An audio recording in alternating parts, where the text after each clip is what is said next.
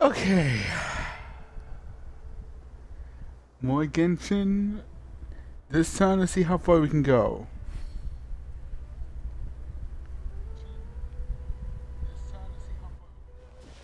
Let's see, where do I have to go? Why do I have to go? Where do I have to go? Over there. Okay. I'll just fly over there. Where?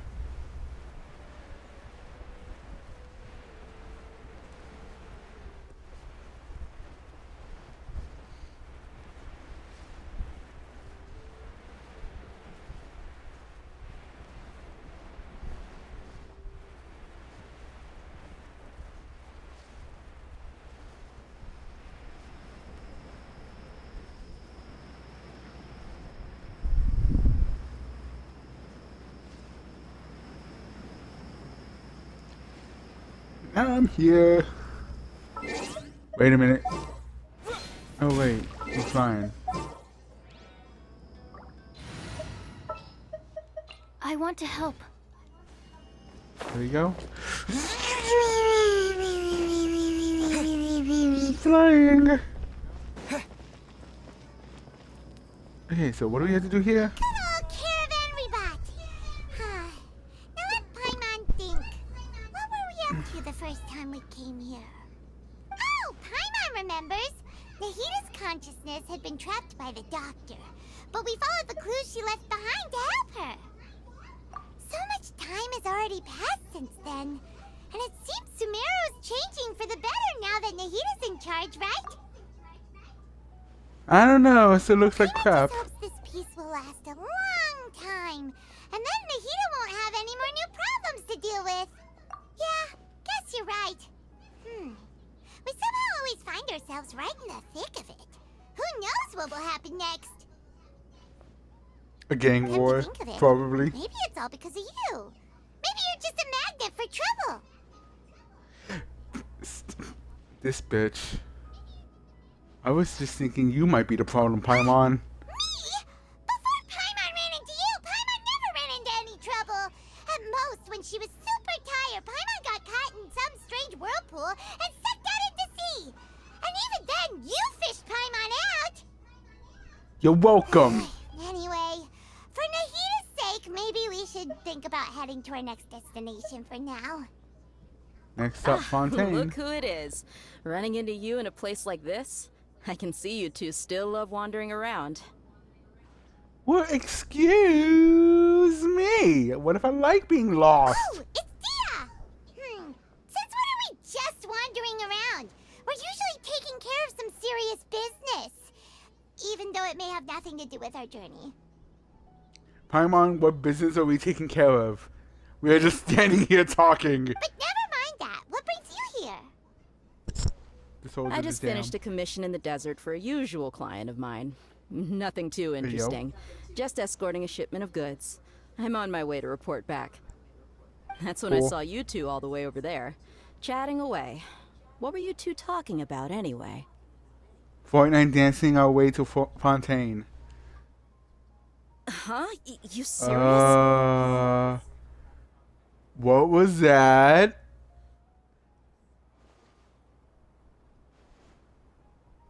Can't say I saw that coming. But you are travelers after all. I guess you'd never stay for too long in one place. Does she not know we're trying to find a way to the abyss so we can go bitch slap my sister?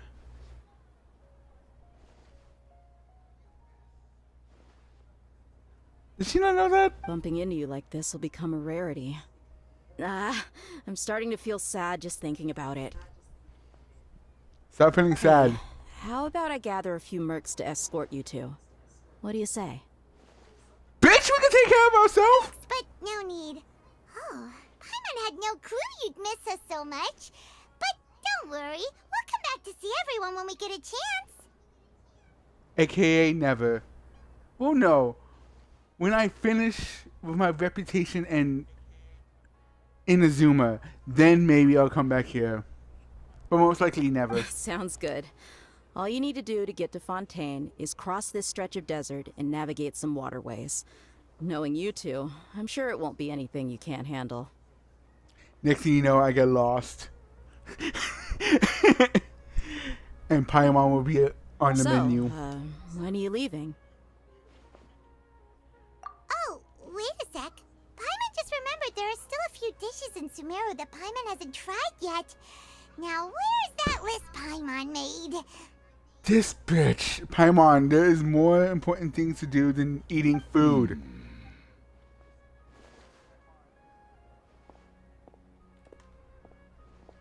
And there goes Mr. Sus. I see. Guess you won't be needing a going away party or anything. It's sad enough to see you go like this. Though, now that I think about it, Sumeru wouldn't be what it is today without you. Seems true heroes always prefer leaving quietly. By the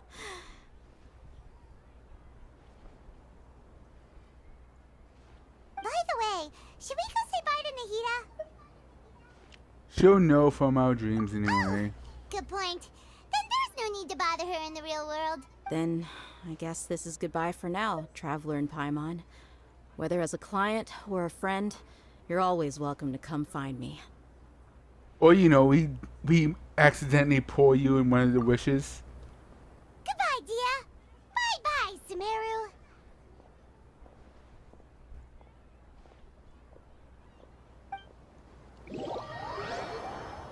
After settling matters in Sumeru, you approach the borders of Fontaine. What?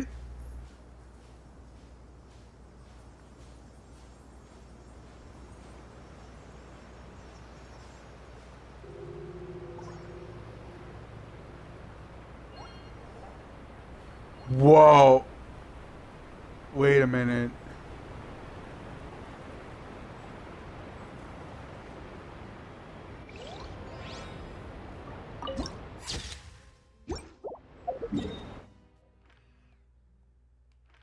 Hold the fucking phone. So, this place is not...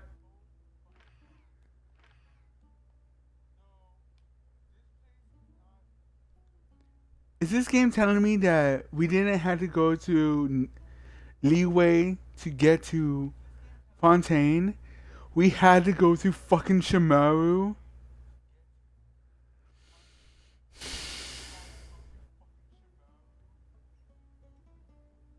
Because I'm gonna be honest with you guys, I went through Leeway just to fucking get to Fontaine. Yet this game is telling me, oh, we didn't have to do that. There's a much easier way and it's going through fucking Shimaru.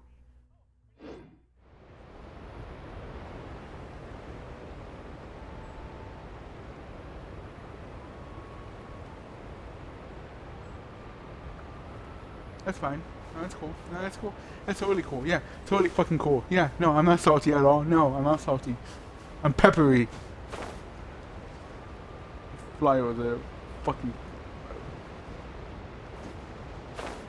Whoa. Whoa, whoa. What was that? What? Did I mess up? Yes, I did. And I have to go up here to finish it. At least it's this one. Okay, let me go finish this up real quick. Let me wrap this one up real quick. It's just over here, right? Then this should unlock. Whoa. So this is Natlan. Small step back, but it's okay. We'll fix it. So many strange mountains, and so many animals Paimon has never seen before!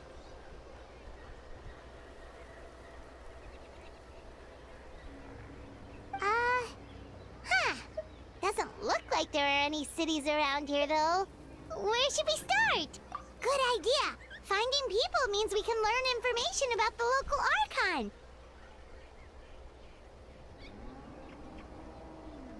And once we've met the Archon, we should have a better idea of what to expect during our journey.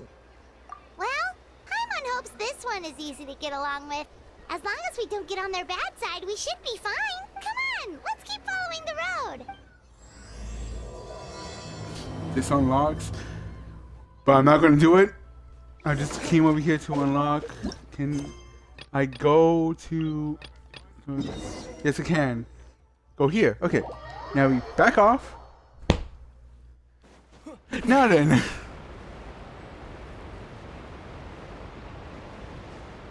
I'm gonna make it, watch.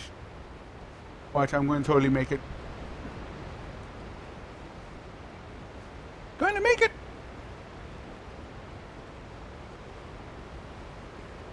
Bruh.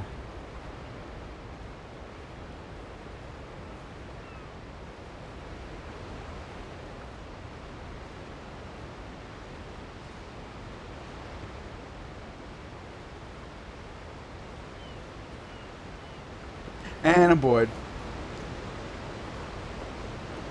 Yeah, wait. There's a boat.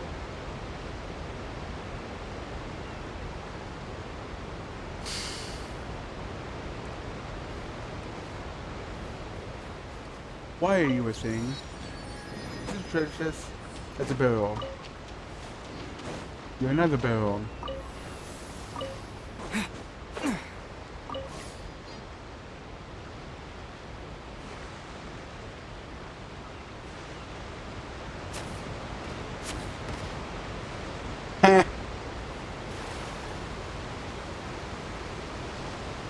Yo ho, a pirate's life be a life for me.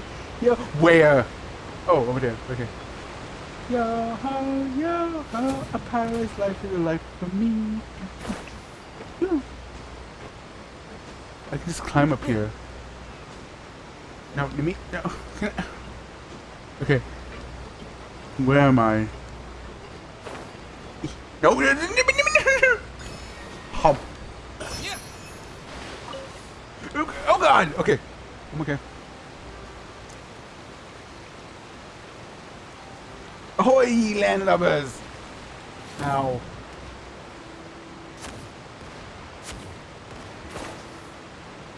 Alright.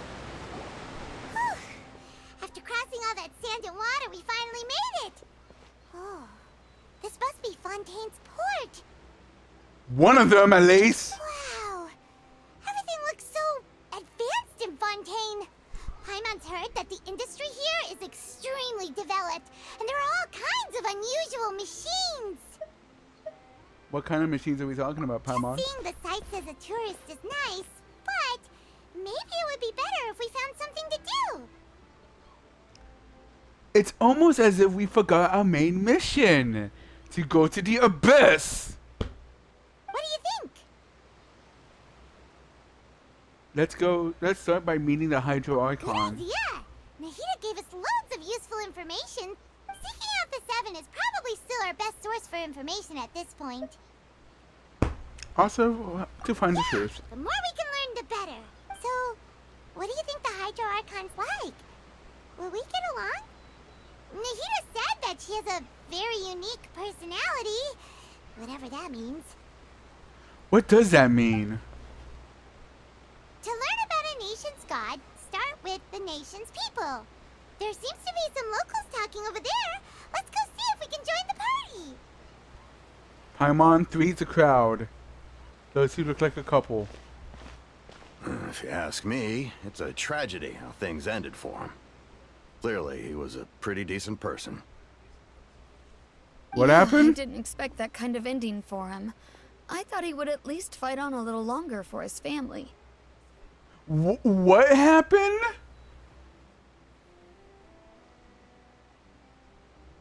I was expecting a sudden plot twist, but it's a pity that it never happened. Still, his story is quite the tearjerker. Oh. Excuse me. Can I help you two? I couldn't help but notice you standing here listening. What? Was that a play they were talking about, or was that a court? What were they talking about? Hi! We're travelers new to Fontaine, and we had something we wanted to ask, but you seem to be really busy talking about some kind of play, so we didn't want to interrupt. Was it a play? Play?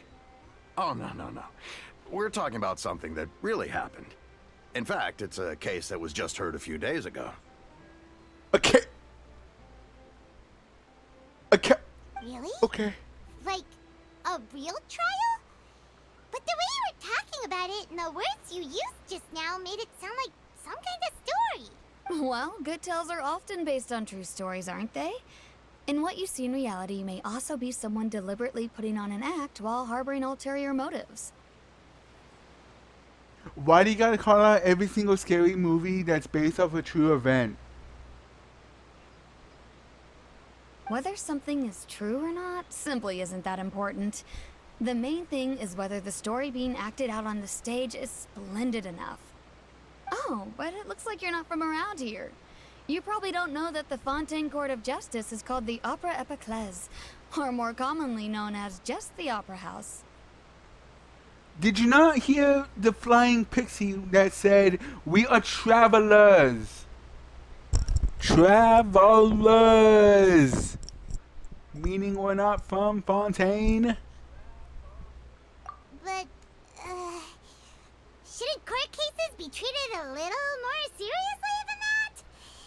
Not to question Fontaine's way of doing things. It's just that putting someone on trial is usually a very serious thing.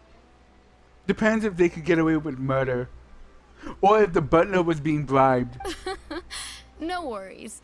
Other visitors to Fontaine have wondered the same thing. You could say that we just don't want to waste the moving stories behind those cases. And as for your worries about whether the cases are treated with due reverence, we have the absolutely just and honorable Chief Justice Neuvillette. Neuvillette. That's how you say his name, Neuvillette. As well as the Oratrice Mécanique d'Analyse Cardinal, a machine created by the Archon. Between the machine and the Chief Justice, false charges and injustice are a thing of the past now.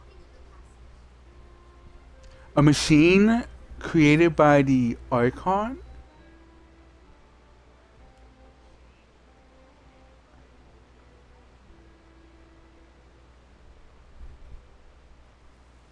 As well as the Oratrice Mécanique d'Analyse Cardinal. Machine created by an Archon. The machine is between the machine and the... What the fuck? So this is a nation of justice. Oratrice? Is it some kind of machine, too? Oh, Paimon's curious. We should check it out if we get the chance. Paimon. She just said a machine created by... Wait, what did she say? As well as the Oratrice Mécanique d'Analyse Cardinal, a machine created by the Archon. She just said it was a machine, you fucking idiot. Wait, Paimon almost forgot to ask you our question. Do you know what we should do if we want to meet the Hydro Archon? Oh, that's easy. Just go to the Opera House. Lady Farina practically lives there. You could definitely say it's her biggest passion. I think what they mean is that they wish to speak with the Archon personally. In that case, I'm afraid it's going to be a tad more difficult. You'll have to make an appointment well in advance, and it'll depend on whether or not she has any time slots available. I'm sorry, what? Appointment? Huh. Is the Hydro Archon super busy taking care of official stuff? Wait, didn't you say that she's always at the Opera House? No. Lady Farina seldom takes an interest with the nation's affairs. The reason it's difficult to make an appointment is simply because she's incredibly popular. How popular are we talking about? Do I have to gun down a whole wave of rabid fans? I mean, push through them? Not gun them down, just push through them? That's right. After all, she is the Archon. Though she may tend to get a little dramatic from time to time, people can't get enough of her. How dramatic are we talking about? Because, I did have a cousin who held a funeral because she dropped her chicken nuggets on the floor. Like, she literally buried them in the front yard of her house. So, how dramatic are we talking? First time Paimon's ever heard of an Archon being described that way before. Wait! Paimon gets now! The Hydro Archon is kinda like a big celebrity here, right? An Archon that's treated like a celebrity? That's the first time I ever heard. Yeah, I suppose you could say that. Perhaps you could even say our mascot. What? Hang on. This is still Fontaine's Archon you're talking about. You should show some more respect. Yeah, so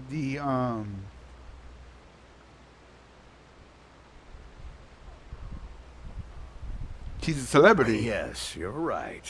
I guess I should at least try to be a little more respectful in front of visitors. Otherwise, I might get arrested and find myself face to face with Monsieur Neuvillette. What? Talking shit about the Archon can get you arrested?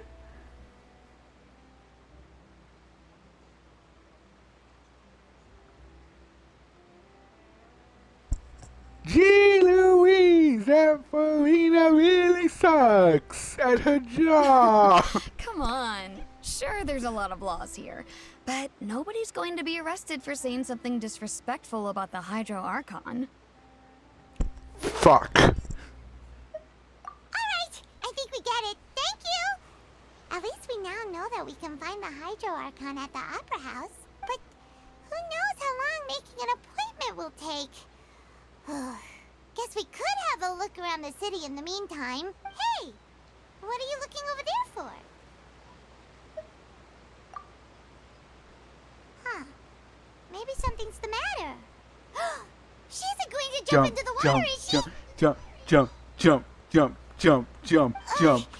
Maybe we better go check on her. Do we have to? Can I push her?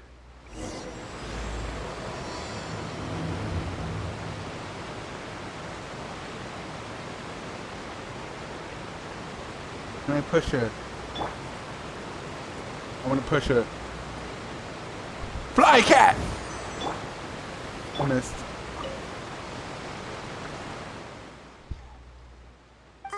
Hello there. Excuse me. Are you alright? Huh? I'm fine. Thanks. Oh, okay then. We just noticed that you seem to be worried about something. About many things, actually. But there's nothing I can do but just keep my troubles to myself. I was just reminiscing about a place my brother and I would play when we were kids. It was just atop that hill over there. See? You're pointing at the sea. Wait, are you saying that you and your brother lived in the water? No people call the waters around Fontaine a sea. It's actually just an inland lake that's filled with fresh water. And no, I can still see that hill clearly in my memories. Now, it's been completely submerged. He would skip and jump, tossing sand in the wind. The sun shone brightly, and the air was filled with the scent of the sea. But now, the water is gradually swallowing our memories. What the fuck? That's depressing as hell. It won't be long before it swallows us. What? Sorry, Paimon doesn't really get what you mean. I don't believe we've had the pleasure of meeting. Are you Lynette's new friends? Who the fuck is Lynette and who the fuck are you? And you are? Thanks for looking after my sister. She often comes here to reminisce about our childhood, that's all. There's no need for any concern. Ooh, fancy pants Rich McGee over here. Allow me to introduce myself. I'm Linny, and this is my sister Lynette. If I had to guess, I'd say you must be travelers from abroad. No, really? What gave you that? What gave that away? The fact that we don't look, we're not dressed like everyone else in here in the Fontaine, or the fact that we have a fucking pixie flying around? Nice to meet you. Paimon is Paimon, and this is the Traveler. We just arrived in Fontaine. We were just talking with your sister.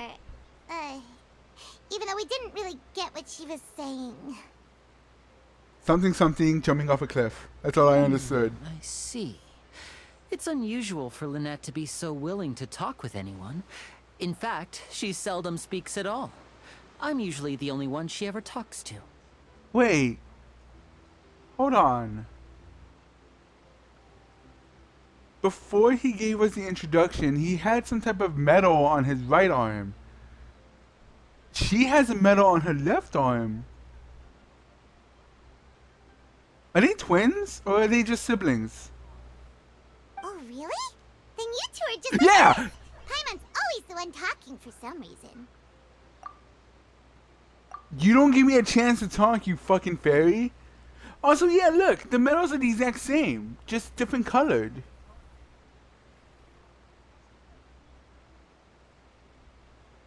Are they twins? Because you're always stealing my lines, that's hardly anything that you steal my shine, man. That's how you think it is? Yes! I Douche. also think my brother can be too talkative at times. Oh! The shade! Seems you were right, Paimon. We are quite similar. So, what did Lynette mean just now when she said that the water is engulfing your memories? And that it won't be long before it engulfs you too? Oh, that. It's from a prophecy that's been circulating in Fontaine for some time now. Well, I suppose prophecy isn't exactly the right word, because that implies a certain amount of uncertainty. There's no doubt about what's happening in Fontaine now. What's going on here? Where to begin? The very beginning? Why not there, you douche? Let's put that question on hold for a moment. We still haven't formally greeted each other yet, have we? We already told you our name, douchebag. Did all the introductions earlier not count? Thank you! Hello, traveler.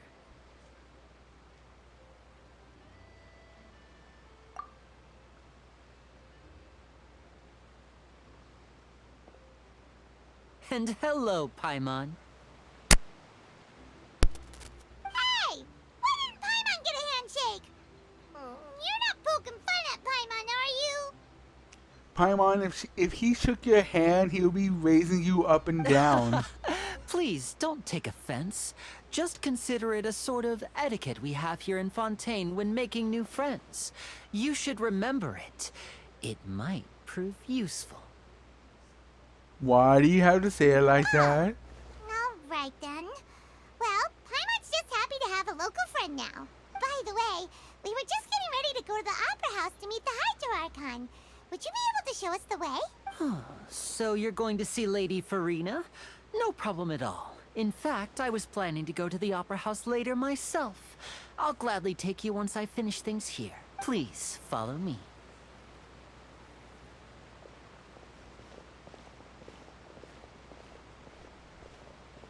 I'm just gonna say this right now, he's sus. He's completely sus.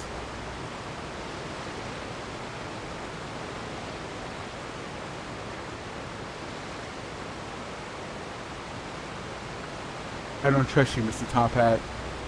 You are sus as hell.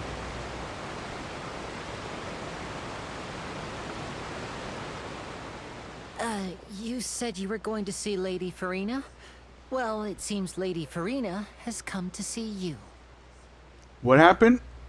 Why?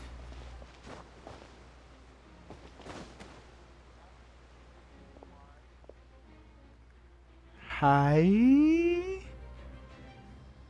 Who is she?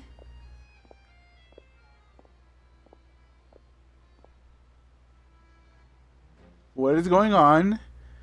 Who did I piss off?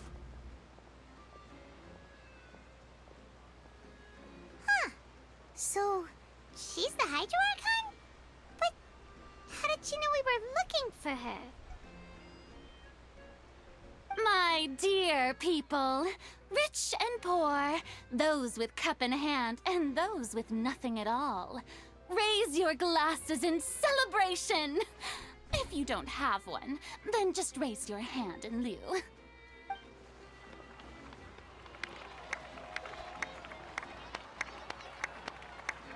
As you can all see, two unfamiliar travelers have arrived in our nation. Come, let us make a toast in honor of this traveler and his companion who have journeyed here from distant lands. Hold on, wait, what? What happened? How did she know? Who told her we were on our way here?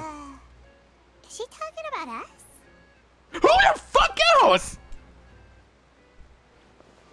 Nobody here seems to be holding I've a long glass. heard of the turmoil and chaos you've left in your wake as you visited other nations. But I welcome you nevertheless. No, I have come to receive you personally. What? How? Who told you about us? Wait, wait up. Who snitched? Fear is for insignificant cowards. I am a god, and I will never entertain the notion of such meaningless wariness. You can be rest assured, I see clearly your sincerity. Of What? course, seeking an audience with me is the most sensible thing to do. It will allow you to truly behold my power and witness my authority. Intelligent people always gather under the correct banner. How did you know we were coming to see you?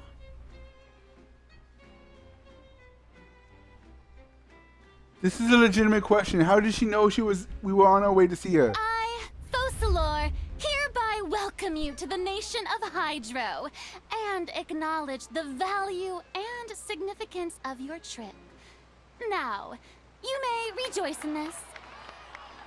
Wait, I thought her name was Farina. Why did she say a different name? Yeah, Paimon still can't believe it. Feels like we've only been here for a few minutes. Also, why do I feel like this is a trap? Why am I getting the feeling I'm going to get killed or But attacked? the Hydro Archon's entrance was, how should Paimon describe it? A little over the top? Miss Hydro Archon? How did you know we were coming? Yeah, how did she know? I see. As Outlanders, you inevitably lack even some of the most basic understanding. Don't forget that even the gods can be divided into the mediocre and the excellent. I suppose it's only natural for you to be awestruck by my abilities. Did she just call me stupid?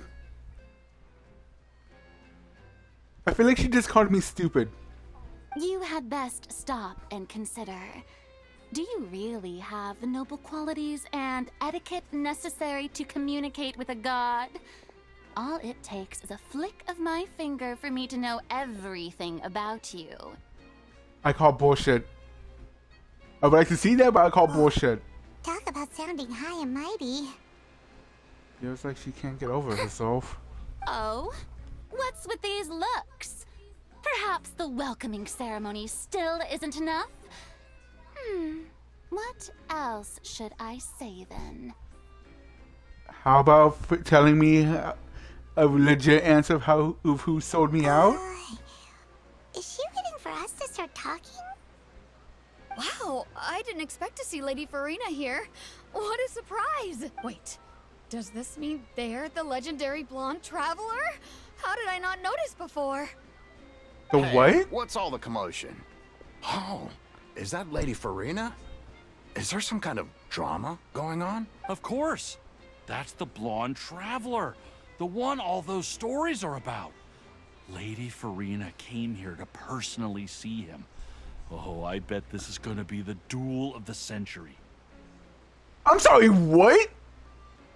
Okay, wait, hold on. What stories are going around? And also, what do you mean by duel? I've got to see this. I knew Lady Farina would never disappoint. Yes, but don't get too excited now. My dear believers and spectators alike tend to get quite rowdy, and despite the noise, I've come to tolerate all their ruckus. You may consider this my reward to all of you.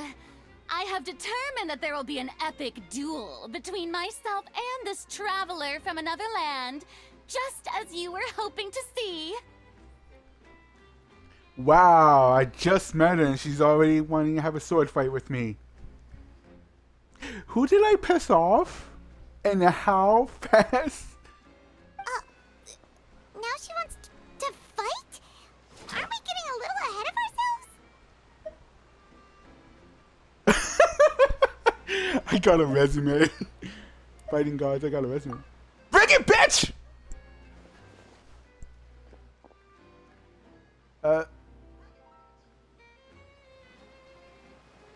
could take every single one of you on.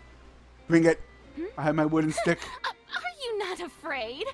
Might I remind you that this is a duel against the divine? I bitch slapped the dragon. I bitch slapped the puppet that was controlling Inazuma. I bitch slapped Child. Well, 2 harbingers of the Fatui. And I bitch. Well, no, 3 of them.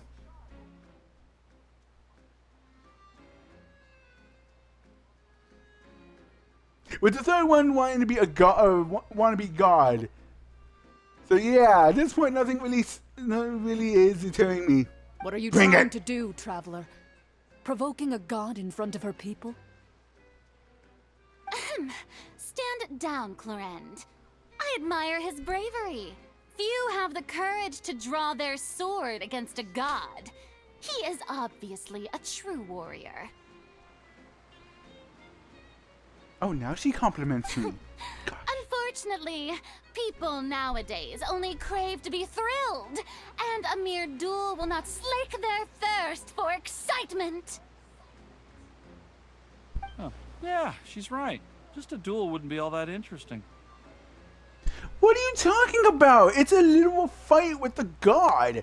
How wouldn't that be interesting? In Irenaeus, criminals are always requesting duels to defend their honor. They're getting a bit old, to tell the truth. You see, then, as the god of justice, I shall face this traveler in another kind of duel. A duel in court! What? All right. Now that'll be worth seeing. Right. What? This is Fontaine, after all. Such a grand opera house, it would be a pity not to use it. Why do you care so much about the crowd's reactions? Seems you've spent a little too much time in the opera house. Time on. How exactly do you plan to have a duel in court? You mean you're going to put us on trial? We just got here, though. Oh, we have reason to put you on trial. It's obvious, isn't it? Is it? We just got According here. to Fontaine law, no one is permitted to release any flying objects within Fontaine city limits during the first 3 days of each month. You are clearly guilty of violating this law, no? Oh, so that's what they've done wrong. That's Our Lady Farina. No one knows the laws of Fontaine like she does. She's talking about Paimon, isn't she? While I appreciate that we're getting arrested because of Paimon's existence, it's kind of messed up that she's calling him a thing. It's not a robot. It's a... whatever the fuck Paimon is. You call that obvious? What kind of law is that? Wait, flying object? You mean Paimon? Bruh. Precisely! Now, if you two have no objections, then in the name of the Hydro Archon, I order your arrest. You My won't? No apologies, balls? Lady Farina. I don't mean to spoil the fun. But if you would allow me to interject, I don't think that Paimon here meets the definition of a flying object. What do you mean? Tell her, Linny. Finally, someone who's not crazy. How could anyone call Paimon a flying object? Ah, great magician Linny, my beloved citizen. I'll permit you to object, but how exactly do you plan to prove your claim? Can we stab Paimon? I'm pretty sure if Paimon starts bleeding, that would prove that she's technically not a robot or a machine. As a magician who just rained on your parade, I naturally should shoulder the responsibility of saving the show. So, with such an audience gathered here, allow me to perform a trick for everyone. What's going on with my hand? What's going on with Paimon? Ta-da! What? What's that on Paimon's back? Hey, when did Linny do that? When Lily patted you on the back. He planted something on us? Did he plant something on us? There. As you can all clearly see, Paimon should be classified as, well, something like a balloon. This rope has been in the Traveler's hand all along. It was just that no one could see it before. So if we poke Paimon, would she deflate? You call that magic? You've got to be joking. I thought it was pretty good. Nice one. Huh. I'm not sure what to think. It seems Lady Farina's charges no longer hold water.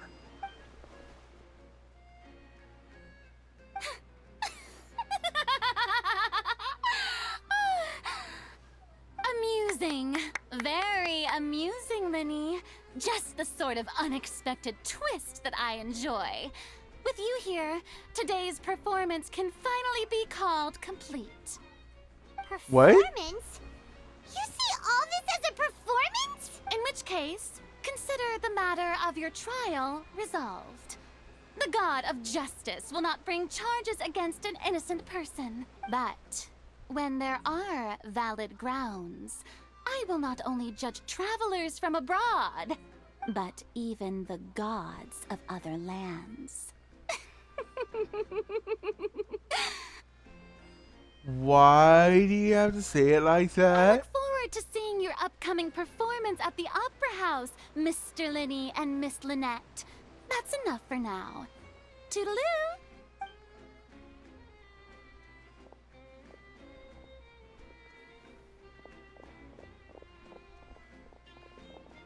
I am confused. So, I'm not in trouble, but I'm in trouble? Just like that. She's gone. Well, that's the most unpredictable Archon Paimon's ever seen. He never even had a chance to ask her anything. But that's a problem for future Paimon. That whole scene just now was really... Don't mention it. I just happened to remember that there was such a law, so I did a little preparation, just in case. I didn't think it would actually come in handy.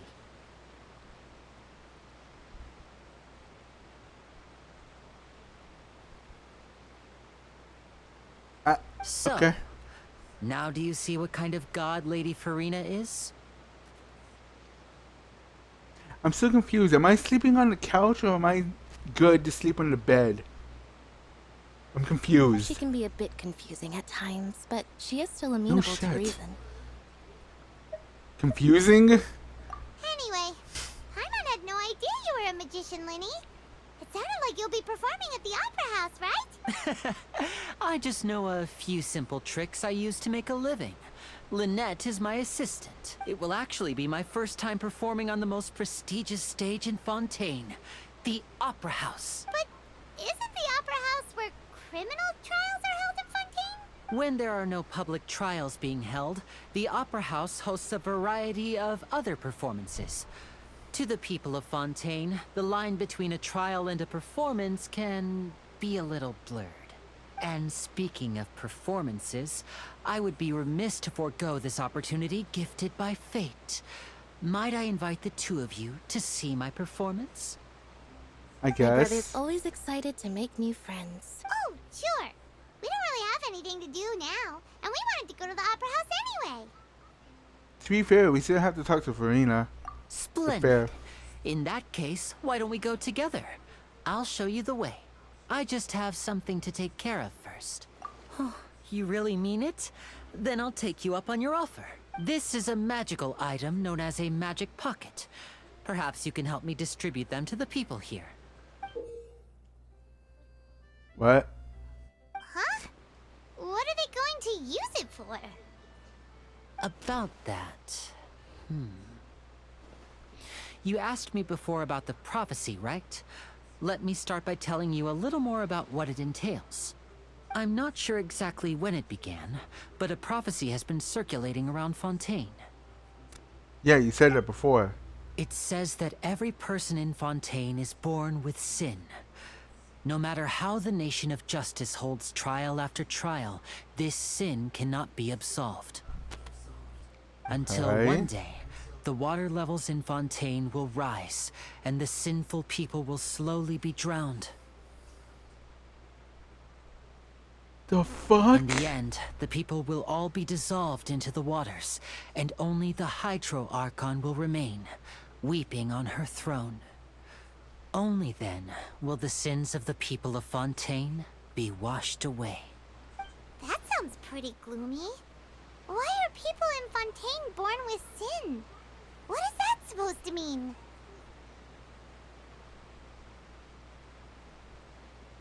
Am I still playing Genshin? 'Cause I still feel like I'm playing Kingdom Hearts. Don't know how I can trace it to that game, but damn, that got dark fast. There are lots of guesses. Some say that the ancestors of Fontaine stole the power of the seas and stirred its wrath. Understandable. Others say that the people of Fontaine never heeded the first Hydro Archon's warnings and offended Celestia. The first Hydro Archon? What? How many Archons? What do you mean by that? But here in Fontaine, evidence is what matters. There hasn't been concrete evidence for any of these claims, so they can only be regarded as conjecture.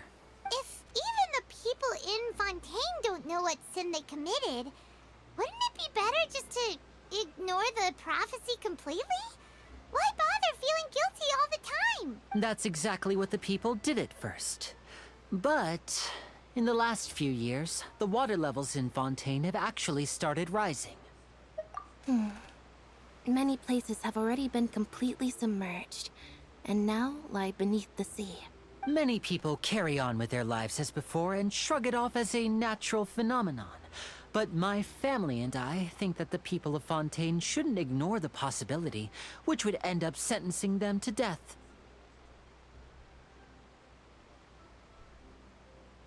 Why does this feel like... No, it can't be Team Aqua from Pokemon. Then again, they did try to wake up Kyogre, who basically raised the sea level with rain.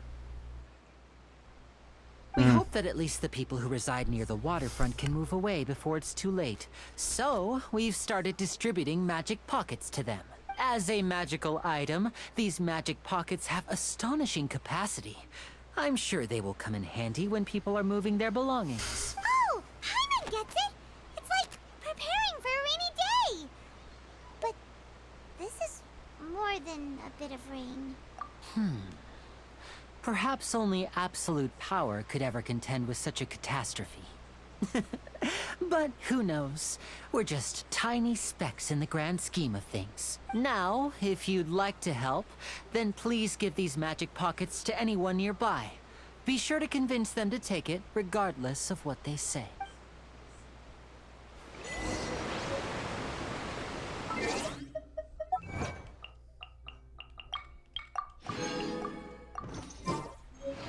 So I'm not even... I want to say I'm 30 minutes in. I'm not even 30 minutes in Fontaine and I already got arrested. But then I got saved, but I still got in trouble for no reason, all because of Paimon. Fucking Paimon.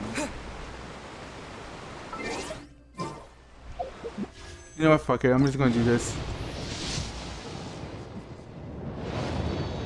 Starting these real quick. Because of boredom. Ooh, purple. What did I get? Oh, what did I get? I can actually do this. Oh wait, no, I need 75. Never mind. Another purple. That's concerning, but okay. Junk. Junk.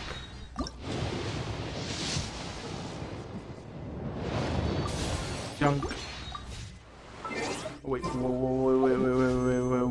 why?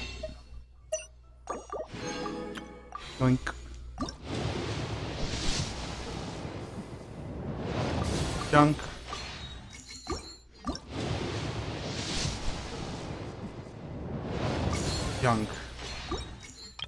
Hmm. 64. I only have room for one more. Oh, I can have enough for one more of this.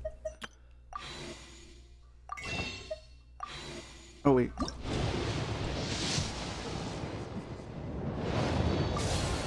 Junk. Is that actually enough for another one? Yes, it is. Loopholes. Still got nothing. Wow. Okay, then. So you're the blonde traveler that everyone's been talking about. My apologies for not recognizing you earlier. Oh, a magic pocket? Seems you really thought of everything. I guess it's better to prepare for the worst and hope for the best. My life motto in a nutshell. Prepare. Well, yeah, hope for the best. Prepare for anything that bad's gonna happen. Please, also thank the magician on my behalf when you get the chance. Maybe. Douche. Why do I have to give it to him? What's this? So you also believe in the prophecy. Keep it. I won't have any use for it. What? You mean you don't believe in the prophecy? No, I believe in the prophecy. But I also believe in another story. The story says that people once lived in the ocean. They were one with the ocean and couldn't live apart from it.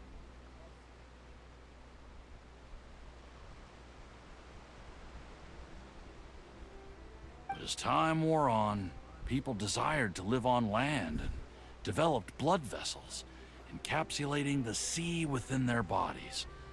Thus could people set foot on land. So, if you ask me, when the water rises and takes us all, it'll be like we're going home. Oh, we hadn't heard that one before. But people can't live underwater. They'll die. You should probably still take it.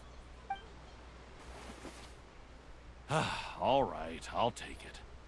I guess I just feel that being dissolved into the water doesn't necessarily mean death.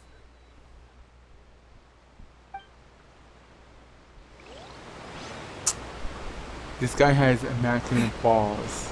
I'll give him that, because Jesus. Where's the last guy? Who's the go over here? Okay. No. I clearly bumped into this and it didn't let me climb. What the fuck?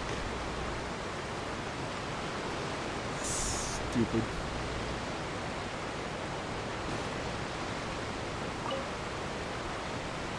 Huh? I don't want that thing. Way I see it, if the prophecy's true, it's still gonna be a long time before the water can cover everything. Life is all about living in the moment. What use is there in worrying about the future all the time? We'll cross that bridge when we get to it. You should still take it. You never know when it'll come in handy. Hell, who says it has to be used for the prophecy? What if you can use it for grocery shopping? Oh, all right, fine. Thanks. It's just that if I start moving, that means I've already given up on the life I have now. I'd really rather not. I mean, you can use it with your daily.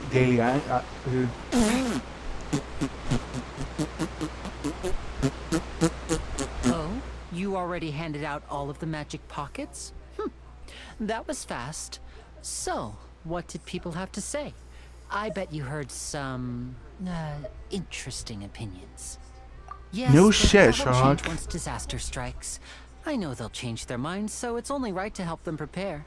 Is there anything else you need to do before we leave? Yes, one last thing. I have the magic pockets made by a workshop in the court of Fontaine. Since we're out and about, I was thinking about bringing him some more materials. So, you want to collect materials? Just tell us what the materials look like and we'll help. Many hands make light work. Oh, that would be much appreciated. We'll need some Romaritime flowers. I remember seeing them near the waterfront on the east side of the harbor.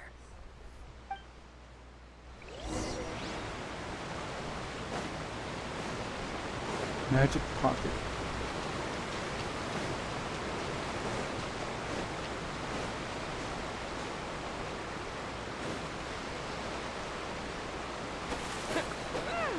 Oh, what are Seems we have to these? use Hydro to collect for maritime flowers. Fucking hell. No, wait, I have a hydro. What am I talking about? Why? Do I? Yeah, I have 2 hydros. Sad. We can do this.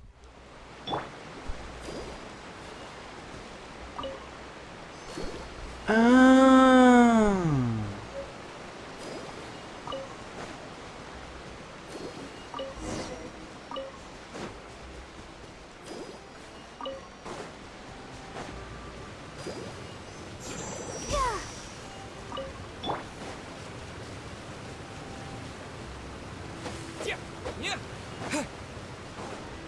Ah, that was interesting.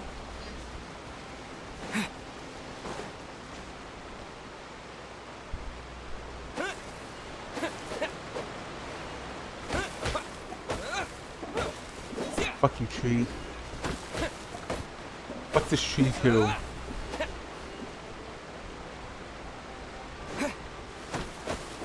And this one. And this one too.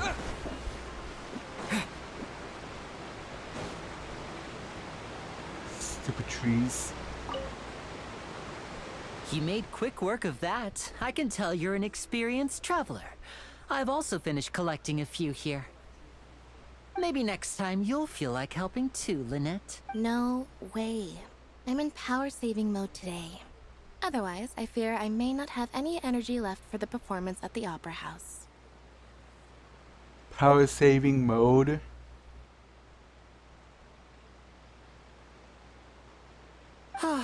Fine.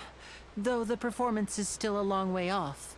Now that we're finished here, we should get ready to head back to the Court of Fontaine. So, we're going to the Court of Fontaine before we head to the Opera House? Good. Paimon wants a tour of Fontaine's largest city and try... Don't you dare say food.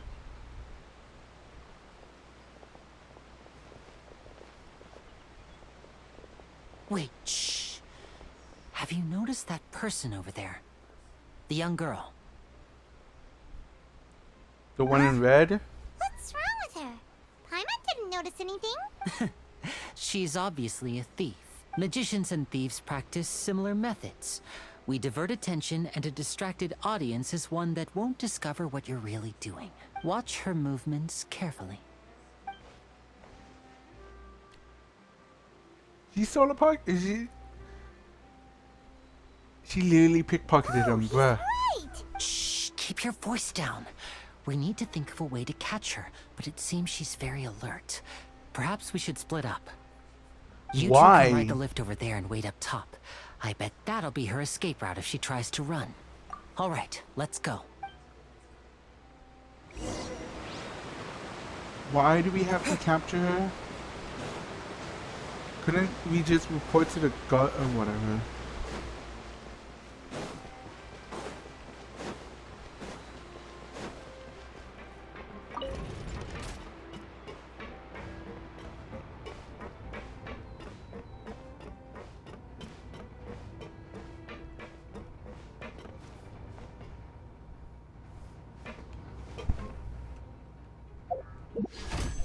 Do I have any others? No, I don't. Well, what? What? Shiny.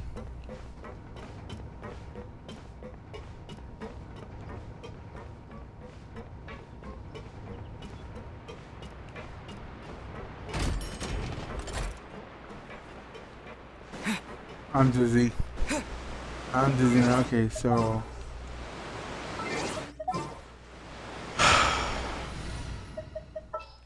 I'll be the Hydro.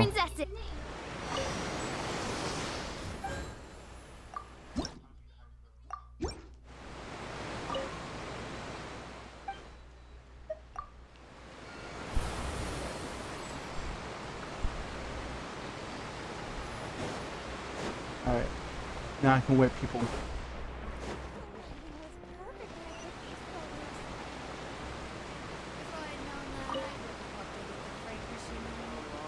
After a while. Oh.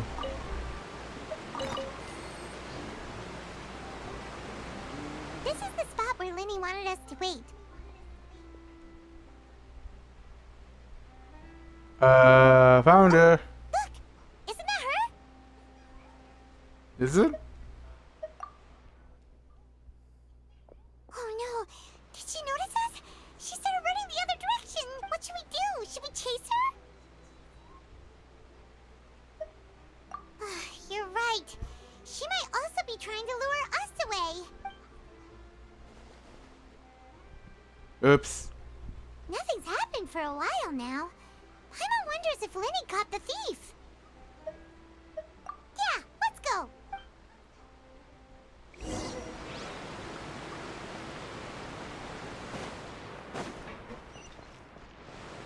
Oh. Are you sure that's all she took? You should check to make sure you're not missing anything else. No, that was all.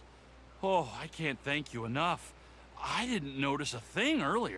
Anyway, I should be going now. Thanks again.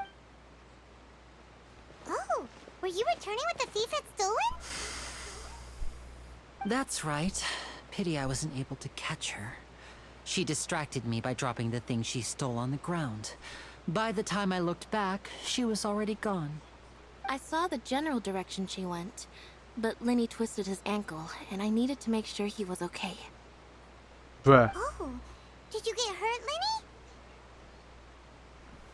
I'll be all right. It's just a twisted ankle, that's all. In fact, it's feeling better already. If you want to play at being a hero, at least try not to get hurt doing it. Imagine what would happen if you managed to derail our performance as a result. You're right, you're right. Sorry, Lynette.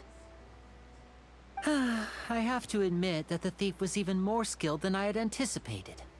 But at least we were able to get the stolen items back, so it wasn't a complete failure. What a slippery little thief. Guess things turned out all right in the end, though. Lenny's initiative paid off. Also, this is the first time we ever dealt with a thief, right? All right, let's put this little detour behind us. We should go to the Court of Fontaine now. And how do we get there? Ride the aqua bus to the Court of Fontaine. The fuck is an aqua bus?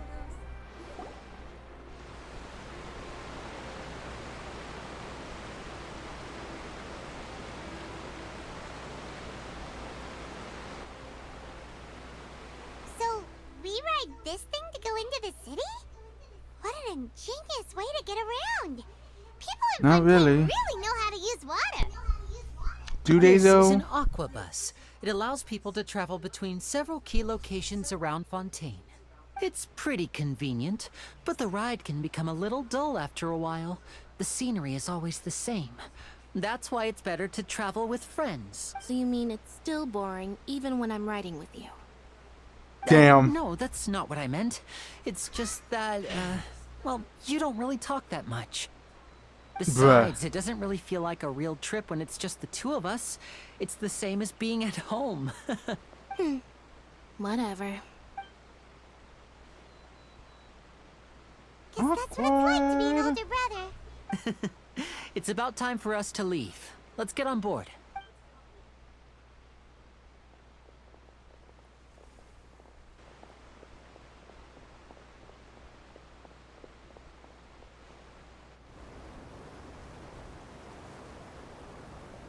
Choo choo. Oh, excuse me. Aren't you the great magician Lenny? And his assistant Lynette? Hello. I don't believe we...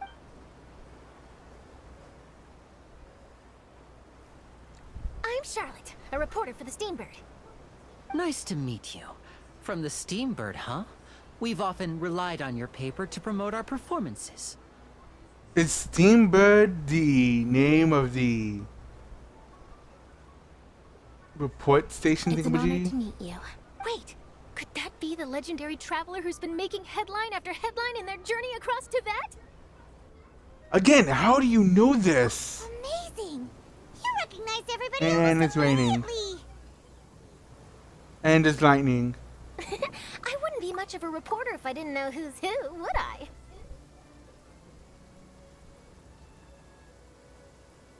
Wow, today must be my day. Who knew I would end up on the same boat as so many VIPs? Could my vision finally be showing me some favor? Your vision? What do you mean by that? So, Charlotte, what do you usually report on?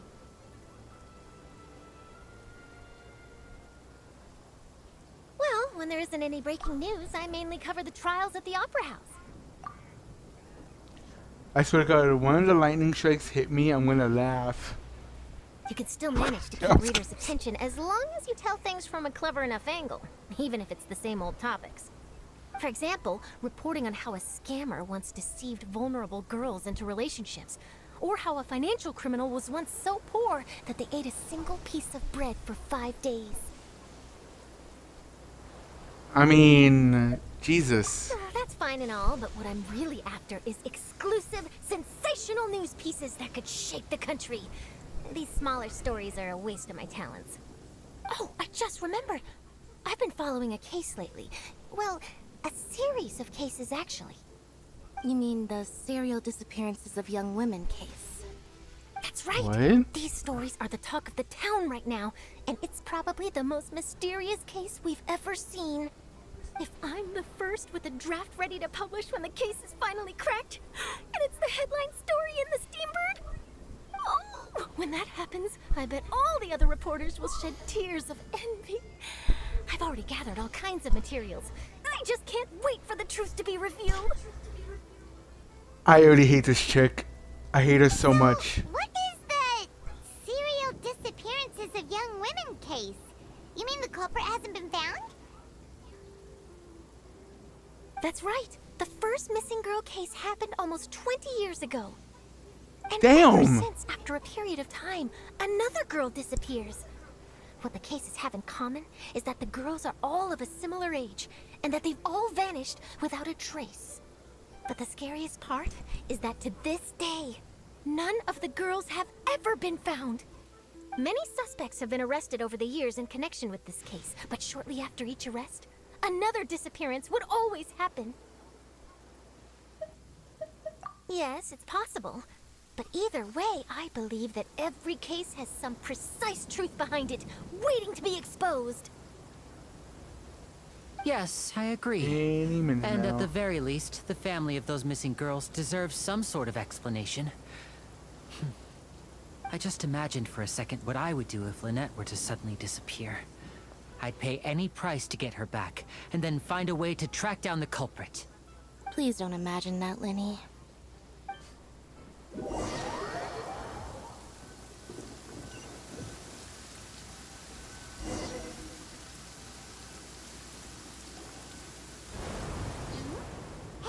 we're almost there, look! How do you know how it looks like, Paimon? We never been here. Canonically. Story-wise.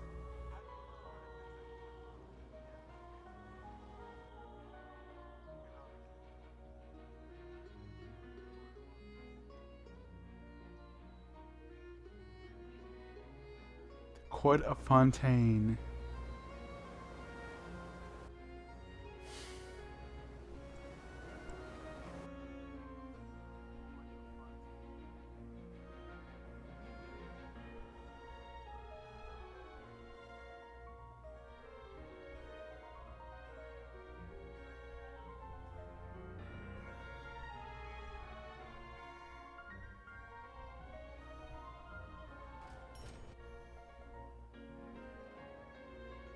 Well, I really enjoyed chatting with you. Life should be full of pleasant little surprises like this.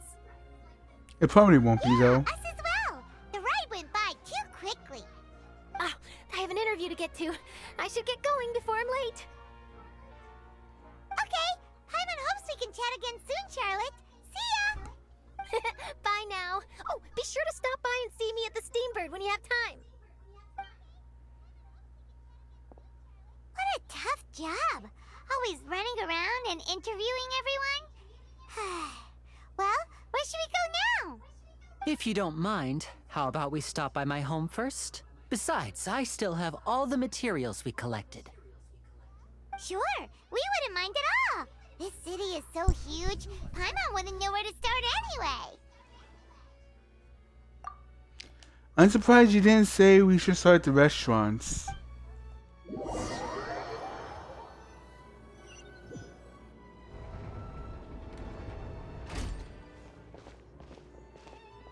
Whoa.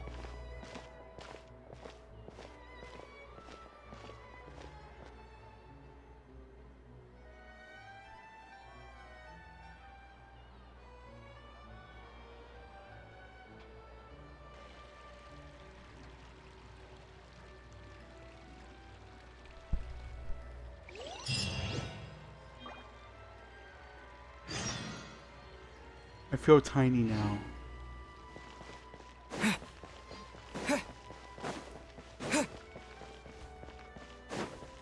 The yay for short people.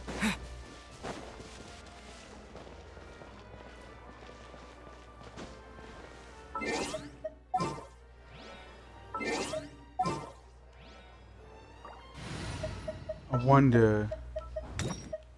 I won't hold you back. This is for science, kiddo.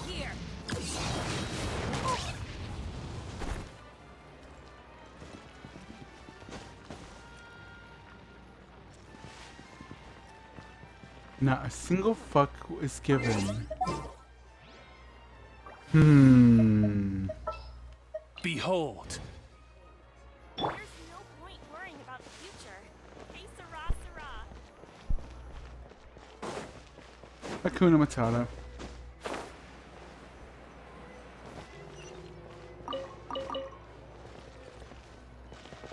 What the? You did not say you were up there. Well, probably did say it was up there.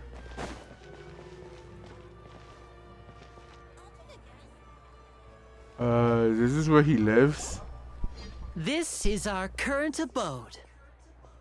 Oh. Fremine, your home. Where did everyone else go? I have some new friends that I would like to introduce. Oh, they all just went out a moment ago. They? I see.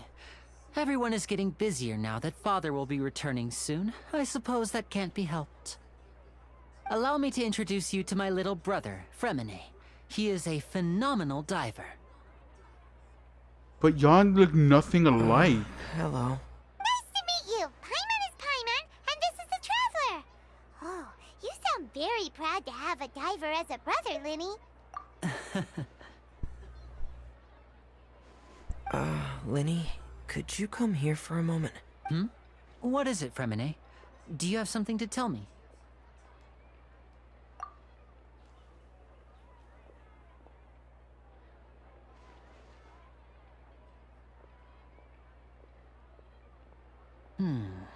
Okay, I see. Is everything all right? Oh, it's nothing. We were just discussing a little housework. Sorry for the interruption. Oh, before I forget, the Traveler and I collected more materials to make magic pockets. Were you able to get any, Fremine? Yes, I went diving and gathered lots of materials.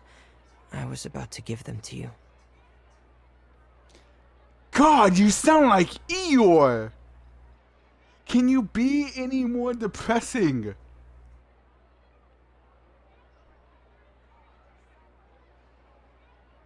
Do you have like a nail stuck to your ass? Damn, man. Smile for once. That's our Fremine. Always quick with the underwater work. All right, I'll take these to the workshop.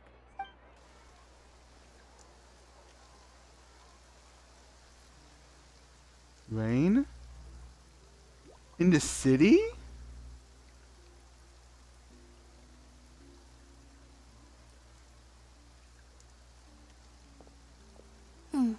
Looks like rain. Wait a minute, has there been any city that has rain?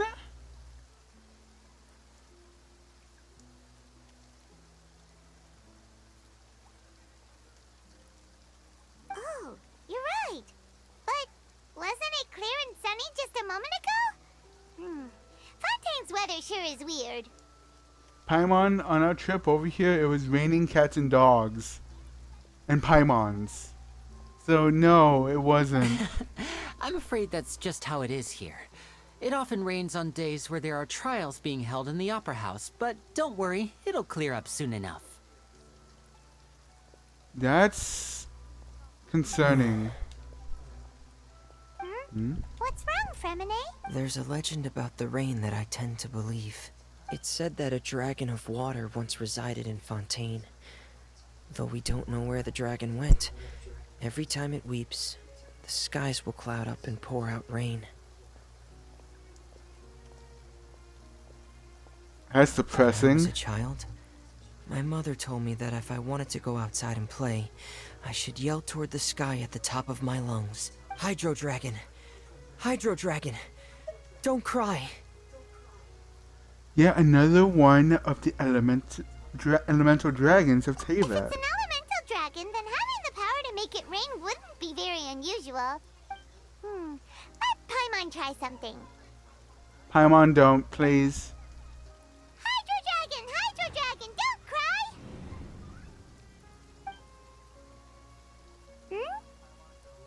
It's still raining. Doesn't seem to be of any use. It is just a legend after all. You know, you might be a more popular magician if you understood the concept of romanticism. Or could at least play along. Damn. Sorry. It might be because we've never met the Hydro Dragon. Perhaps it can't be comforted by the words of strangers. After some time, the rain stopped. It rained for longer than I suspected. Oh, it's already getting late. Was there something you needed to do, Linny? Yeah, some preparations for the show at the Opera House. I need to find a way to catch the last aqua bus of the day. On the day of the performance, just ride the aqua bus to the island of Araneus. I'll have Lynette meet you at the fountain in front of the Opera House. Oh, are you leaving now? What is it, Fremine? I'm in a hurry. Oh, I get it. You feel nervous delivering the materials for the magic pockets, is that it? Perhaps we could trouble the Traveler to help us take these materials to the Beaumont workshop and deliver them to the owner there? I'm afraid that Fremine can be quite introverted, and the boss there tends to be pretty talkative. Fremine has always been a little afraid of her. Why does this game love to attack me? I come here to escape reality, not be reminded of how I am. No trouble at all. Don't worry, we're on the case. Sorry for the inconvenience. I'm quite useless when it comes to such tasks. I'll think of a way to make it up to you. Okay, this guy's not Eeyore. Now I feel bad for calling him Eeyore. He just needs a hug. No need. This will be a walk in the park for us.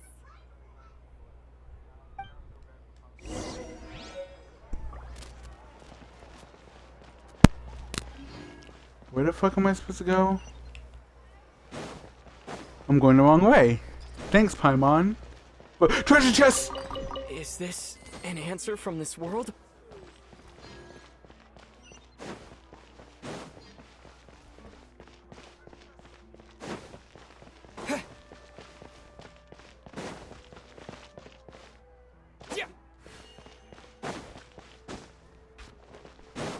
Equip the fontaine.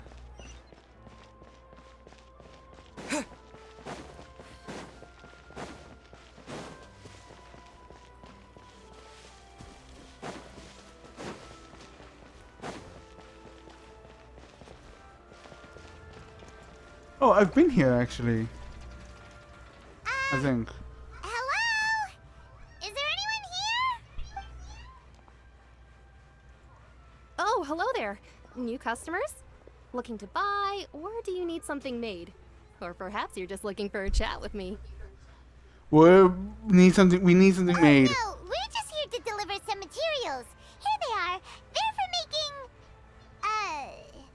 what were they called again? Paimon, you heard the name 500 times. How the fuck did you forget? These must be for Magic Pockets. I could tell right away. I've already made several orders worth now. Several orders? No, no need. They've already prepaid several batches worth. When they told me what they'd be using them for, I even offered them a discount. But they insisted on paying the full amount, saying that I had a business to run. It seems both their hearts and their pockets are made of gold. Whoa. So, is Linny actually loaded? I can't say for sure, but who knows? Maybe there's good money to be made being a magician in Fontaine. Hey! Is this machine what you use to make stuff here? It looks really advanced. Why use your hands when a machine can do the work? It would be a waste not to use the latest technology, and wasting is a kind of crime. What do you mean by that? But where does a big machine like that get its power from? Well, it's a little complicated. I'm not sure I can put it in layman's terms for you. Just say it like we are 5 years old. Basically, everything we usually use here in the city is powered by indemnitium. It's a type of energy that's produced from trials. What? Huh? How can trials produce energy? Well, I'm not completely sure of all the details myself, but basically, when a trial is in session, the Oratrice Mécanique d'Analyse Cardinale harvests people's belief in justice and converts it into energy to be used all around Fontaine.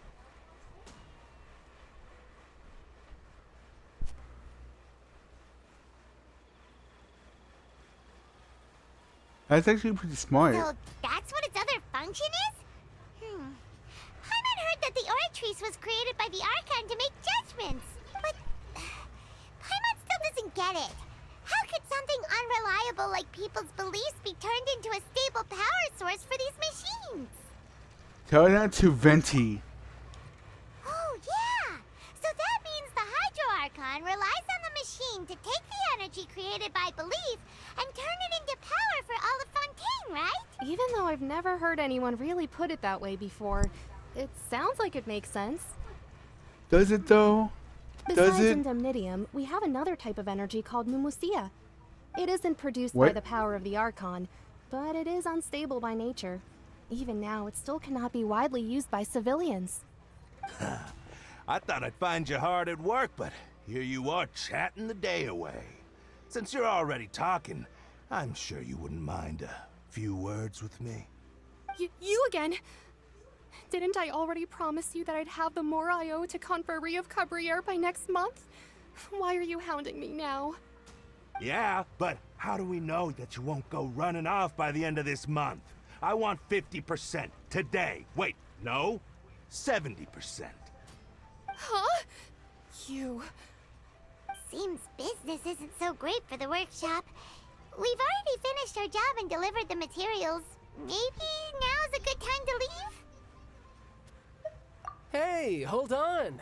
Before you go around trying to collect payments, why don't you settle your own debts first? What the fuck are you doing here, you orange-haired, you gingered If bitch? Confrérie of Cabriere wants to poach clients from Northland Bank, that's fine. But I'm afraid you still owe the bank a hefty sum of mora. So why don't we work things out between us first, before you get back to your little conversation here?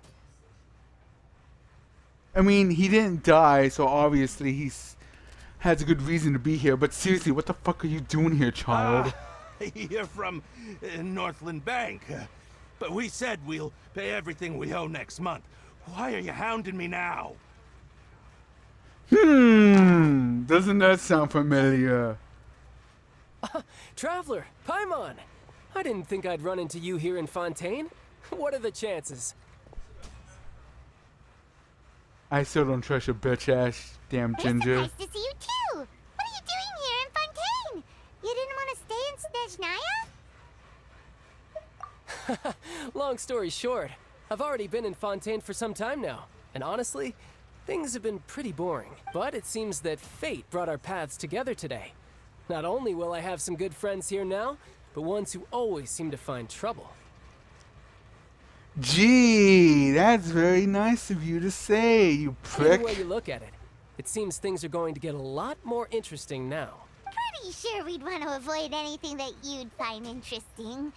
Besides, our trip here has gone pretty well so far. Right, Traveler? Hey, you, Northland Bank boy. Aren't you forgetting something? Don't interrupt. It's not often I run into the Traveler like this. Why don't you wait for me over there for a while? You kidding? Aren't you the one looking for us? You really expect us to sit and twiddle our thumbs while you catch up with your friends? Listen to me, boy. If you want your Mora, fine. Why don't you come and take it? Hey, I just said not to interrupt. Oh, by the way, Traveler, the last time I took Tonya and Tusser ice fishing, Tusser said, Hey! That's way over the line! All right, boys, let's see who has to pay up now! Can you at least let me finish one sentence? Fine. Though the bank told me not to get rough with our clients, you're the ones who started it. This is an act of self-defense. You two will have to be my witnesses, okay? Wait, what? What do you mean by that?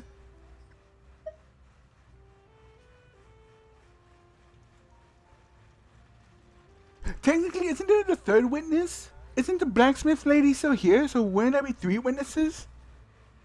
I'm sure this won't take long.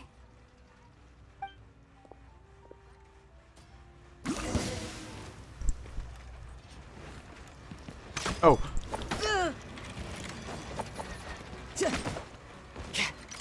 Fuck, I forgot how to play. Okay. I forgot he's a bowman.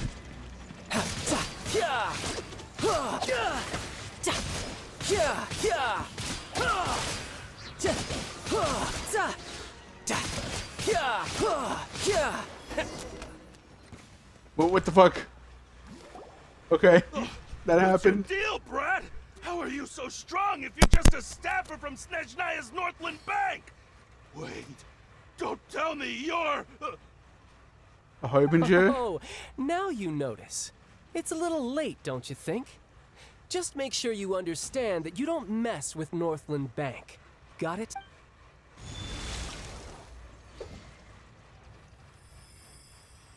Huh? Now's my chance! Damn. Huh. That was weird. You had 3 witnesses right here, my guy. I'm not What happened? sure. It's as if I suddenly lost control of my hydro powers when I needed them. Maybe there's something wrong with my vision? Strange. How could that happen? First time Paimon's ever heard of someone losing control of their vision. Farina stepped in, didn't she? Can icons actually do that, though? Never mind. It doesn't matter. If I want to stay sharp, I shouldn't be relying too much on my vision anyway. Besides, I always have my delusion in case I need it. So what are you doing in Fontaine, child? I don't see its work for Northland Bank. Well, I guess it's because I've been in a bad mood lately. So why come in Fontaine? What kind of reason is that? Wait, since when do you feel down about anything? Damn. I don't know. Maybe I still have a lot to learn about myself. But recently, there seems to be some sort of restless power stirring inside of me. And I don't know why, but every now and then I feel like I'm in a terrible mood. Maybe you losing control of your vision just now is connected with that power you're feeling inside. What if child is having a period? You know, that thing that women get that gets them all moody and shit? What if he's having a period?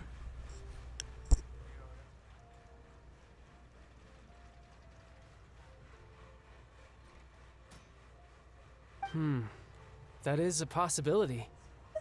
I can't remember if I ever mentioned it before, but when I was 14, I fell into some unknown abyss. It was during that time I learned nearly all of my abilities. The one who took me under her wing and taught me was named Skirk. She was always quiet and very mysterious. Nobody knew where she came from or what she had been through, and she was always very strict when teaching me combat techniques. One time, I asked her why she was willing to take me on as an apprentice. From what I could make of her answer, it was because I had awakened it. and traces of it remained on me. She said that all my combat training would be useful in the future. But what is it? What did you awaken? She never explained that. But my guess is that it's related to a dream I saw when I had just fallen into that abyss. In my dream, I was in the deepest depths of the sea, and the boundless seabed was all around me. But in front of me appeared a whale that was so massive, I felt like I couldn't breathe. A whale? Oh, that sounds familiar! When we fought against you before, you summoned a huge whale that seemed to leap at us. Is that the one? That's just an abstract form of a whale that I create using my elemental powers. It takes that shape because the scene I dreamt of the whale has always been stuck in my mind. I'll never forget it. So you used the whale as inspiration for one of your moves? Huh. Seems a little twisted to Paimon. So why don't you just go ask your master? Maybe she knows the answer. You make it sound so easy. Ever since the incident I experienced there, I've never stopped searching for Master Skirk and that unknown abyss. But it's been years now, and I've still found nothing. There isn't even a trace of the place where I remember falling into the abyss.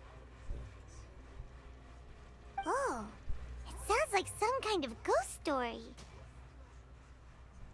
Yeah, I'm out of leads at this point, but there's nothing more I can do. It seems that strange encounters in this world tend to be elusive like that. Oh, seems the time really flies when I'm talking with you.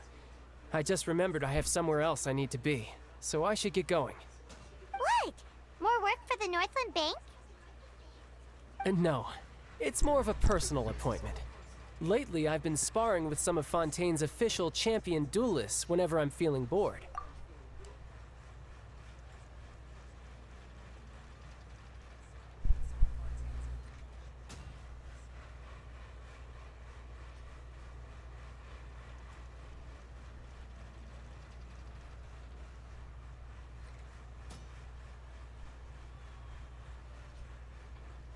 Official champion duelist?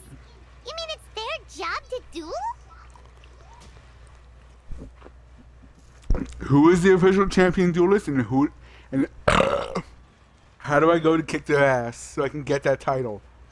That sounds fucking badass. Yep. In Fontaine, before a criminal goes to court, they're given one chance to defend their honor by requesting a duel with an official champion duelist. I think I found my future job whenever I come live in Fontaine. Find the official champion duelist, kick their ass to the point of no redemption, steal the title, and then become that champion. The champion duelists are all-powerful fighters selected from among the nation's best. And the duel itself is a no-holds-barred fight with no specified stopping point. I have the strangest boner right now. So engaging in such a duel is regarded as a symbol of defending your honor. If a criminal manages to win the duel, they'll be acquitted. But if they lose, they'll have no choice but to stand trial. You know, I wanted to live in Fontaine just because of the tech alone. But now, I want to live there just so I can be that So basically what this is saying is the champion duelist is kind of like the judge, jury, and executioner.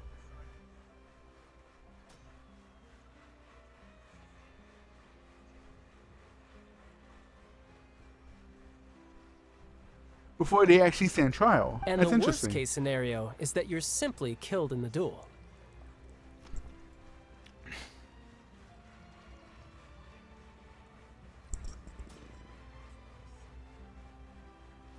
So it's like Mortal Kombat.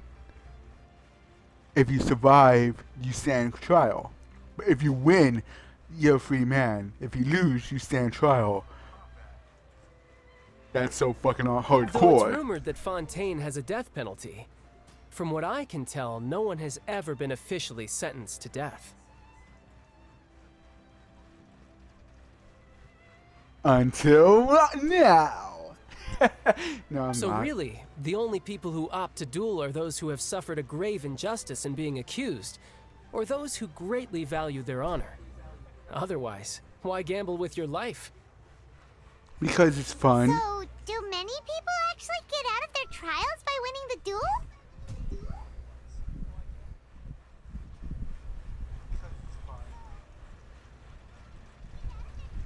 Apparently, it's exceedingly rare for anyone to actually win.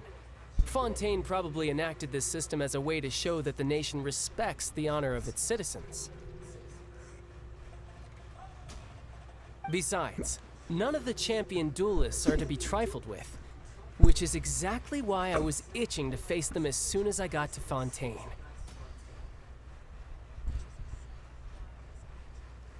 Apparently, the one I'm meeting today, Clorend, is the strongest of the champion duelists.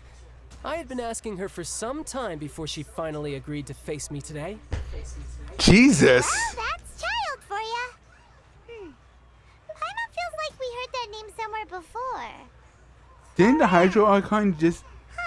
Didn't the Hydro Icon introduce us to her? Before I forget, I want you to have this. How much money are you giving me? Huh? Your vision? You're seriously just giving it away? I'm just worried that it could become uncontrollable again. I'd be pretty upset if it got in the way of my duel, so I think I'll be better off without it for now. Besides, I just need you to hold on to it for a short while. I'll come retrieve it when I have some time later. Paimon knows what you're up to. You just want an excuse to come talk to us again, don't you? I mean, who wouldn't want to talk to me? Whatever gave you that idea? I'll be in touch later. That sneaky guy. He said he's been feeling down lately, but he seemed the same as ever to Paimon. Well, since we don't have much to do for now, we might as well walk around and see the city before Lenny's performance. Do we have to, though?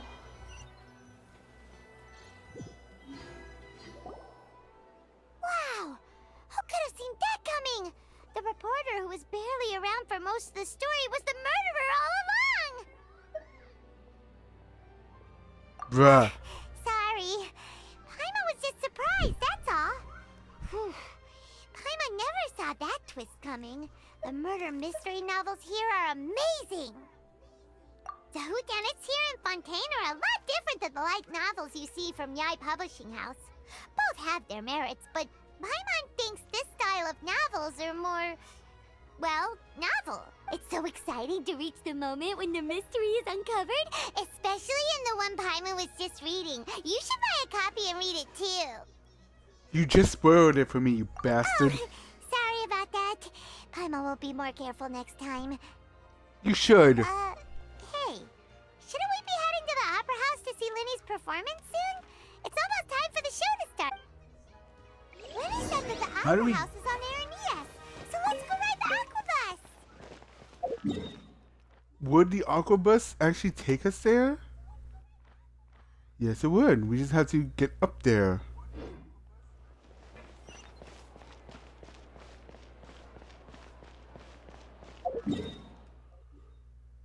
I wonder. Stupid idea. I'm gonna plop over here and then go there.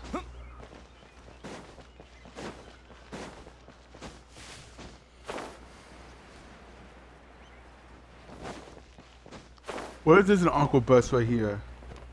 There's not.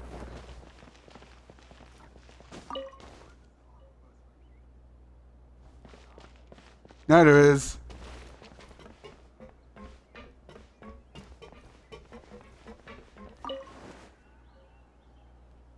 We're good to go. Seriously? So when does the immediately? Okay. Welcome to the Navia line. I am Elfan. The boat will be departing imminently.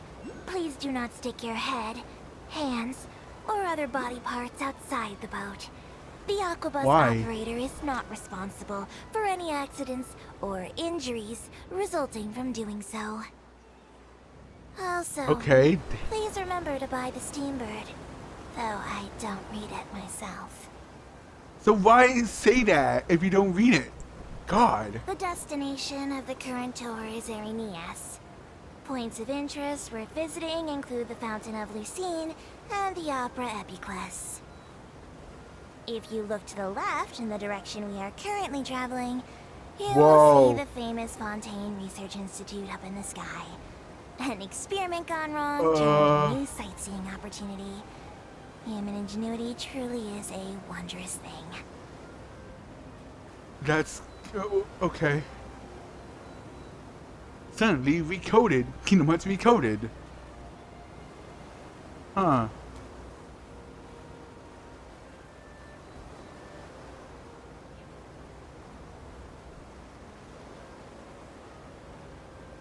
We are now approaching our final destination. Please be sure to bring all your personal belongings with you as you disembark. Even though I will take any forgotten items to the lost and found, the paperwork is rather annoying, as Melusine hands are not suitable for grasping pens. Please be careful when disembarking. It has been my honor to be your tour guide this trip. Thank you. I've seen novellas longer than this toy guy. Jesus.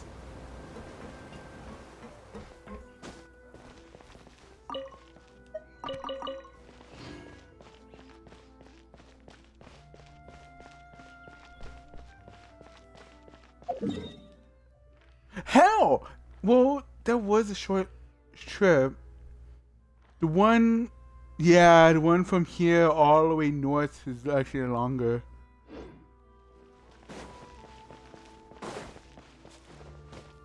Whoa, what is this plant? Rainbow rose? That sounds beautiful.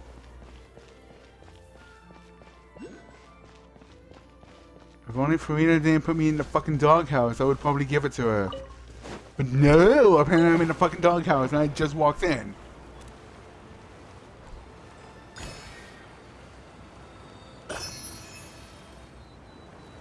I came, whoa, that actually looks sick. What is...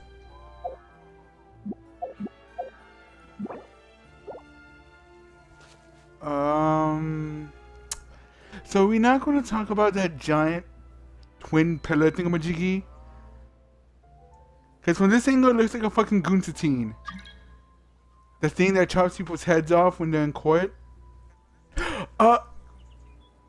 You know what? I'm not gonna question. I'm just gonna go. Just gonna go back to down the hill. I'm just gonna fucking. I'm just gonna. Yeah. I'm not gonna. Just gonna go. Just yeah. I'd rather not talk about that. Let's just go.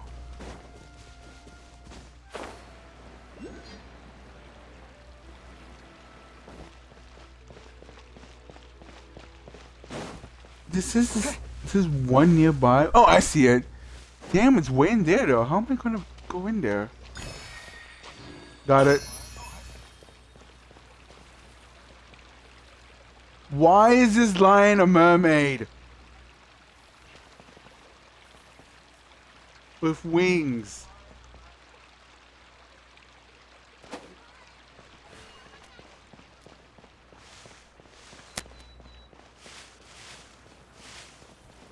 Ooh, shiny.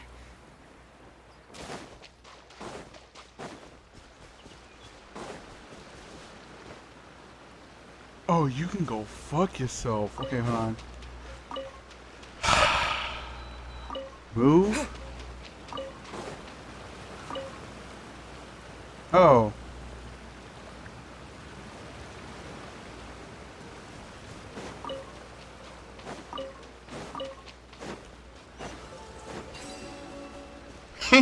A reward on the road. It's smart.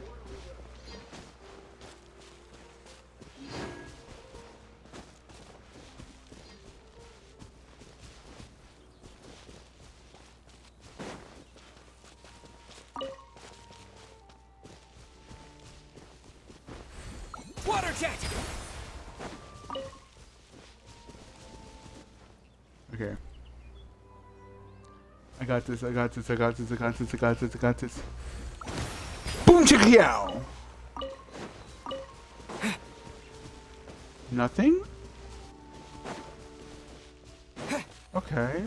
Am I supposed to hit all of these? Water jet!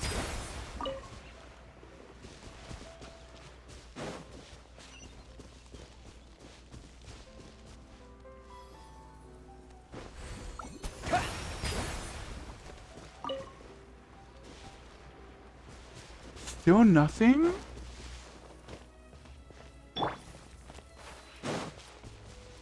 Oh, that's my boy. Animal test 63 He's too close. Stay clear.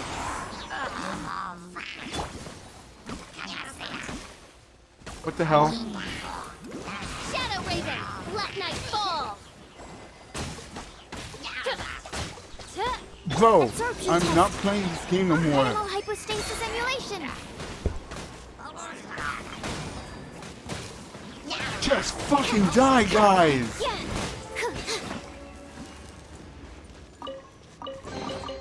Chests appearing out of thin air?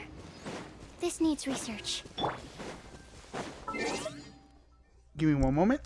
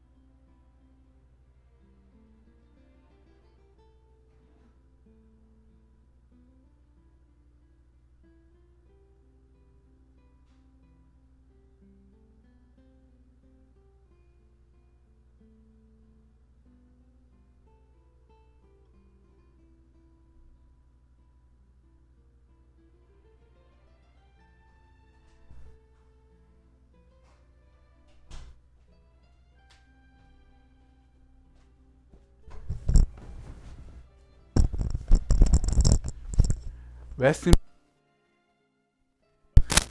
in peace, my toilet. How do I open you now? How do I open you?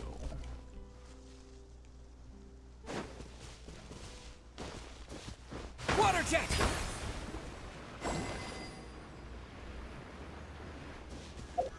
Oh! Well, I only have 2 people that can do water, so I'm gonna hold off on that. There's a water archer that's better than Child that I could get for free.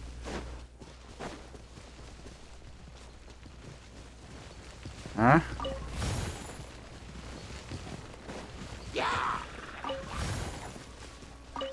Ooh.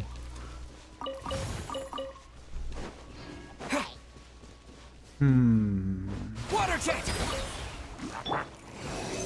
Animal test 6308.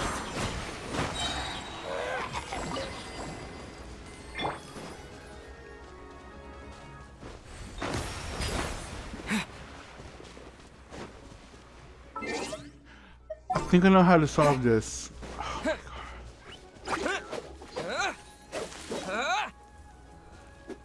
Where'd it go?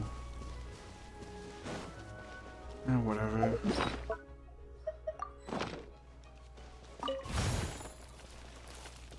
Hi?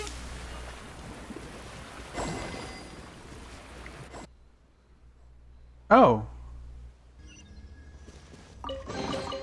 A reward on the road.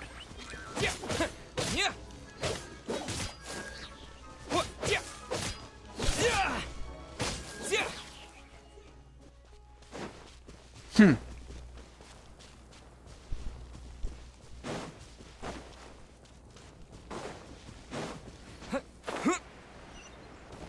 What does this do?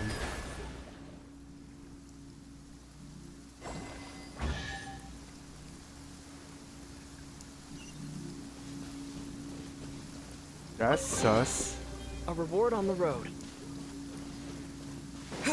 And it's raining again. Stupid dumb Hydro Dragon. Why does it have to cry every time?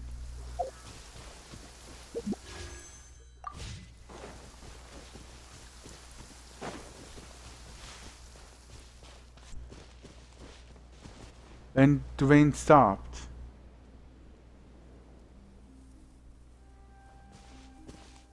Okay. Sus, but okay. Speaking of which, how many coins do I have? 13, okay.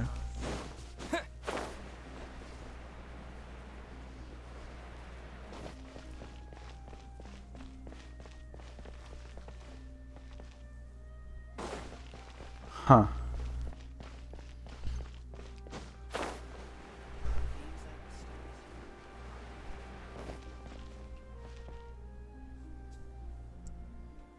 Wait, what?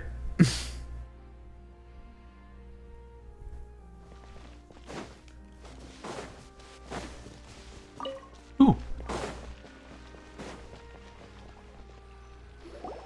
Whoa! Now this is fancy! The Opera Express.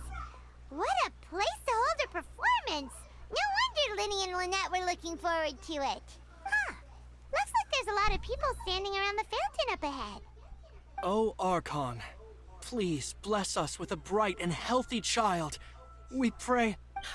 I don't know why you always feel the need to ask so much. I'll be happy as long as our child is healthy and lives a peaceful life.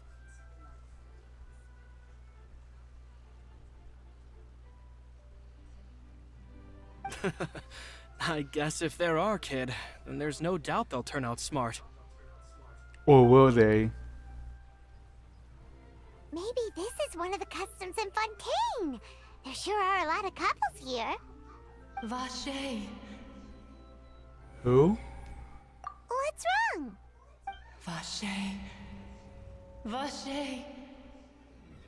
Who's saying that? No, Paimon didn't say anything. Are you hearing things? Welcome to the Fountain of Lucine. All the water flowing through Fontaine converges here. It's customary for newlyweds to come here and wish for children. Ah! Lynette! You scared Paimon! When did you get here? Lenny asked me to wait here for you, remember? Bruh. Right. What do you mean? There are a lot of people here right now. Hey, you're not trying to scare Paimon, are you? Besides, it's the middle of the day. It's not the time for eerie things. Eerie things can happen anytime, Paimon. I see. I might be able to tell you something that could help explain the voice you heard. In fact, you might not be imagining things at all. I suspect that what you heard is a result of your hypersensitivity to the hydro element. Others in my family have had similar experiences. It's because of his sensitivity to the hydro element? But what would hearing a voice have to do with elemental power? When do you cry, Paimon? Damn. What? What does that have to do with anything? Just answer me. When do you cry? When there's no food, when there's no Paimon's treasure. really sad? Oh, and when Paimon's super happy. Oh, and also when Paimon's really, really scared. Then you should understand that tears contain your most intense emotions. Like I just mentioned, the Fountain of Lucine is where all the flowing water in Fontaine converges. Even the tears that fall to the ground will eventually gather here. So maybe what you heard was the intense emotion coming from someone's tears. So, what What did the voice say? Huh. If you were hearing their emotions, then Paimon wonders what happened to them. Rather than worrying about them, we should worry about my brother first. To hell with your brother. He's Don't let fine. that calm look of his fool you. He tends to get pretty nervous just before a performance. So chatting with Lenny might help him relax a little before he goes on stage. Oh, right. That makes sense. Let's go in and see Lenny. Do we have to though?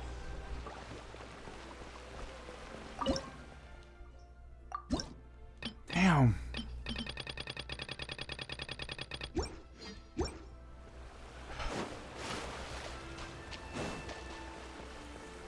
See, what was that? Oh. Wait, what?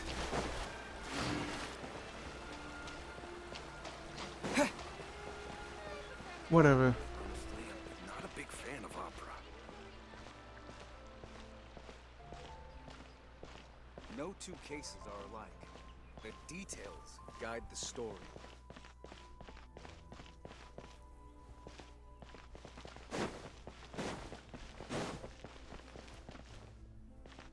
Welcome to the Opera Epicles. What are you? Lady Farina hasn't changed one bit. You have a fluffy tail and long ears, but you're short. What are you? Speak now, or forever hold thy peace. Fine.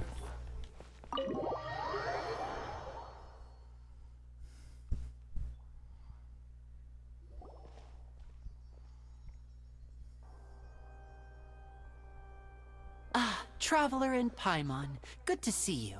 I knew you two would come. Sorry we're late. We got distracted by a whole bunch of shiny things. Are you kidding? We wouldn't miss it for the world.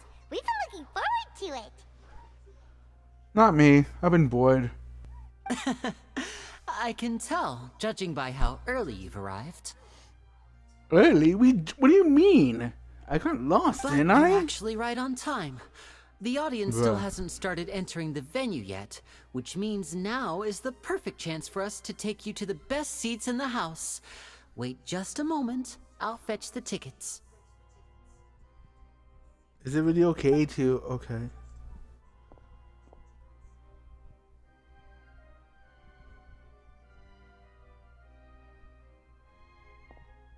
The Opera House has assigned seating, so you always have to make reservations. I've already reserved your seats, and here are your tickets. Oh, okay. Thanks? Ooh, front row seats. Thanks, Lenny.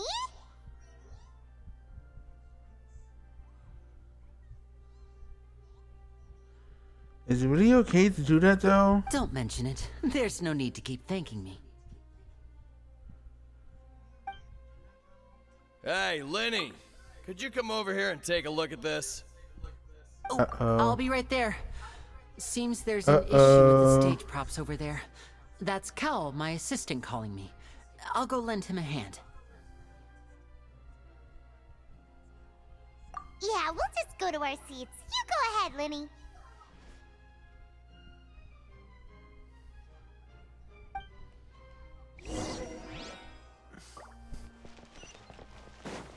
Oh. Let's go here.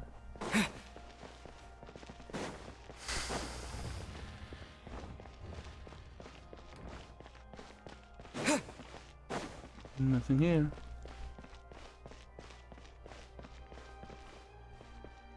Whoa.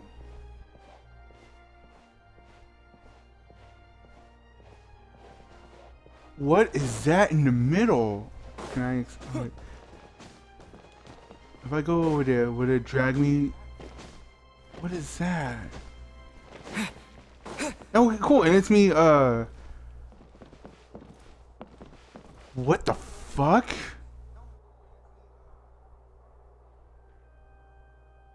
Who would have a seat up there? What is this? What are you? Two waters on a scale.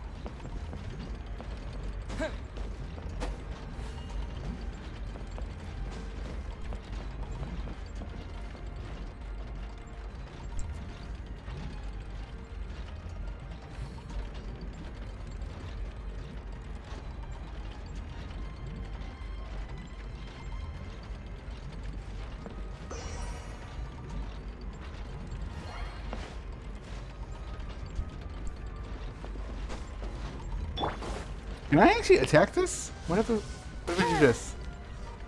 Nothing happened. Cool.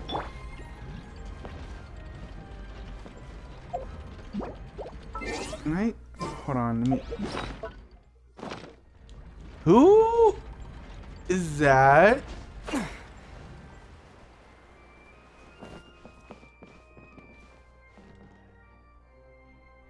Who is that? Hold on. Who is right next to our seats? Hold on now. Hold on.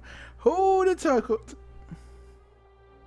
Oh, these should be our seats. Come on, let's sit down.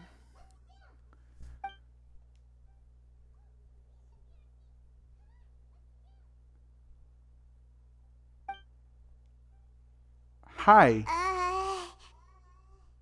Awkward.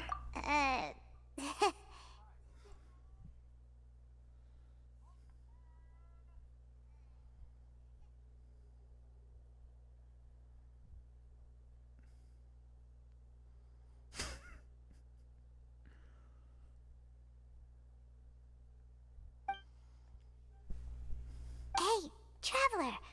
Maybe we should strike up a conversation with the person next to us.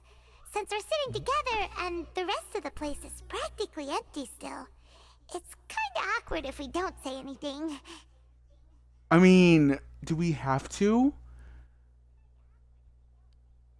Seriously, when I go to the movie theaters and I'm watching a movie and I'm sitting on my seat, no one strikes a conversation with me. So does it really fucking matter, Mike? Of course you put this on Paimon.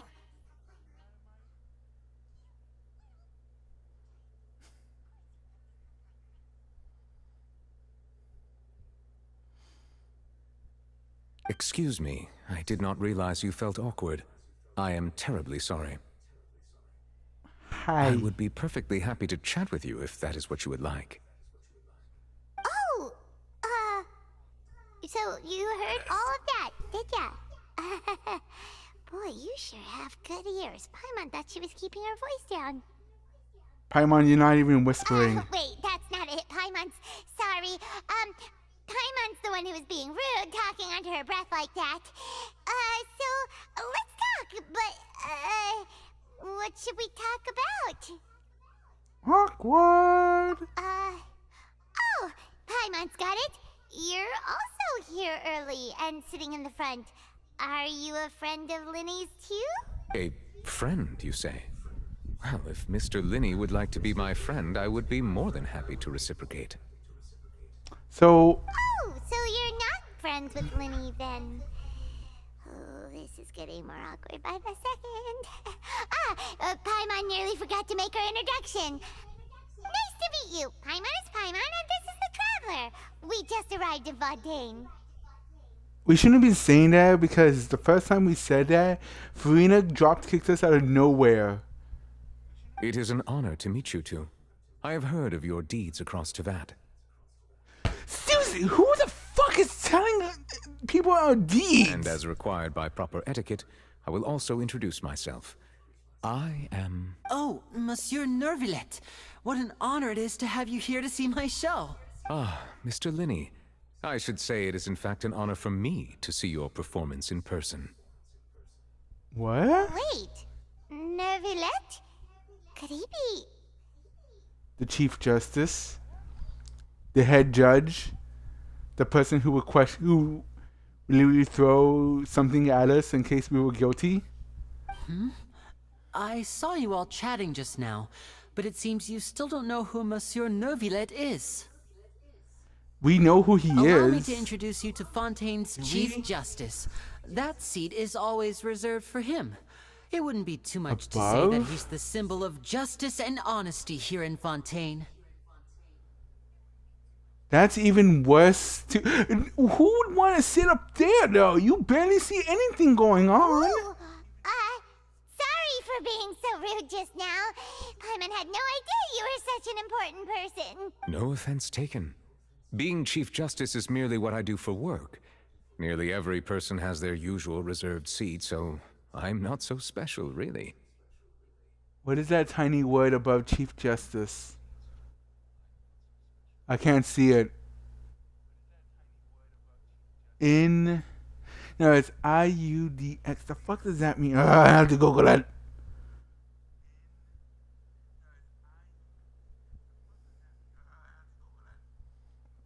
No, it's not. It's no way. Where is it? Where is my dictionary? The word is IUDEX.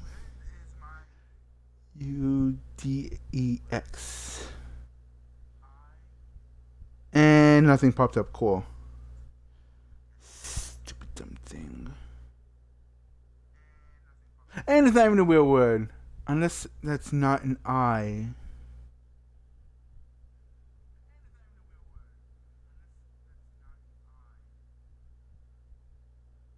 Nope, it's not an O either. So it's just a made up word. Cool. And by the way, I should probably let you know, even though I would prefer not to, there's someone sitting up there in the VIP seats that has been striking a pose for quite a while now. I did not even see her. I believe she is trying to give you a most elegant and impressive first impression. Oh, she already did that. We met her already, and she was looking down on us.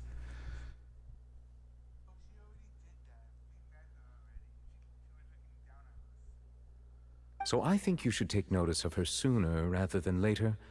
Otherwise, she may become flustered. What? How does that make sense? Hi. Huh? Oh, it's Farina, the Hydro Archon. Huh. She sure has a smug and satisfied look on her face. Guess she has no idea that you saw right through her act. What act? Very good. That is for the best. No need to pay her any more attention. We may now enjoy the show. Wow, so we just gotta look at her and then she'll just be okay? Huh? So is this what things are like between the Chief Justice and the Hydro Archon? That's so weird. We just gotta acknowledge her once and that's it? We can just go on with our show? Alright, please wait just a moment longer. I've pretty much finished my preparations and the performance will start as soon as the audience has made their way to their seats. Next thing you know, there's only 3 people that showed up. No one gave a damn. That sounds horrible. Yay! The show's finally about to start! Paimon can hardly wait! Paimon's never seen a real live magic show before!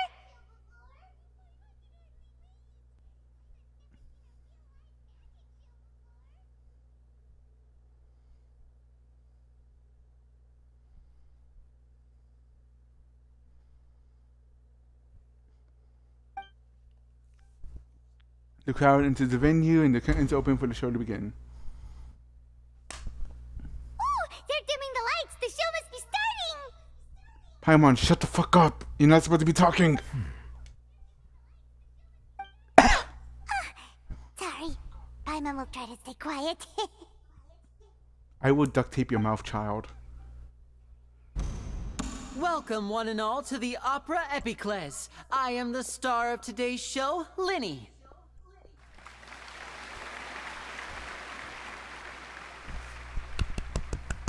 And over here is my sister Lynette, who will be working as my wonderful assistant. Please, let's give her a warm welcome. If one of the magic tricks is not sawing her in half, I'm gonna be disappointed. Every single media always has that shit. They cut the assistant in half only to realize she's perfectly fine. So I expect her to be sliced in half. Hello, everyone. Boo. I know she may seem to be a little sleepy right now, but that's just a sign that she's nervous. Whatever. Mood. Now, some of you may be thinking, 2 vision holders who can freely manipulate elemental powers performing magic is not true magic at all. I mean, he has a point. He has a point. So, I would like to take a moment to assure you that elemental powers will have nothing to do with what you will witness on the stage today.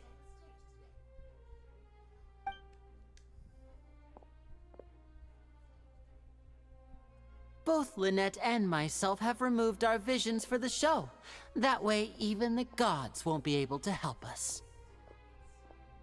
May the gods have mercy on their soul if you fuck up. Good point. That's what makes the show real magic. Paimon, shut up! Now, without further ado, let the show begin. Lynette will now exit the stage to make some preparations. I know you might miss her, but don't worry. She'll be coming right back on stage momentarily. Perhaps in an unexpected way. I'm sure she'll be stealing the spotlight soon enough. Oh, and before I forget, there's one more thing I should say. You never know what can happen in the blink of an eye.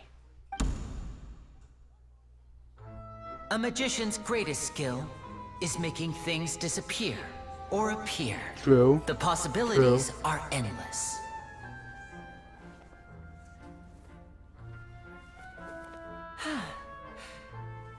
It's empty. So what?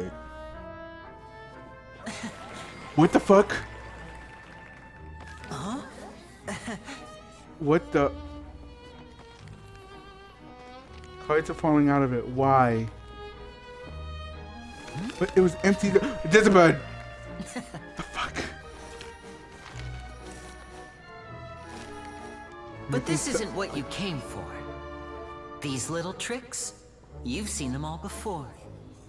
I haven't. So it's time for something truly extraordinary, don't you think? This one's a little tricky.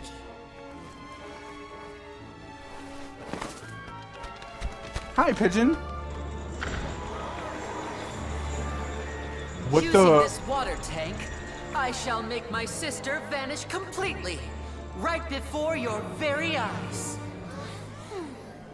What the fuck?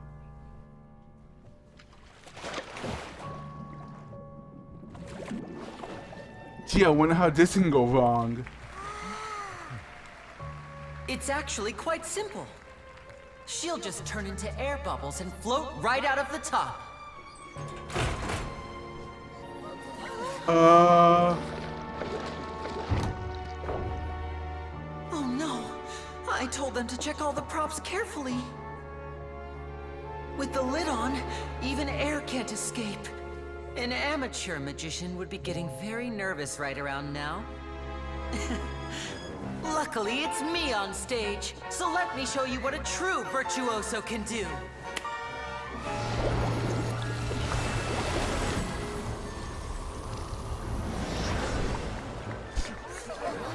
What the?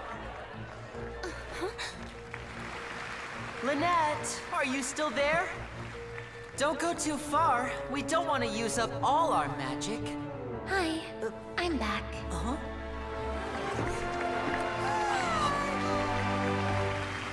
How?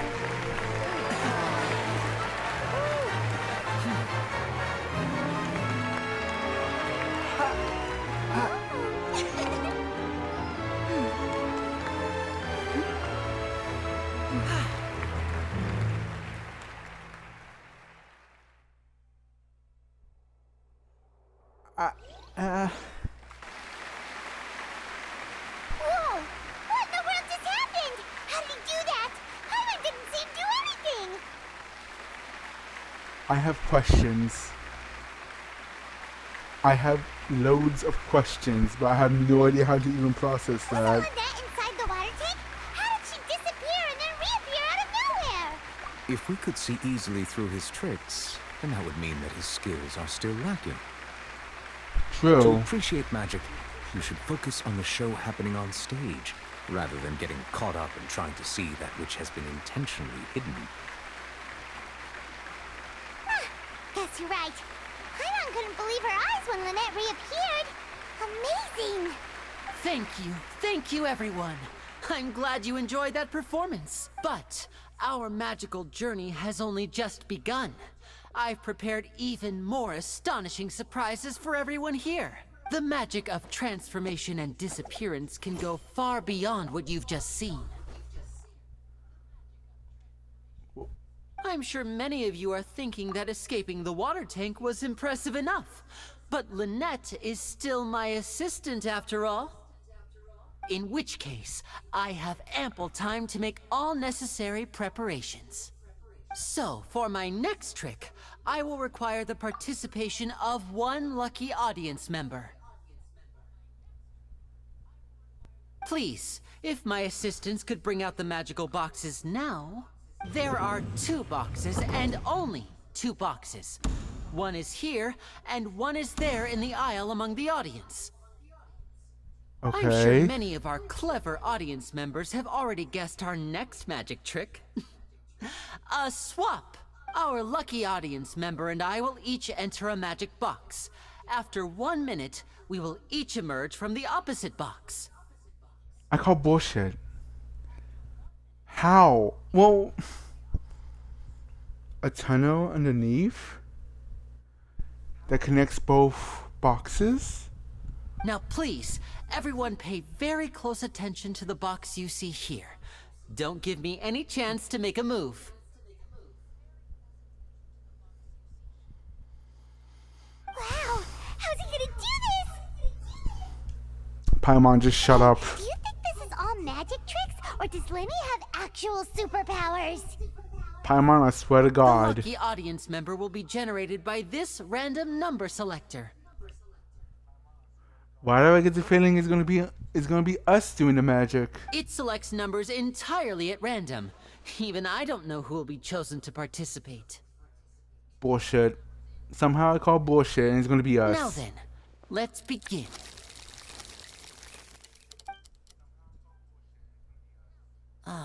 Let me see. Oh, row 7, seat 3. Congratulations! You now have the chance to experience magic firsthand for an entire minute. Please, come forward. My assistant will take you beside the magic box. I'm sorry, it might be a little cramped inside, but no need to feel nervous. We've carefully arranged everything for you to be as comfortable as possible. Wow, balloons, how generous of you. You don't need to do anything, but no matter what strange things may happen, don't come out of the box. If the magic is interrupted, who knows where you might end up. You might even find yourself in the Fortress of Meropide. What is that fortress? Okay. All right. Before I enter the magic box, there is one more thing I need to ask the audience to do. Could you all give me a countdown?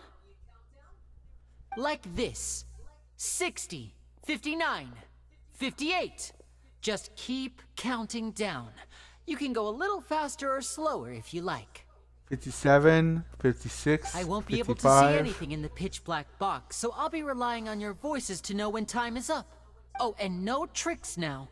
If you quickly count from 60 in just 30 seconds, then I'll be in a tough spot. Ooh, Paimon kinda wants to count faster after hearing him say that. Please don't. No, that won't do. I can see it in your eyes. You still can't be trusted. Let's practice together. Come on, repeat after me. 60, 59, 60, 58. 59, 58, 57, 56. 59, 58. That's right, perfect. Keep it going. All right, I'll see you all on the other side once you've finished counting. 54, 53, 52? Huh? Why aren't you counting, Nervalet? I am counting in my head. I think things are exciting enough in here as it is. He has a Merely point. a consequence of my identity and personality. Do not worry about me. Just enjoy the show. A consequence of your identity and personality? Sus. Alright. You look so serious that Paimon thought you might be feeling uncomfortable or something.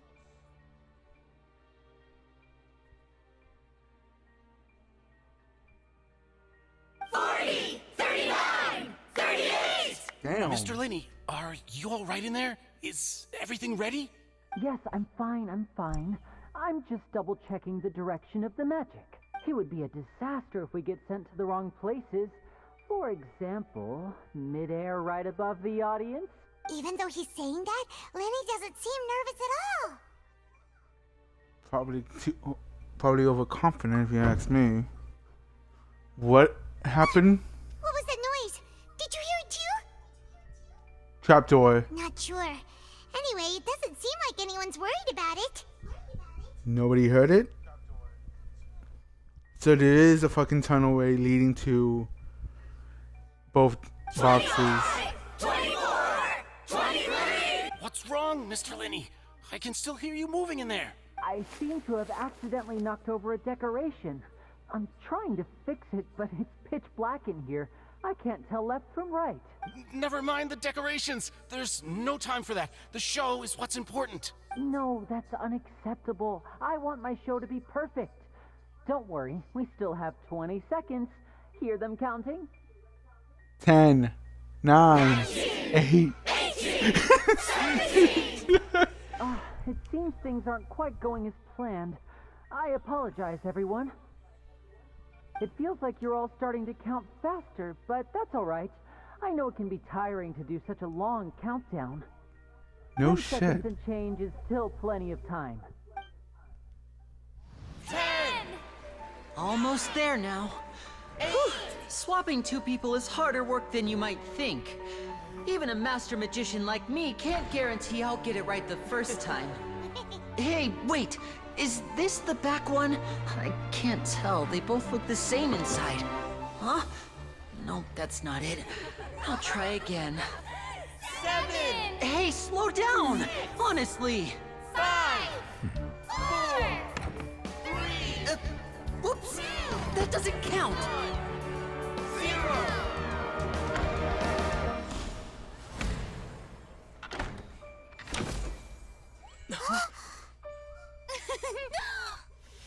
Ta-da!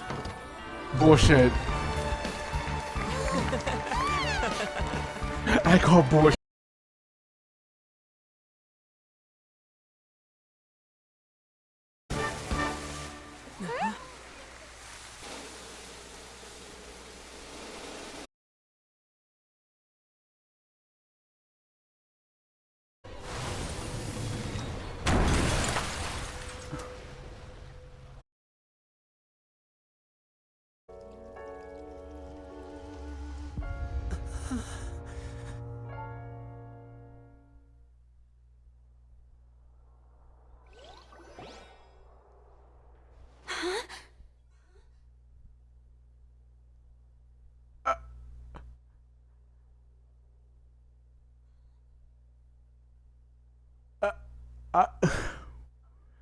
What? This part of the show? I don't think so. Mr. Linney, you're going to use magic to fix the stage now, right? What happened? Seriously, what? Maybe this isn't part of the show. The girl was still in that box, right? This performance is over. Medical staff with me. Guards secure the scene and detain all the performers. Seal the exits. No one is allowed in or out at this time. Yes, that's right. If this was just an accident, then we must investigate the cause. But if this was all part of some scheme, then those accountable will not escape the judgment of the God of Justice. No need to be alarmed, you two. We'll get to the bottom of this soon enough. The fuck? Unfortunately, the person who is in the magic box has been pronounced dead. His name was Cowell, one of the assistants in Linney's magic troupe. Apparently, the fireworks on stage ignited the ropes that were suspending the water tank, which then caused the tank to fall onto the stage. As of now, we are still not sure why we found Cowell in the box, rather than the guest from the audience. Unless Cowell was the one abducting young women, the women, for who knows what. And after an initial search of the area, the guards have confirmed that the girl is nowhere to be found. It appears that this incident was not merely some mishap with the performance, and there are many indications that it is connected with the case of the serial disappearances of young women. The serial disappearances case? That's the case that Charlotte mentioned before. And to pull it off like this. I know the truth. I can see through the whole thing. Really, using such a shallow and obvious mystery as his finale. Did he really underestimate us that badly? I say that our powerful magician, Mr. Linney, is now the prime suspect for the serial disappearances case. Huh? Why me? This whole thing was an accident. That's what they all say. Oh, this all occurred during your magic show, did it not? The missing girl disappeared after being chosen, did she not? The deceased is one of your assistants, is he not? Now that I think about it, that whole speech about magicians making things disappear was nothing more than a provocation, a bald-faced challenge. That can't be right. How can Lenny do this? He was in the box on the stage the entire time. We can even hear his voice. Paimon, just shut up. Before the show, he told us that he would like to catch the criminal behind the disappearances. He couldn't possibly mean catching himself. I mean, how do you even... Save discussion for a later time, please. Lady Farina, may I assume that your comments just now constitute an accusation against Mr. Linney and his associates, and that you are pressing charges? Huh? I just think that he... Well, I think it might be a little early to talk about formally pressing charges. You just said you were just accusing them. Why are you backtracking? But what Lady Farina said just now makes perfect sense. Looks like she's gonna personally deliver justice. A kidnapping and murder carried out under the cover of a magic show. Lady Farina said it all. I mean, of course, my dear people. But what excites me even more than the obvious truth before our eyes is the opponent I'll be facing.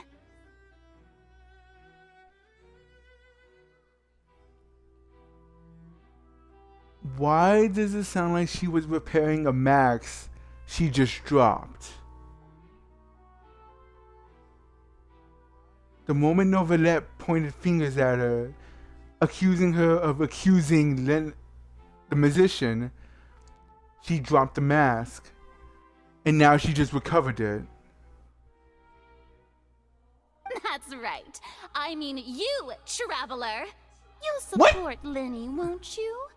After all, he was the one who helped you the first time we met. The fuck did I...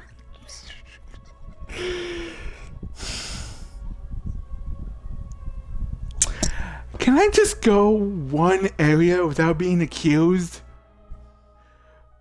In Leeway, I get accused of massacring Rex Lapis, and in Inazuma, well, no, in Inazuma, I just ran around in a circle screaming, what the hell am I doing with my life?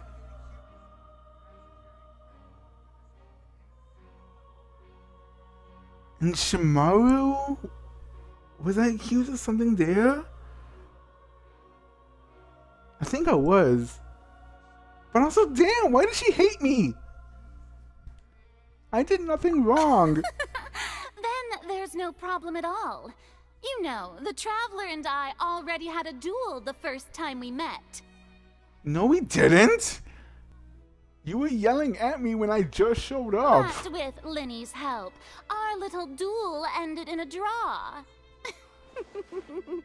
But draws really are the most boring possible outcome. So, no more draws. Between the two of us, there must be a clear winner and loser. And what better place to hold such a riveting showdown and decide the true victor than here, on the grandest of stages, the Opera Epiclese. Okay, I know I said I would wife this woman, but now I'm starting to have second thoughts. It wasn't a draw. She obviously lost last time. Did she though? It felt like a draw. I understand. Charges have now been pressed, and as such, a trial is in order. Well, Traveler, seems Lady Farina has set you in her sights. But putting her dramatic rhetoric aside for a moment, I would like to ask you. Great, now we got everyone looking at us like we just killed a puppy. Are you willing to act as Mr. Linney's attorney and defend him in this case? We interrupt Genshin Impact to bring you Phoenix Wright, Ace Attorney. Very well. The trial will be held a day from now in the Opera House. Both sides may investigate the scene to build their cases and search for the truth. Objection. Linny and his troop are all potential suspects and shall remain within the Opera House. The audience may begin to leave in an orderly fashion once they have been cleared by the guards. A day isn't that long. Let's see what kind of case this big shot outlander can build in such a short amount of time. I'm really quite looking forward to hearing it.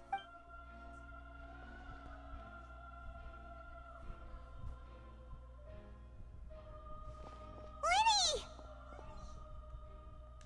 Sorry about everything that happened just now. Were you frightened? Oh, it was nothing that bad. It was just a freaking water tank dropping on a box. Out of nowhere. Of course!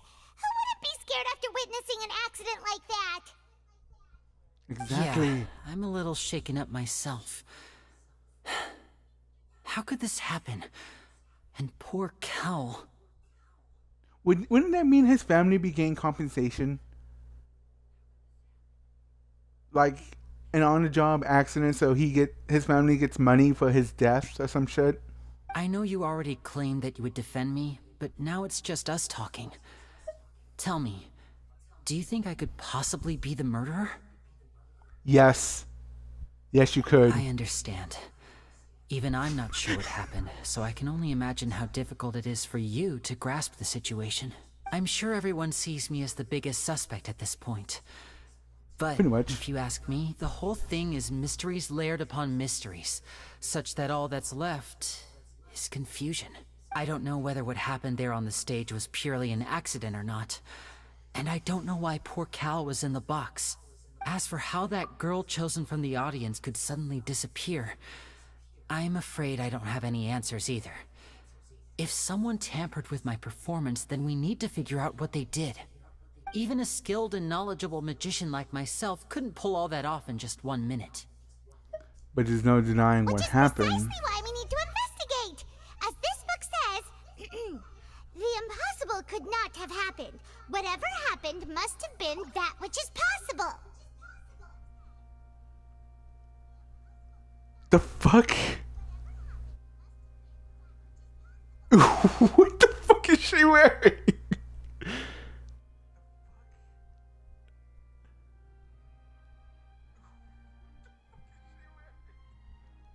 Also, as someone who's wearing glasses, I find that offensive. Paimon bought them when we were reading at the bookshop in the city earlier. Pretty cool, huh? Don't worry. No. Paimon used her own savings to buy them. It wasn't from our travel funds. You look like a fucking nerd. I think they look cute on you, Paimon. I don't. You have good taste, Lynette. Hello. I'm doing good. How about yourself? That's the right attitude. Feeling depressed isn't going to help me now. I need to get back to my normal self. But with the guards watching our every move, it's going to be especially difficult for Lynette and I to prove our own innocence. Would it Good though? thing you agreed to be our attorneys. Thanks for that. We'll be counting on you. Yes, thank you so much. I'm used to this sort of thing. Leave it to us. Oh, since we're going to start investigating, Paimon has a question first. Where did Lynette go during the performance? For once, Paimon asks the right questions. Where was Lynette? Ah, well, I'm afraid that would involve some of our essential trade secrets as magicians. My guy, you are under investigation. Farina basically has you by the cock and balls. You have no excuse to say you can't say shit, otherwise you'll be more sus. The secrets behind our magic are past saving, Linny. Yeah, you're in the corner, my guy. You might as well just come clean. I suppose you're right. The truth behind our tricks is going to be important evidence that will be weighted during the trial. No shit. 'Tis truly a pity. As a magician, our magic show is a work of art. We've poured countless hours and spared no effort in perfecting it. But if revealing our secrets will help you uncover the truth behind what happened, then it will be well worth it. Would it though? We should go somewhere else if we're going to discuss our magic tricks. We'll go speak with the guards, and in the meantime, you can go investigate the stage and the seating areas. Alright, let's go have a look while the investigation teams are still here. Detective Paimon is on the case!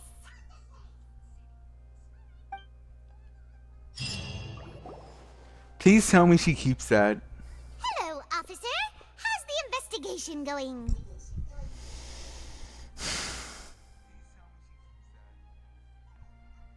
As in, when I pause the menu, she will still have that.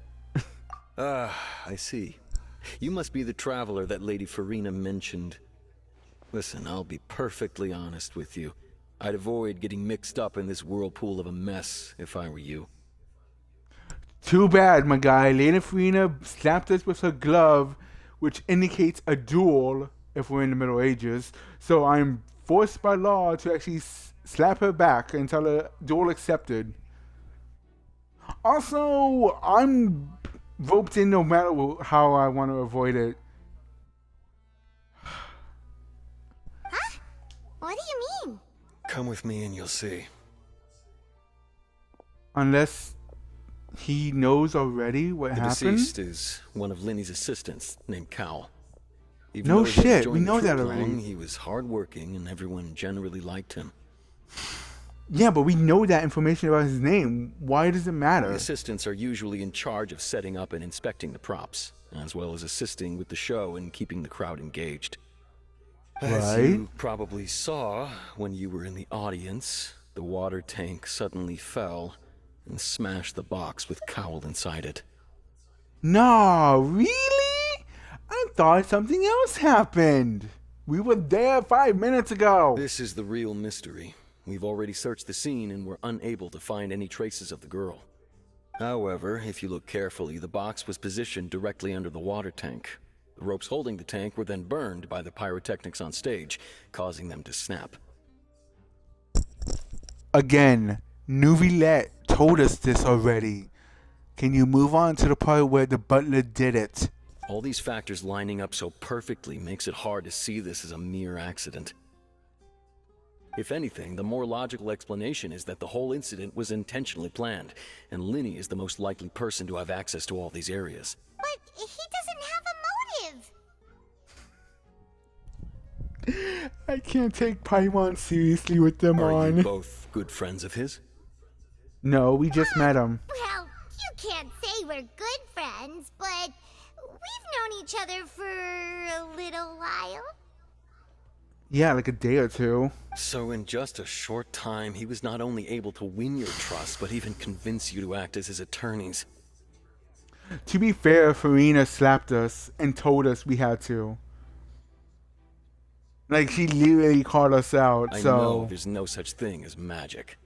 The real trick of a magician is holding the audience in the palm of their hand. You were the middle child, were you?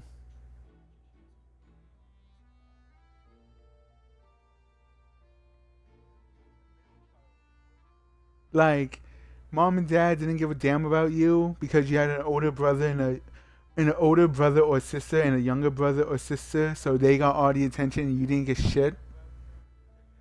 Just come clean, man. You're the middle child, were you? I've seen a lot of cases, and I can tell you that people are the least reliable kind of evidence. So are you, mate. Sorry, I tend to be pretty straightforward. Just know that I'm warning you for your own good. It's not like I can actually back out of it. I'm forced in here no matter what I say. Anyway, you may investigate the scene of the crime yourselves if you're curious. Who knows, maybe you'll be able to come up with some new evidence. Probably. You can use this case record to confirm your current evidence and clue collecting situation. A short case related info. Oh, fuck me. Oh, great.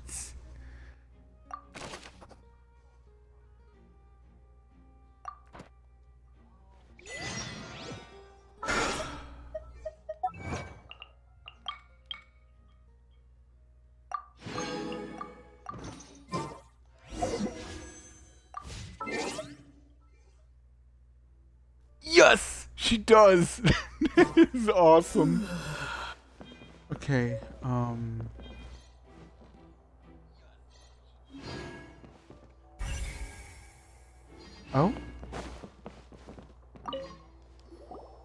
So this is the rope that broke and caused the water tank to fall.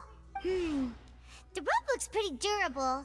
How can it be burned through so quickly by fireworks? Wait a minute. Why are you suddenly so serious, Traveler? Look, I'm just looking at this weird. Whoa. Look! This bit is made from different material. Most of it was burned away, but there's still a little bit of it left. Huh. So if a rope meant to hold something was made with that kind of material in it, then that means... Wait! Why don't you write all this down? Let's take notes!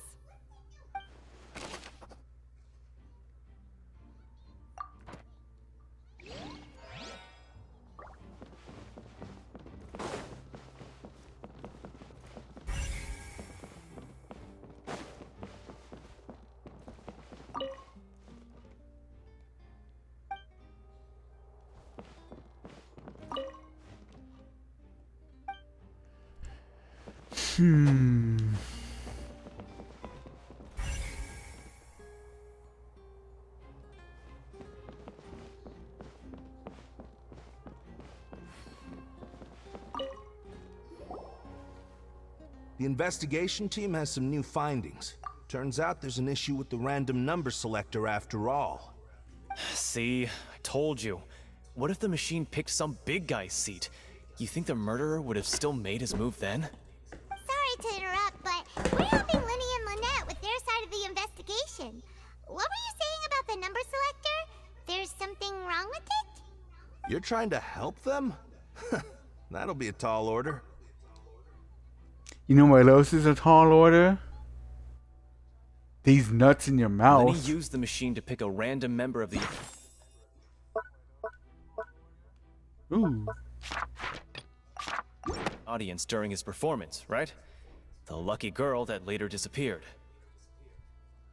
Right. Well, we thought there might be a serious problem with the machine, so we had it taken away for further inspection. It turns out that the seat number it picked wasn't random at all. The machine picks that same number every time. I'm sure you already know that you have to make a reservation in advance to get a seat, regardless of whether it's a trial or some performance. In other words, Linny knew who would be sitting where from the very beginning. But that much checks out. Linny reserved our seats for us too.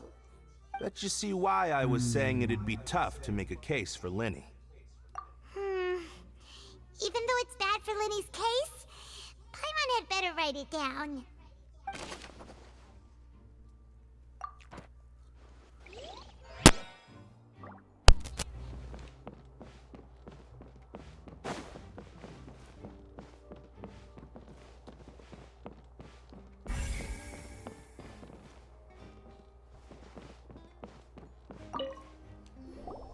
Hello there. What are you investigating? Oh, this location has also been cordoned off because the Magic Troop members are currently considered prime suspects. The investigation team is still collecting evidence. The seats were all booked in advance, so we were able to deduce the missing woman's identity by checking the guest list. Sure, it's not like this is confidential information. We will publish it later anyway when we petition the public to help us find the missing person. Her name is Halsey. She's a painter from Fontaine who's made a bit of a name for herself. Apparently, she wasn't a regular at the Opera House, but she'd been feeling some pressure with her work lately, which made her decide to come see the magic show. The Magic Troop members all claim not to know her. We have looked into her social connections. It seems that she has no personal grievances or conflicts of interest with the suspects. what was that last thing again? Apparently, she wasn't a regular at the Opera House, but she'd been feeling some pressure with her work lately, which... Pressure with her work? As in, she was feeling what exactly? Simply put, she wasn't related to the magic troupe at all, which matches the features of the previous serial disappearances. Were the victims of previous cases also chosen at random? That's how it seems to us, in any case. Apart from the fact that they were all young women of around the same age range, there really weren't any other connections between them. Okay then. No need to be so formal. If you do happen to see the missing girl, please be sure to contact us. It is of utmost importance that we get to the bottom of these disappearances.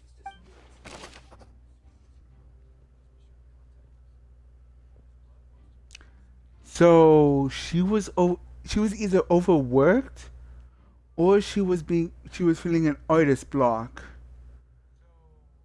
Hence why she came here. If she was feeling pressure. That is so sus.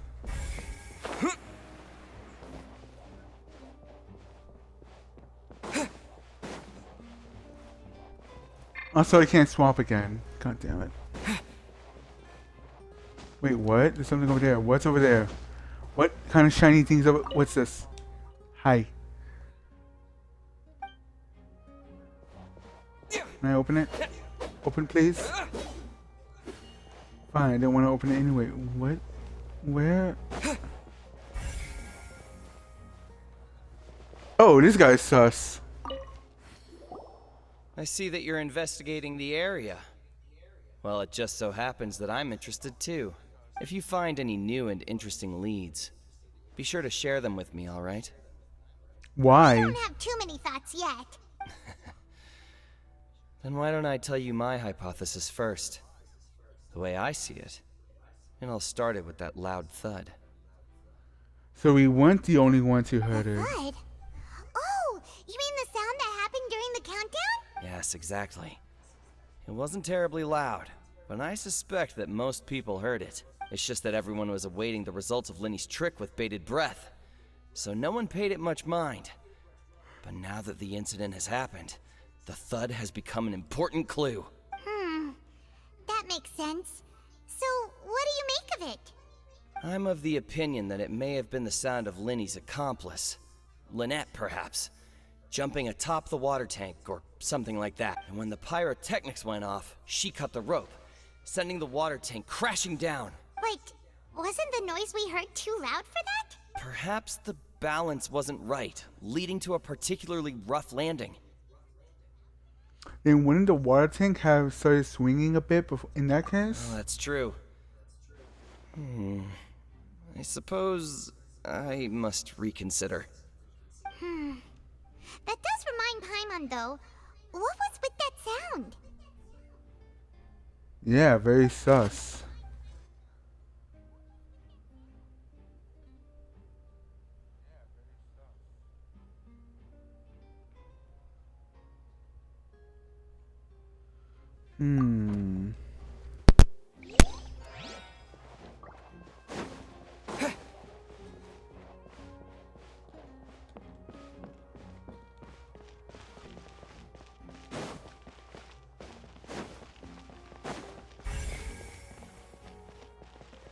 Of course it would be them. Lenny's still talking to the guards.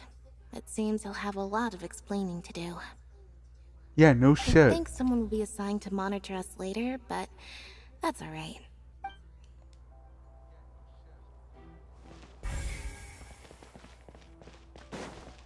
Can we actually leave?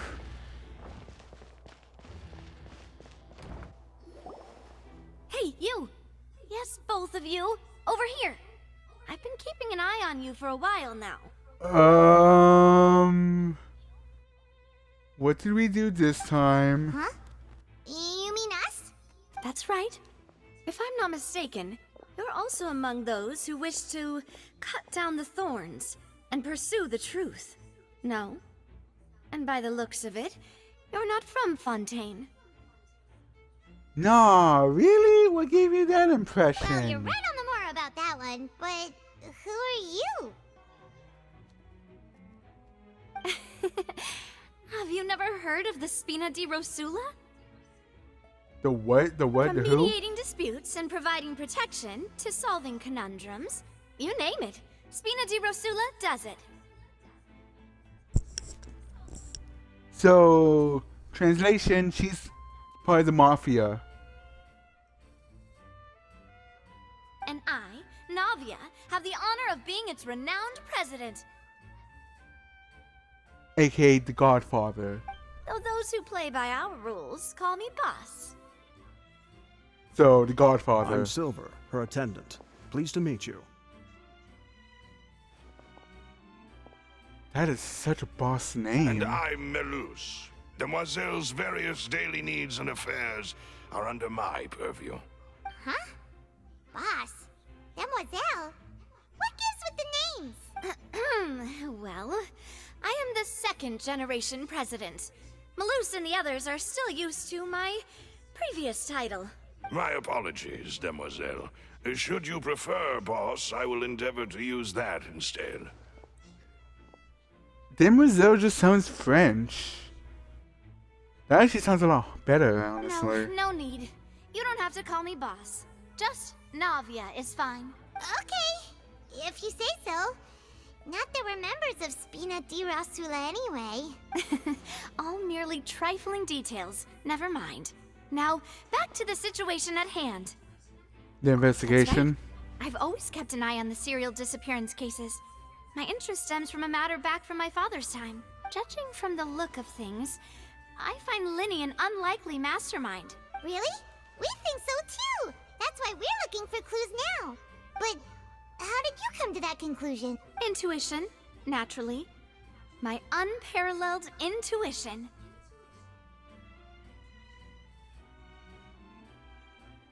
I don't believe you. Farina sure was quick to point the finger at Linny without any decisive evidence whatsoever, wasn't she? Yeah, no shit. She literally jumped on the poor guy. But that's not uncommon for her. If you remember, the justice had to interrupt her and ask if she was pressing charges just to keep her from getting carried away. Yeah, and that's when she dropped her mouth.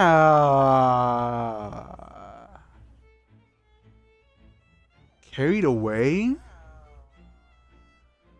Something tells me that happens normally. Anyway, a trial begins the moment someone levels charges. And, of course, there was no way Farina was going to back down in that situation. Yeah, and then she threw me under the bus. Sounds more like you just don't trust the Hydro Archon. Well, what's your opinion? I must admit that she can be interesting at times, but liking her doesn't mean that I'll blindly agree with her. I mean, if you put it All right. that way. I've answered your question. Now, it's time you answer mine. Fair. Wait a minute, did that answer count? Well, I say it does. But don't worry, you won't hear any pointless questions from me. Sus. In your opinion, do you think it's right to treat a trial like it's an opera? No. Well? Depends on how serious the trial is. And why would that be? Doing so makes it easy for the truth to fall the wayside. Sometimes something serious like a trial shouldn't be treated like entertainment. See, Silver and Malus? I told you they'd be different. Most astute of you, Demoiselle. I too think that the Traveler's response was most excellent. No matter how wonderful the script or how fervent the audience's expectations may be, the trials that go on stage here must be based in fact. And if that can be done, boss, then... All right, that's quite enough, Malus. Anyway, I like your answer. You passed with flying colors. We were being tested? Now, I need to make some preparations, following which our joint investigation shall commence. You two shall be my assistants. Since when did I agree on that? Since when did we become assistants? Hmm? Oh, well, I can be the assistant, sure. Or your companion, if you like. I'm really not that fussy. Jeez, talk about a domination. No, talk about one with dominance going to a submissive that quickly. That's more like it. I think you're missing the point, Far be it Paimon. from me to brag, but I believe that Demoiselle's intuition will be instrumental in uncovering the truth. I hope You wish so. to save a friend from false accusations, and we wish to unravel the disappearances. In this sense, our goals are aligned. Why do I feel like either the disappearances are happening because Farina is jealous, or You have a point. Huh. You're quite the talker, aren't you, mister? why are you looking at me, dude? What about you over there? What do you think? You seem like you've got something on your mind. I have nothing to add. Oh. Cool. Alrighty then. Good talk, Silver. Good We'll talk. be making some preparations first. Just be sure to let us know if they start revealing Lenny's tricks. Thanks!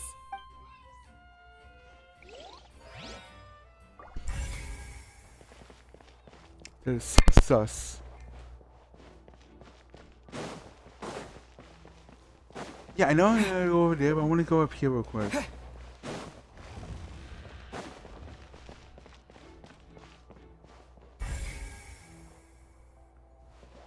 Nothing here.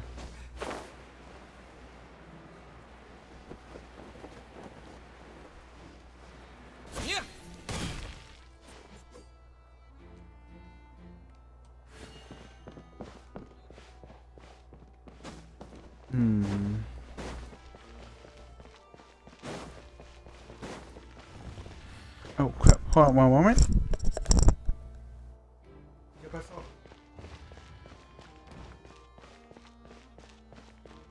¿Qué pasó? Yes. Bruh. What's up? What up? What happened?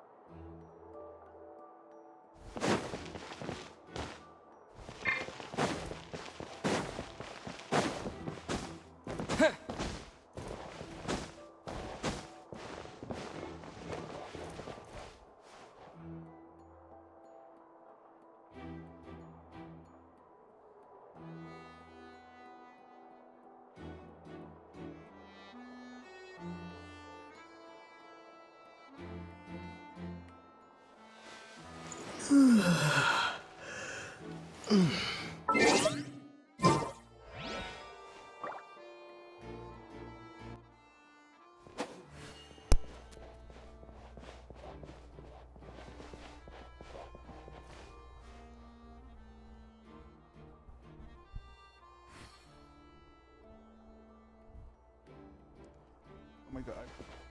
So sorry about that. I had to take an emergency call, but I am back. Let's get right on this case.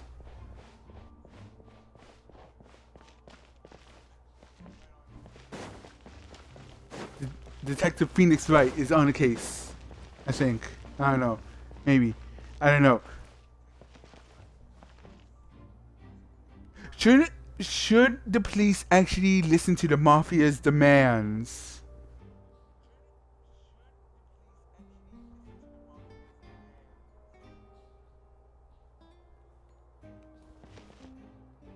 And no, I don't care if she didn't say they didn't call themselves the freaking mafia. The fact that motherfucker, can you not argue with me, Mr. Headset? I don't care if she didn't say that she's not part of the mafia. Her ass is basically a part of the mafia. I don't know if I trust her. Sus. What am I supposed to interrogate this time? You! Sorry, but no one can freely enter or exit the Opera House at the moment. If you wish to leave, you must register your identity with us first.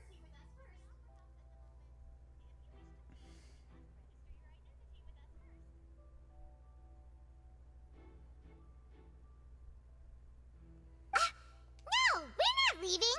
We're representing Linny and Lynette as attorneys, so we're investigating the case. Were you always guarding this entrance? Yes.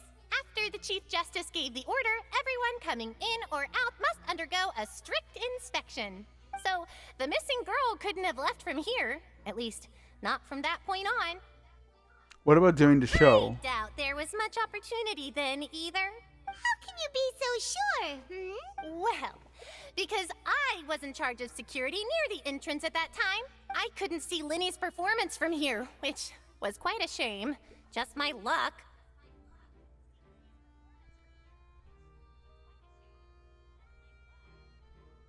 But still, I did not abandon my post, and I stayed put no matter how loud the applause was. If someone had so much as even approached the door, I would have noticed it, let alone if they had tried to leave. We Melazines are good at that sort of thing, you know. The fuck is a melazine? So, it's safe to say the girl couldn't have left through here. Alright, thank you for your help. This'll be useful info.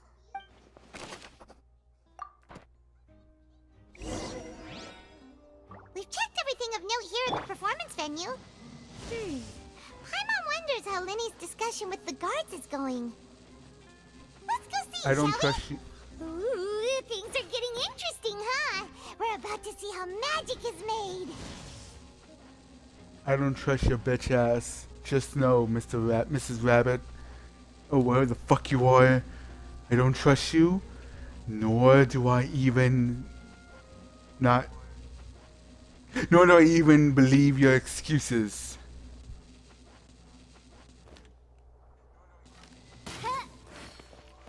Bitch. Alright, now, what happened? What were they doing again? Oh yeah, we were going to talk to the magician.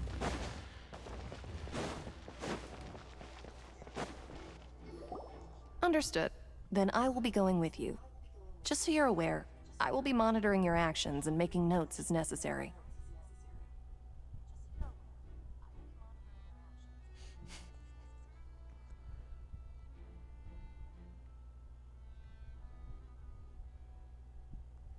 Very good. Thanks for being so agreeable. I'd pull a rose out of my hat as a gift for you if I could. Dude, stop trying to res the officer. That's gonna get you more in trouble, you You may idiot. spare the pleasantries. I'm just doing my job. You've arrived. Who's this?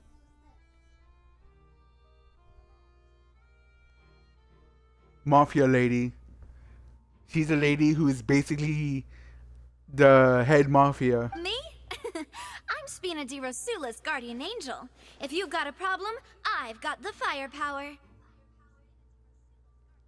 What do you mean by firepower? Sorry, I got a little carried away there. Call me Navia. I'm a partner of theirs, and we'll be helping investigate this whole situation.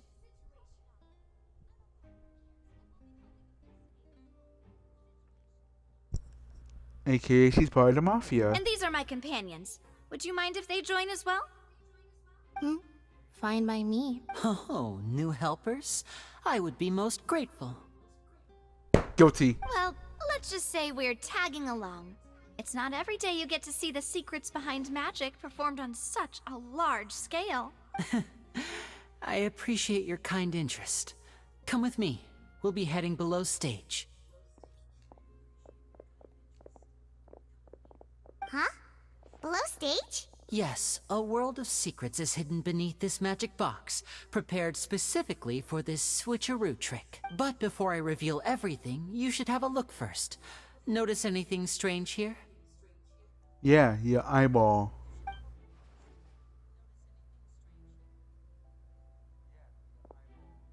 I'm not trying to be dramatic. Remembering the details of a trick will help you understand the methods used to perform it more easily. Huh. Weren't there balloons and other decorations here? Where Thank did all you. that go? Yeah, they were. Ah, good eye. That said, you're still far from discovering the answer. The back of the door isn't the same. The back? You mean the inside of the door? What's different about it? Paimon didn't notice anything. Very good indeed. I thought you might not be able to catch that, given that you were sitting in the first row. Yeah, I'm the one that knows how to look with my eyes, unlike a floating pixie that's right next to me who doesn't know how to see from her left and right. The back of this door was patterned. Those patterns are now gone, replaced by a smooth wooden board. So, if you put 2 and 2 together, what do you get? There's another box inside this one. Exactly. All right, let's go. I'll tell you how it works as we head down.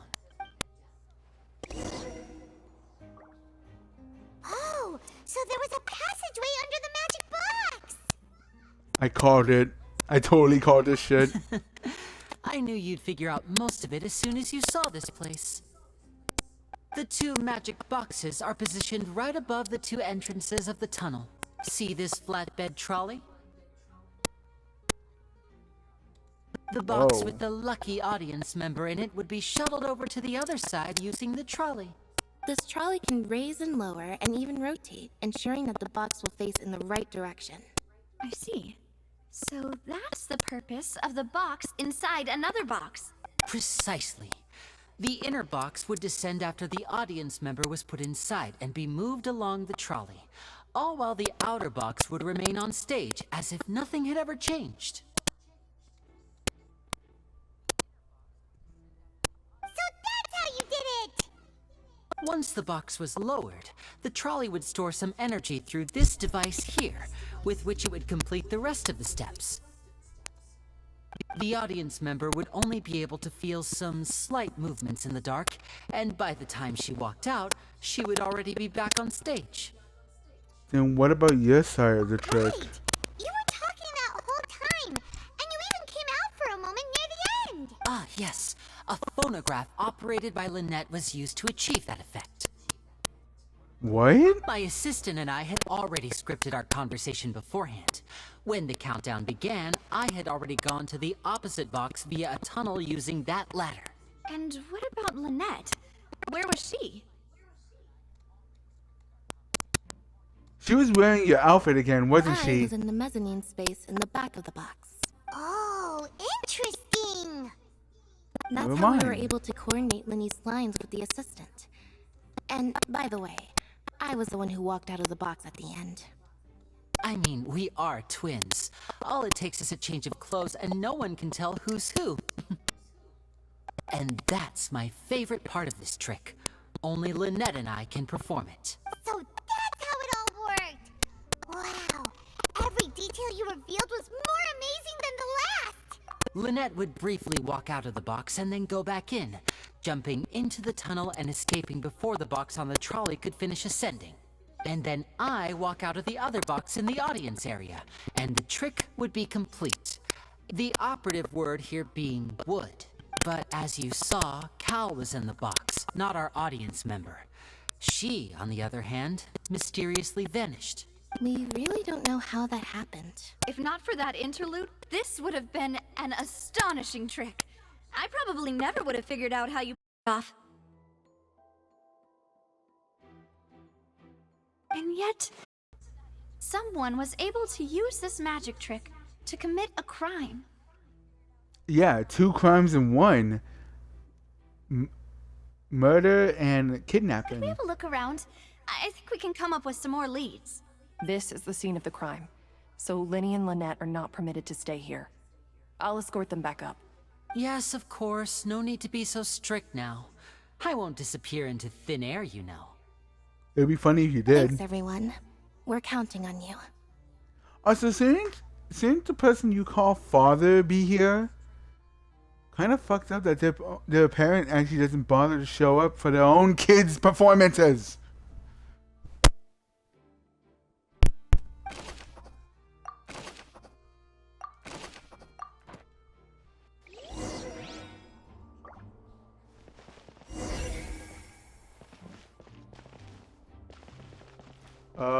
What happened here? The floor is wet. Please be careful not to slip. Oops, Paimon slipped. Speaking of which, why would there be water here? Oh, Paimon knows.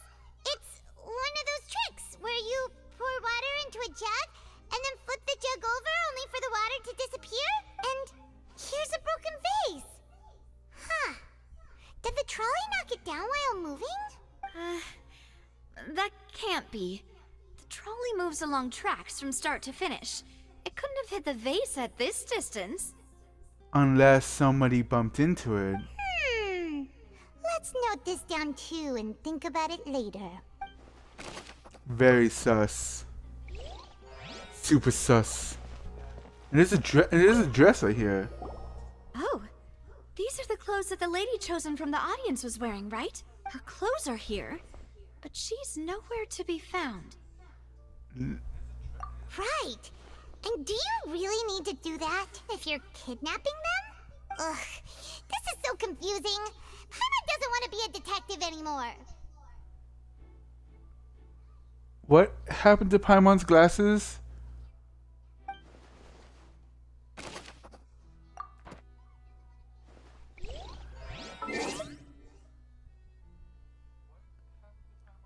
And now they're back to normal.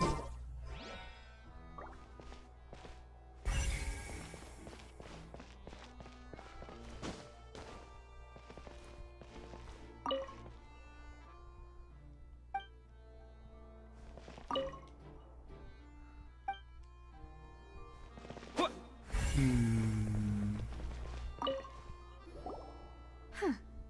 What's this? That's a grapple hook. Looks like a hook tied to the end of a rope. Huh? There's all kinds of odds and ends here. Perhaps it was a prop for a different trick. But why would it have been left here? Whatever it is, let's make a note of it first. It's called a grapple hook, not a hook rope.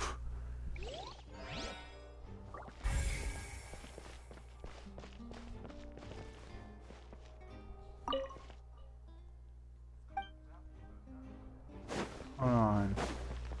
So I ran from here to here.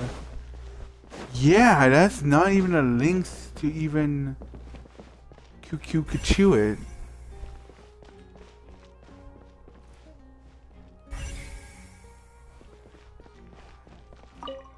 Sus.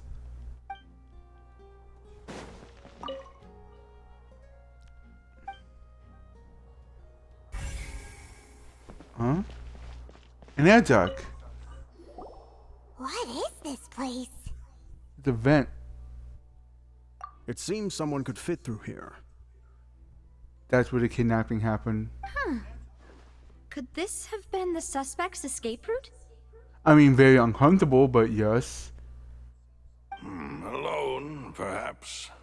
But if they had to pull another person with them, the space would be too narrow.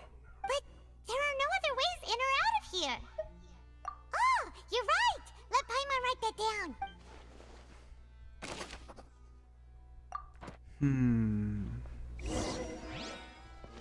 Seems we're just about done investigating down here. Yes. Let's head back up. Super sus.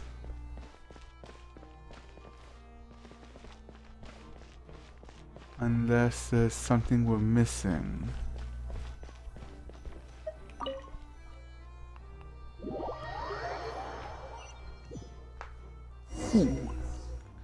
Well, we've ascertained the state of the crime scene. Let's find a place to sort out our findings once Malus returns. Seems to me that there are several things that don't add up here. Apologies for the wait, demoiselle. So, what did the guards say? Did the criminal escape through the vent? They believe the odds of that are very low, since the vent leads to the Opera House's basement. They could still be there to chill and then leave, you know. The guards have checked the area carefully. No one left through the basement during the performance or after the incident, and no one was found hiding there. I mean, they could have left. So the tunnels become like a secret chamber then. You know, like the kind you usually see in novels. Paimon. The plot thickens. Halsey's disappearance and Cowell's death are both quite inexplicable. No wonder Farina was so confident in her accusation. All the current evidence points toward Linny and Lynette. In other words, the charges are very likely to be upheld unless we make some considerable progress. Charges and then trial. So if the charges are upheld, they'll announce a sentence? Question. Couldn't I challenge... Couldn't I call Farina out on a duel? Not like a fucking trial duel. I mean like fisticuffs trial? Oh, a fisticuff duel? To make her drop the charges? That's right. This is how a trial goes in the Opera House. During the proceedings, the Chief Justice and the Oratrice will hear statements from both sides. Oratrice would do that too? That's right. This is how indemnitium is produced.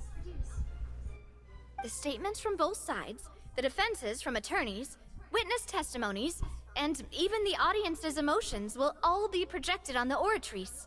To put it simply, it's as if the Oratrice has its own will, and is a judge in its own right. This also precludes any kind of favoritism on the part of the Chief Justice. Not that this has ever happened anyway. That's weird. I mean, that's cool, but... Once both sides have finished speaking, the Chief Justice will make his final decision. This, too, will be used by the Oratrice as a reference. Then, finally, the Oratrice will be consulted by officials. The result it returns is the will of justice itself. Huh? So that machine is the one that actually decides? Paimon thought Neverlet called the shots. In practice, there is very little difference. Both have always come to the same judgment. Which is why people have great faith in the Chief Justice. Ah, yes, the guards also asked me to convey that none of us will be allowed to leave this place before the trial. Fuck. Why? Because we've chosen to act as the twins' proxies.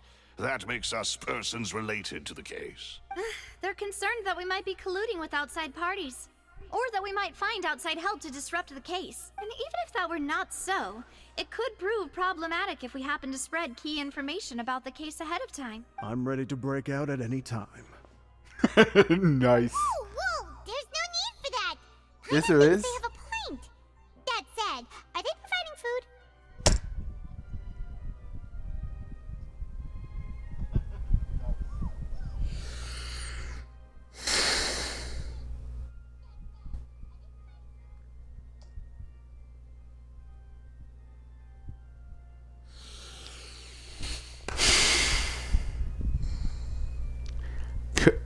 Paimon is fucking Kirby. Of course. I just hope you don't mind the lack of options. I'm afraid that catering to all tastes is not in the cards, nor is any guarantee of balanced nutrition. Who the fuck cares? It's just food. In that case, let's just sort out our findings together here. Pity. I was hoping to take you to try some of Fontaine's famous desserts, too. I mean, what better way to properly think through our findings than over some tea and sweets? Huh. Breaking out suddenly doesn't seem like such a bad idea after all.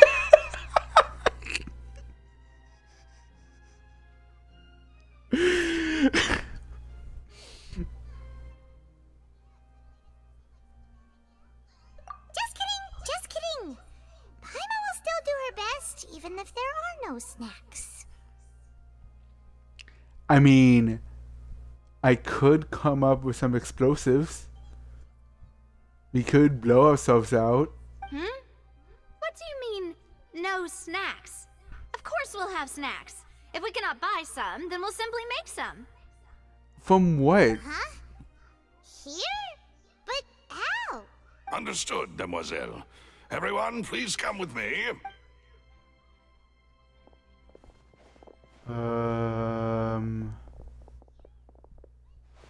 Wait, you're carrying a portable stove with you?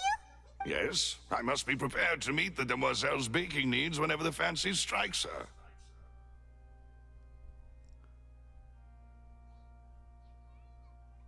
I have eggs, sugar, and almonds at the ready. Good work, you two. Then I'll get to it. Please sit tight for a moment. You'll get to taste my awesome snack soon enough. I have questions.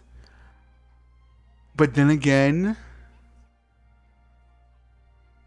it would not surprise me. Where did he hid the stove?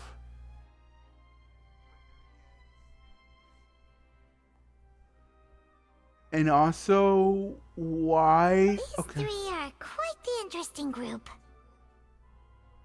It must be a mafia thing. They're part of the mafia. No, I am not going to let that go. They are a part of the fucking mafia.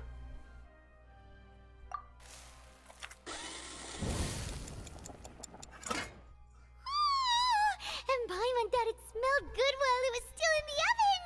Oh, it's even better now. Paimon can't stop drooling. Ah, yes. The food boner has returned with a vengeance. That actually looks fucking good. From the way you had these two guys carrying all that stuff around, Paimon thought you'd have them do more during the baking process. But you ended up doing the entire thing by yourself. Beating the egg whites, grinding almonds, everything. I was applauding. And I was giving encouraging smiles.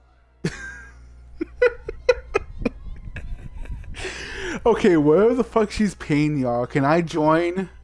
This mafia sounds more laid back and I want to be a part of it. Paimon was just thinking, aren't you worried about getting your fancy dress dirty beating egg whites and baking like this? Well, I don't think it's carved in stone anywhere that fancy ladies can only read books, sip tea, ride horses, and play the piano. I just really enjoy making snacks.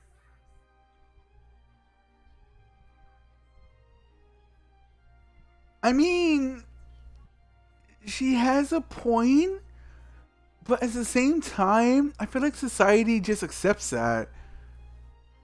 Then again, what the fuck do I know? Don't underestimate beating egg weights, by the way. It's a real arm workout.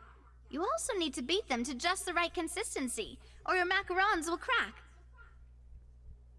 Anyway, give these a try, fresh out of the oven. There's 3 for each of us. I'm fighting. I'm not sharing. I'm gonna eat them. 3? You only need 3. You only need 1, Paimon. Shut up. Well, eating too many sweet treats might send all that sugar to your head. You wouldn't be able to think clearly about the case on a sugar rush, would you?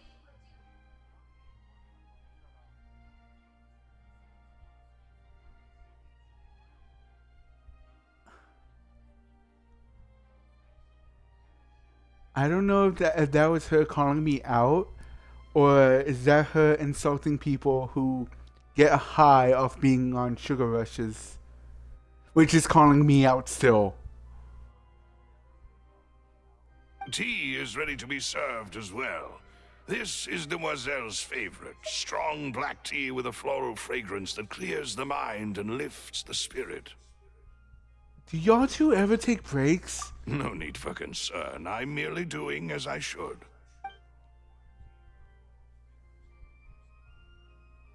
All right then. Down to business. As Paimon mentioned previously, the tunnel seems to be something of a secret chamber. Right. Could possibly call it a chamber of secrets. However, we can assume that Linny and Lynette were not alone within it. Some criminal also occupied its sealed confines. The magician twins could have committed the crimes, of course, but they lack any logical motive. Exactly! Why would they do such a thing right when everyone was watching?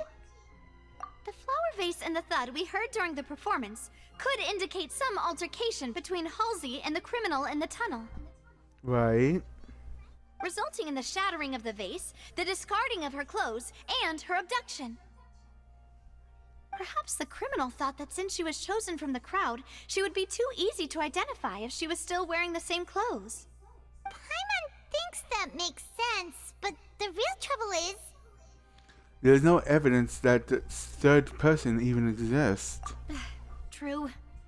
None of the clues we found thus far support the existence of this third person. But the only people left to consider are both technically victims, whether it's the missing girl, Halsey, or poor Cowl. Huh. Could Halsey have secretly made modifications to the magic props in order to murder Cowl before making her escape? How though? That's right. And even if she had tampered with the setup, she would need to understand the entire trick to pull it off. Nor does she have any motive. The guards said that she has never had any dealings with the Magic Troop's members. Were we not thorough enough in our search?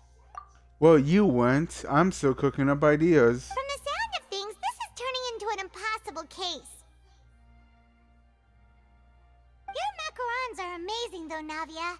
They smell great. They're nice and crisp and super sweet. Paimon.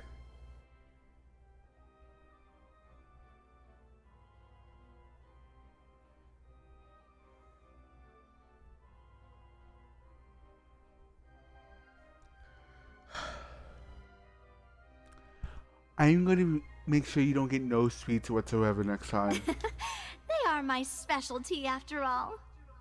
And I see you've already had 5 of them. Jesus Christ, Paimon! What? 5? Oh, that can't be right. Paimon only counted 3, honest. Bullshit. Please don't worry about it. At my age, a few less sweets might actually be a good thing. You sure about that? No. Being greedy is one thing, but Paimon knows how to count. Do you though? Besides, Paimon knows that if she ate too many, then others wouldn't have enough. Wait, even you don't believe Paimon? How could you? Paimon, anytime food is on the table or is even discussed, you get turned on. So, me not believing you, claiming that you know how to count, is a huge sus. If Paimon ate those 2 extra macarons, then may they turn into stone in her stomach. I paid for that to happen. All right, we get it. Well, I suppose one of us might have gotten too engrossed in our chat and eaten them by mistake. No big deal. Bullshit. Malus, set up the stove again if you would. Huh? What are you doing? Are we cooking Paimon? Are we cooking Paimon? Making sure everyone gets 3 macarons, of course. Oh. Exactly. We don't want to trouble you. As you wish, demoiselle. And I have the egg, sugar, and almonds.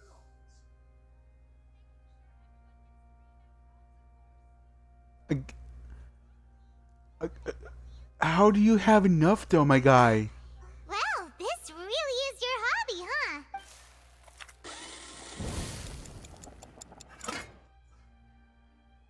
Well, that's it for snack time.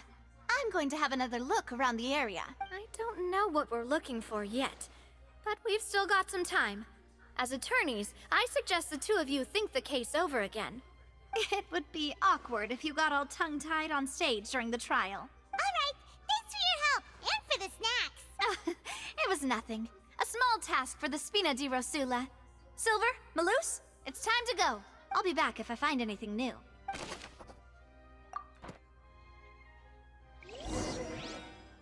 Alright, it's time to put our heads together.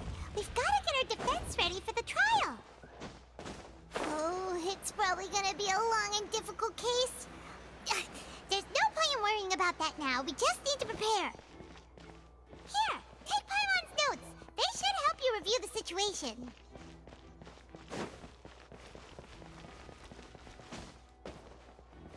Cool, I can't leave. I actually had to wait here.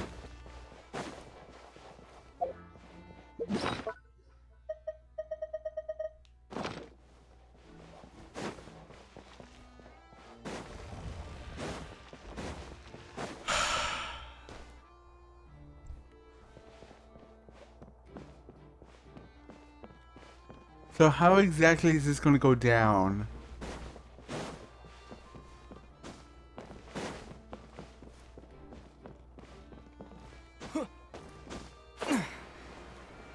Like, are we going to go over here? Or are we going to be... Or am I going to have to actually have a sword fight over here with me and my clients? How is this going to exactly go down?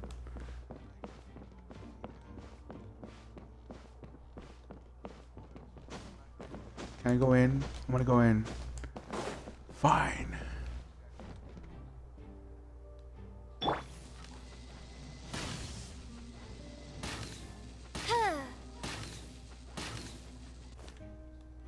Huh.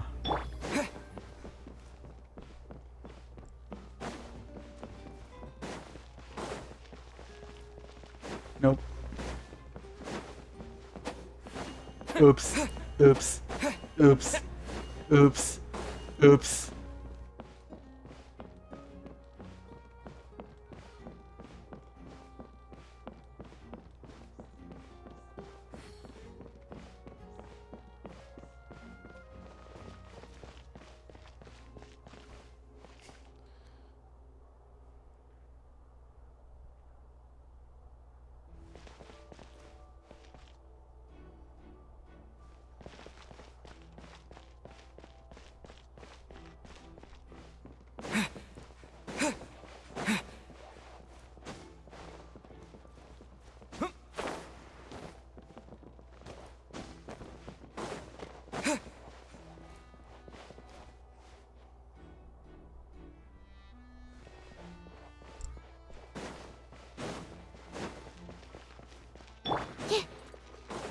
I'm gonna do something so stupid it's gonna be funny.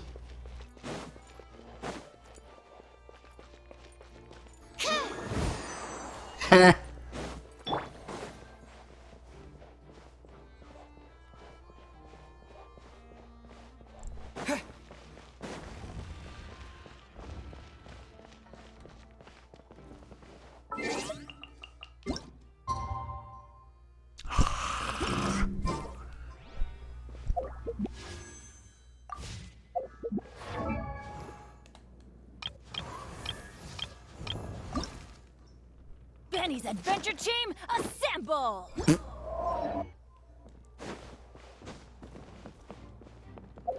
Wait.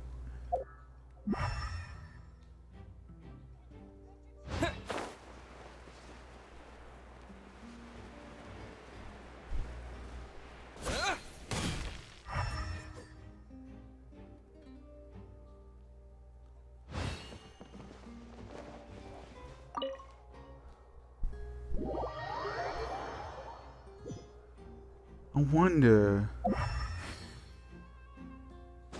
That can't be triggered. Oh, nope.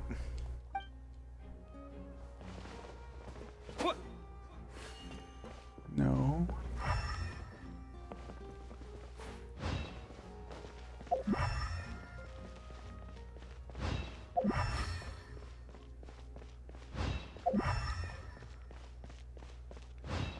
How come we can't leave out here?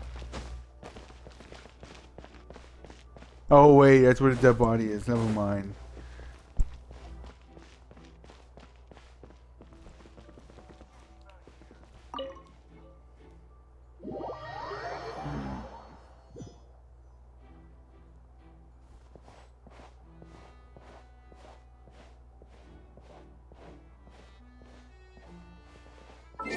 Wait, I should be looking over the notes. What am I doing?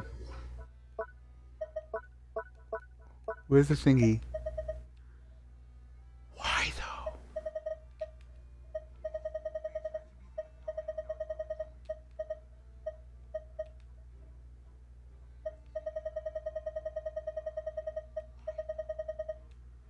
Craft? Oh.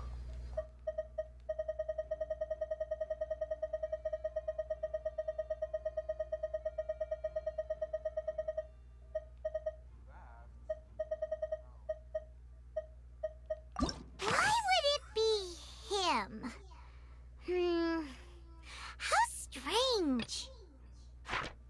Gosh, no wonder the serial disappearances never got solved. We all heard that noise, didn't we? Did we? We all heard the performance would not have been visible from where the doors were guarded. If Paimon were on duty, she would have snuck back into the audience seating. And that would explain why you suck at being a guard. Well, there was no chance Paimon could have seen that the box had 2 layers. You don't see nothing at all, Paimon. And that's why only the 2 of them can perform this trick. There was no third person. And Paimon didn't eat more than 3 macarons either. Why are you so hung up on that, child? Digging a tunnel just for a magic trick? Whew, that must have been a lot of work. You're a lot of work. That size... But we're missing one. Whoever this people... This is probably a prop, too. Paimon doesn't get this at all. You think about it for a bit, Traveler. Fuck you.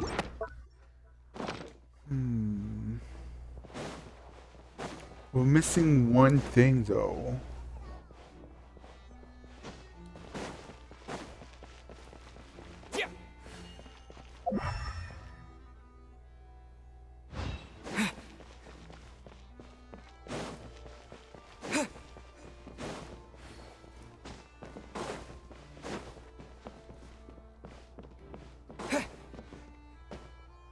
Where was she sitting at, actually?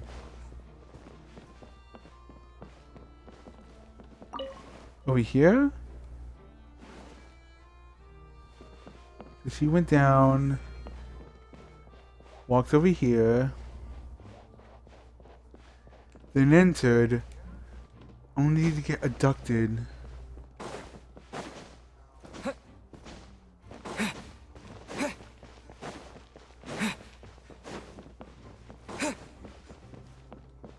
Wait, if we're forced to stay here, does Farina have to stay here? Or is she allowed to do literally fuck all?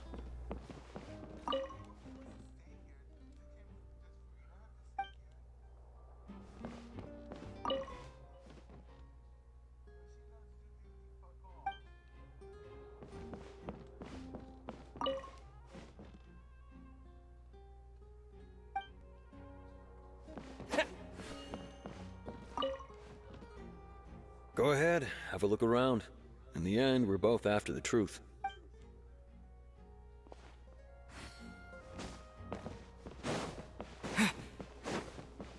If you do encounter Ms. Halsey, please contact the guards immediately.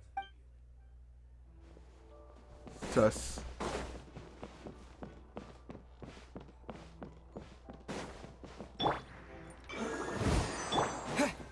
Eh.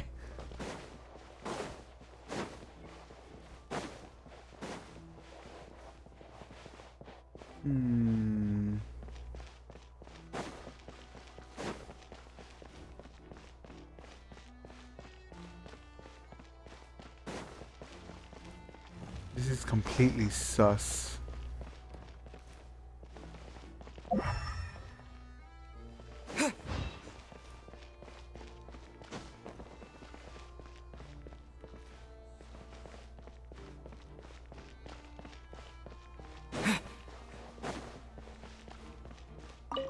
apologies, but access to the venue is restricted at this time. Please register first. Why do we have to register?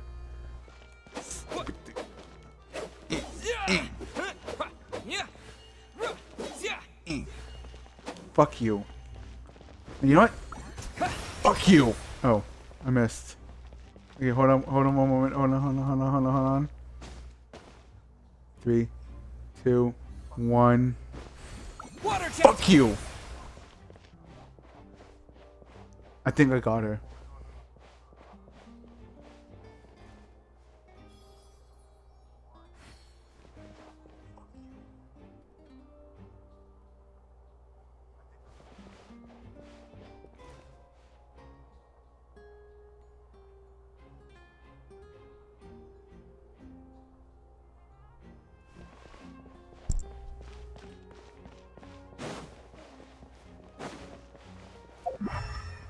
Gotta be more to this than we're leading up than we're left to suspect. Did this just close and open on him? I don't like that. Why do you close so quickly? What the fuck? Stop it.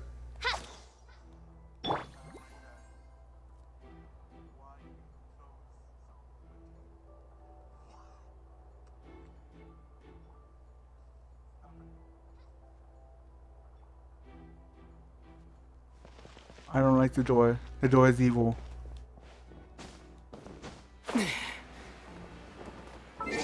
How much time do I have left?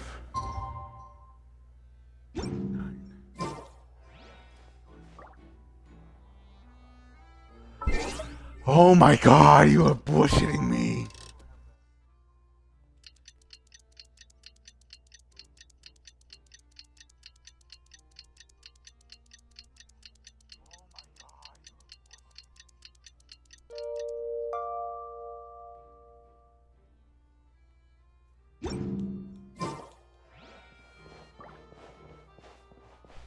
Wait until the trial on the following day.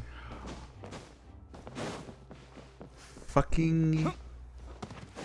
Okay. How did I fall?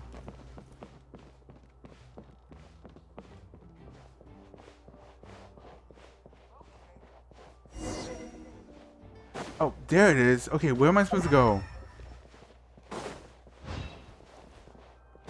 Whoa.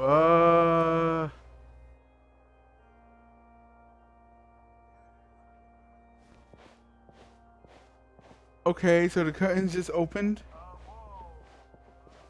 Okay, that's fair, I guess. Where am I supposed to go? Oh, over there. What do we do? The whole situation is so confusing. Let's take things step by step. Impossible things don't just happen. We'll get to the truth one way or another. Please tell me you're gonna take those ridiculous glasses off. Just relax. Even if everyone else suspects Lenny and Lynette, at least we will be supporting them from the stands. Besides, I doubt Farina understands any more about what happened than we do. Thanks, Navia. Well, we'll be going then. Best of luck to you. I'm gonna need it.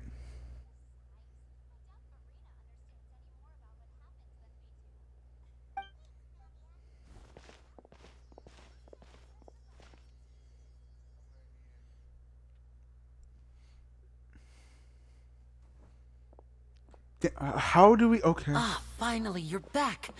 Well, how did your investigation go? Horribly. We saw nothing. To be honest, you might be disappointed. No. We're already very grateful that you were willing to help. Well now, don't you all look disappointed. Don't tell me that your investigation came up empty-handed. Why do I get the feeling you're hiding something from me? Like, you found the evidence and you hid it. That was to be expected, of course. The guilty can never produce proof of their innocence. But don't let that stop you.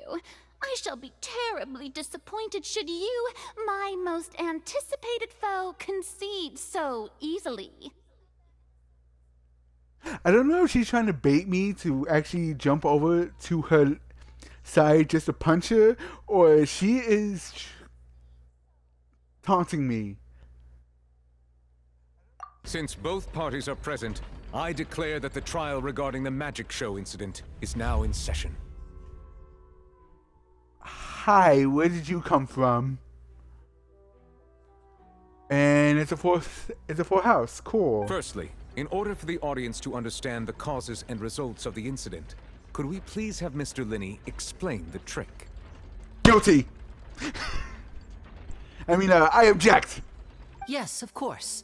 I will explain while Lynette demonstrates on stage. All the necessary items have been prepared.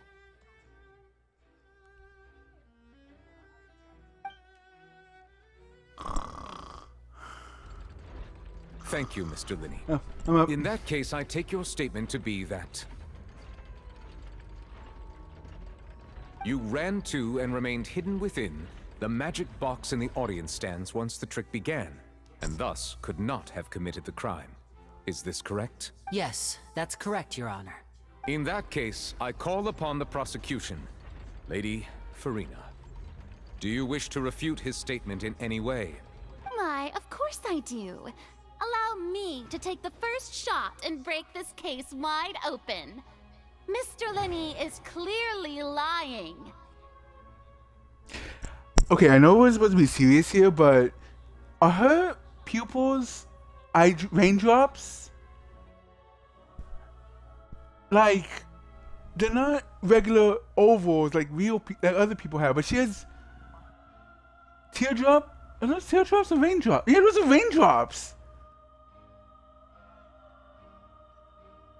What the? I mean, it makes sense. She's a fucking hydro icon, but like, a little bit on the nose.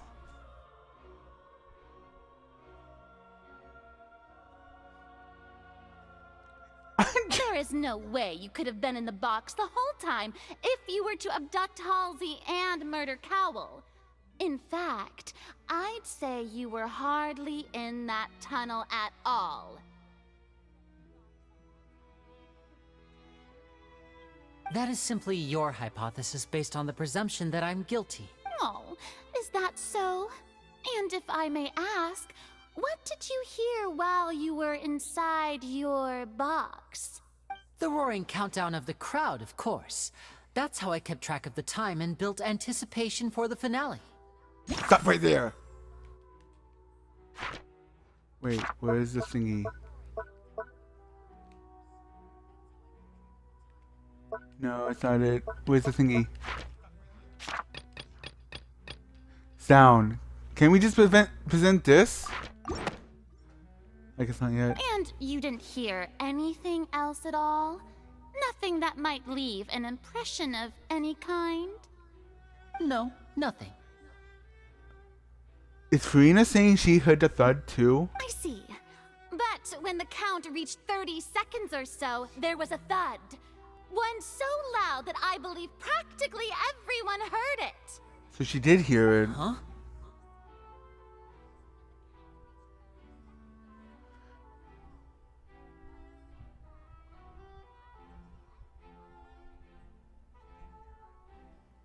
Hey, hang on.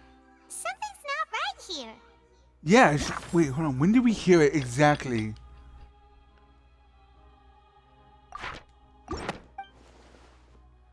How could Lily...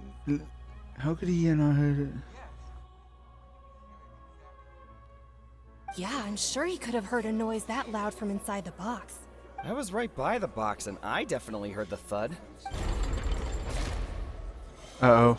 It moved. Those scales. Why did it move? Those mean... The Oatrice is...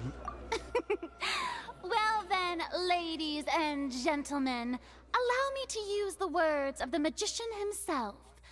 You never know what can happen in the blink of an eye. Indeed, it seems his alibi can also collapse in the blink of an eye. Of course, I have armed myself to do far more than smash your alibi. Confidence cannot go unfounded, and my foundations are rock solid. Firebug says I can break it in 5 seconds. Tell me, aren't you and Lynette actually from the House of the Hearth? Why does that matter?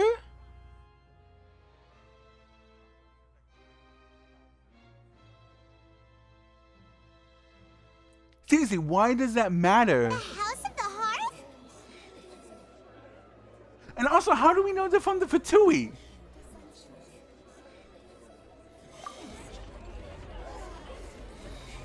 No wonder they did something like this. So the serial disappearances were the Fatui's doing. Now it all makes sense. I've got a feeling that what happened on stage probably wasn't just an accident. That's irrelevant. Our identities have nothing to do with what happened. Indeed. Then perhaps you could tell us everything that happened during that 1 minute. Your first priority is to prove yourself innocent after all. I'm sure there is little that needs to be kept secret now. Unless your script already has holes in it. The Outlander is speechless. My, oh my, don't they look flabbergasted? Now comes the infighting and discord, I suppose. This was almost too easy. Good thing I made all those preparations. Seems the all-nighter I pulled last night is really paying off. Wow! How evil. Hey, Linny, why didn't you tell us this before? Why does that even matter? Again, they're part of the Fatui, yes, but why does it matter? Not like it would change anyway. Hell, we didn't even know Child was a part of the Fatui until he attacked us at Rex Lapis' home. So why would it have mattered? Order! Order! Mr. Linney, allow me to re-establish the facts. Lady Farina has raised 2 points. Before ordering something, can I have an order of fries? I'm getting hungry. First, when the thud was heard in the Opera House, you were neither in the box nor the tunnel. Second, you and Ms. Lynette are both members of the House of the Hearth. And why does that fucking matter? Where they're from should not even matter. Are these claims true?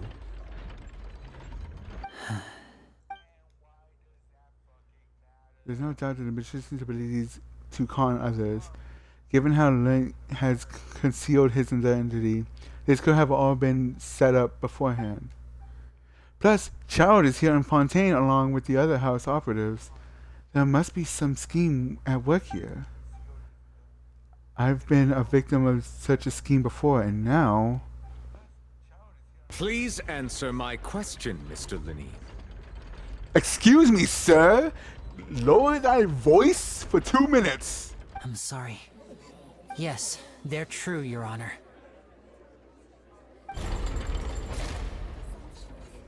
I knew it! Well, that's it. We might as well move on to the sentencing already. What should we do now? Objection!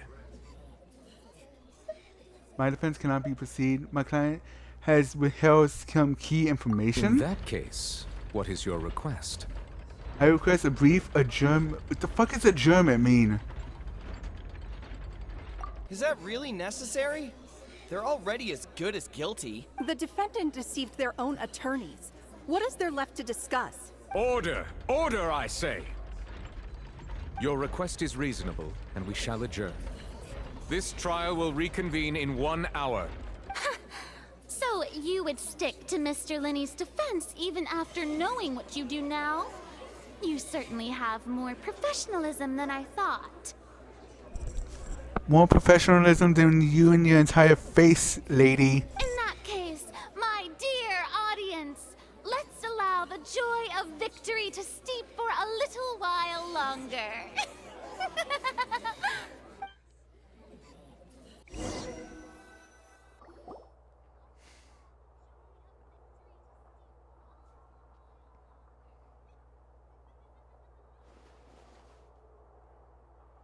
Oh, good, she Well, took the glasses off. This is awkward. I didn't think the Hydro Archon would dig all that up.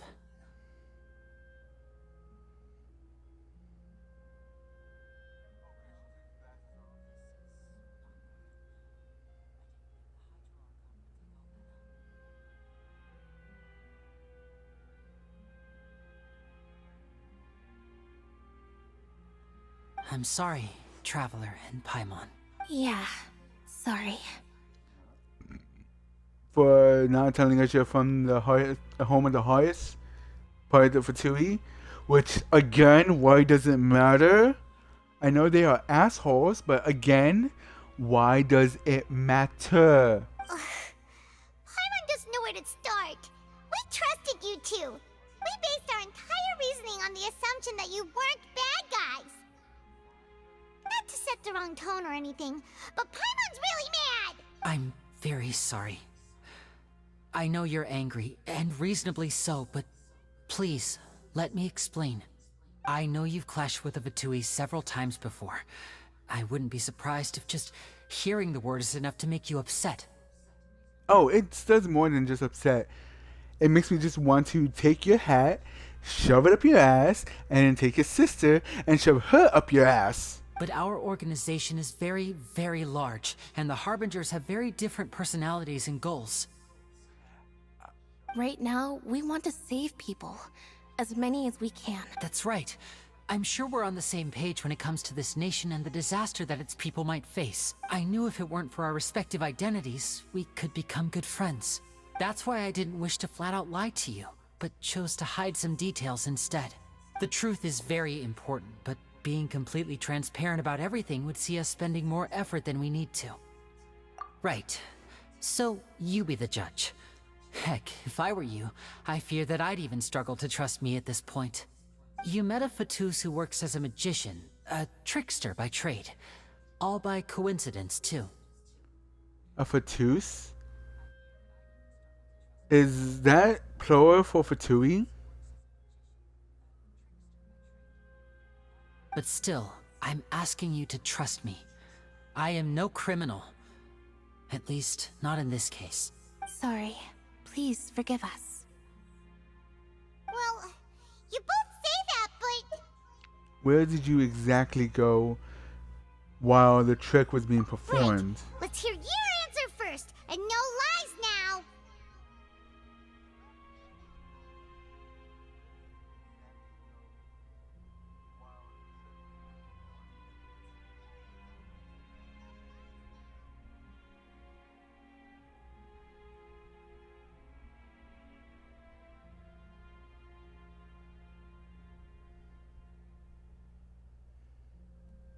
Of course. I'll answer any question you ask. We've been trying to find out how the Oratrice operates. We want to know why it has a consciousness. Why can it deliver sentences accurately? During our investigations, we learned that the machine's core is beneath it. From that moment on, Lynette and I have been designing this box swap trick, with the objective of getting close to the core. Is that why you needed a whole minute? That's right.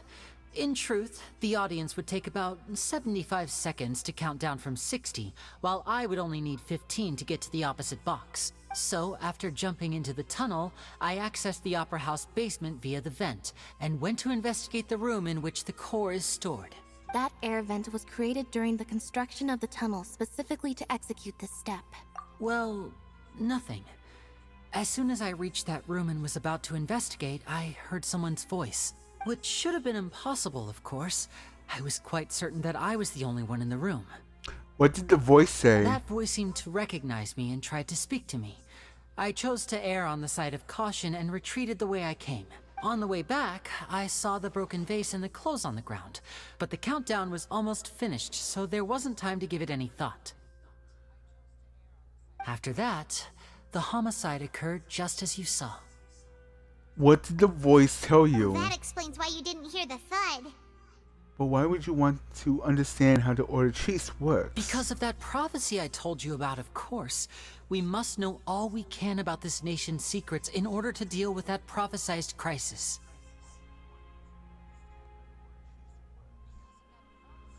That's the only way we can save everyone. So, there you have it. The whole truth. I swear, I didn't hide anything from you this time. It was never my wish to proceed under this cloud of mistrust either. But like I said earlier, you can be the judge. If you want to leave because you don't trust the Fatui, there's nothing I can do to stop you. Well, Traveler, you decide. Paimon will follow your lead however you choose.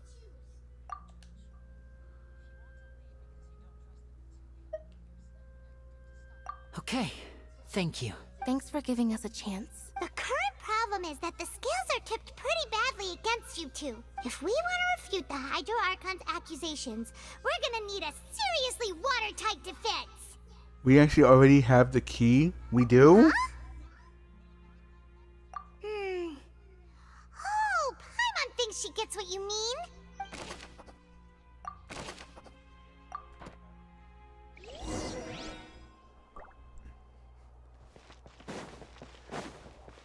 Chest, any chest, any chest, any chest, any chest. Where am I? Any chest, any chest, any chest, any chest, any chest, any chest, any chest. Can I actually leave?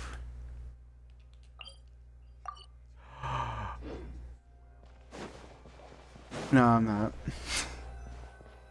Continue the trial, I guess.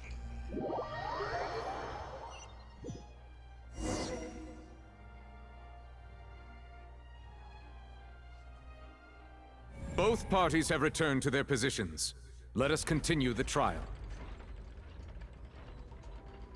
When last we left off, Mr. Linney acknowledged the new evidence presented by Lady Farina as fact. Therefore, Lady Farina may continue stating her reconstruction of the events. That took long enough. Now then, if everyone would lend me their attention, at this stage, let's revisit that scene from Linney's perspective. Based on the opposing...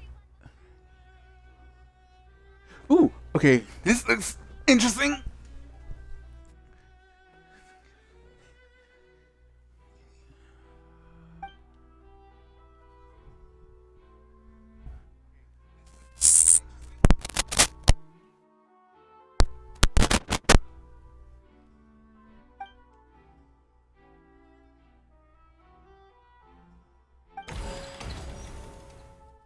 Oh, crap. As the countdown began, he entered the tunnel.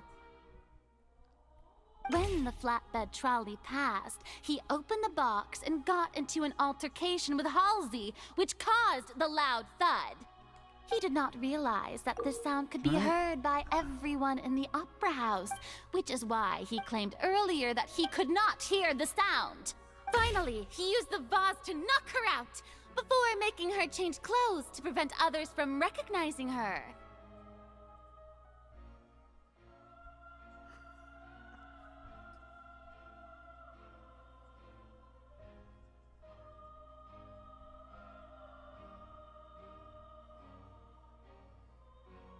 At this time, Cowell arrived in the tunnel, having heard that strange noise, and caught Linny red-handed. So Linny proceeded to knock him out too before stuffing him into that box.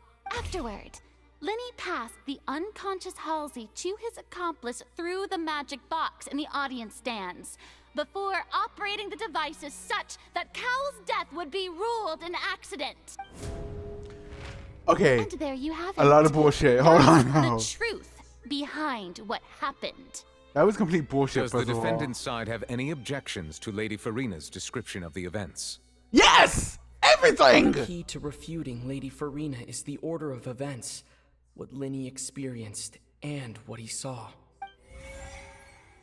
Can I change this one? Wait. Wait, no. That would be...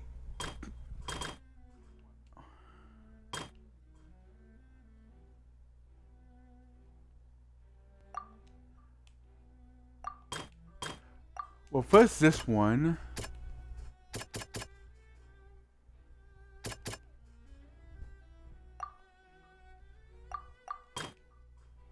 Or is it this one?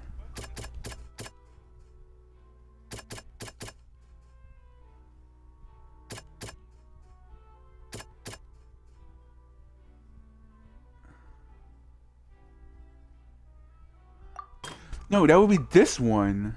Wouldn't it? Seems this No. won't produce a particularly... Hold on. No, it's not that one either.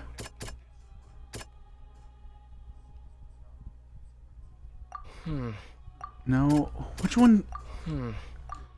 For this one? Linny Really? went to the room that contains the Oratrice's core.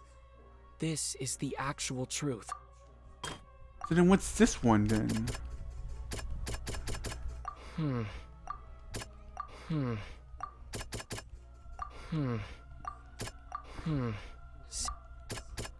What?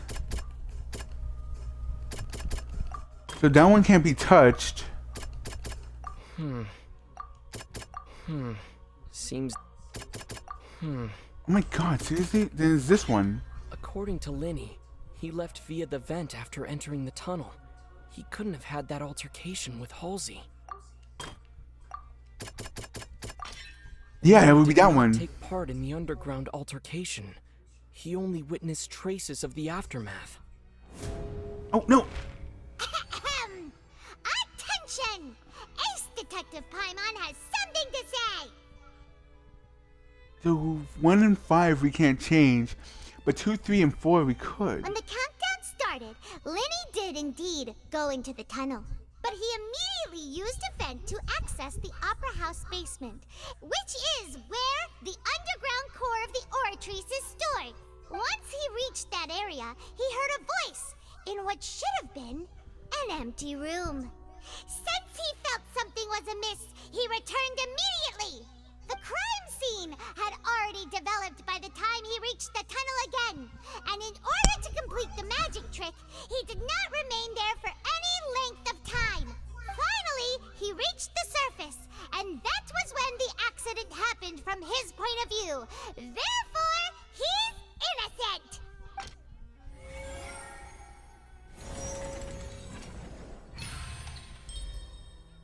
Heh. Suck it.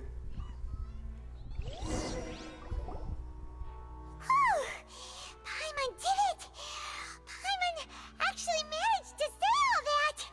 Oh, wasn't it awesome? Why do you have that back on?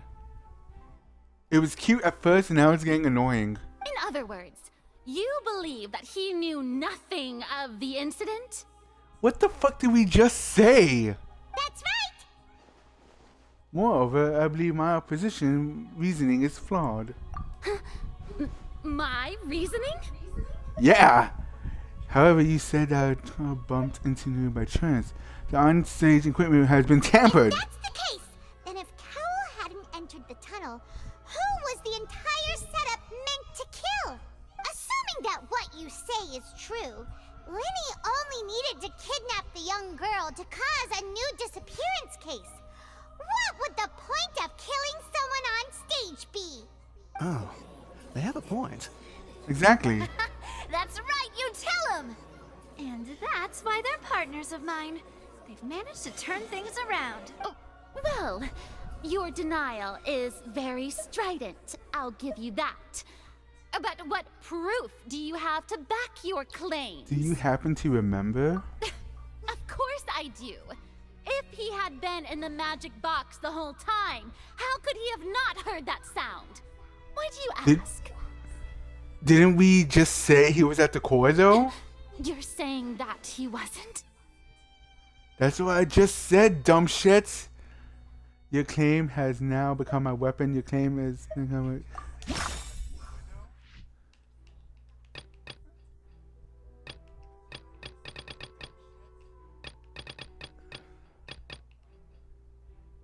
That's right! Lenny wasn't in the box or in the tunnel.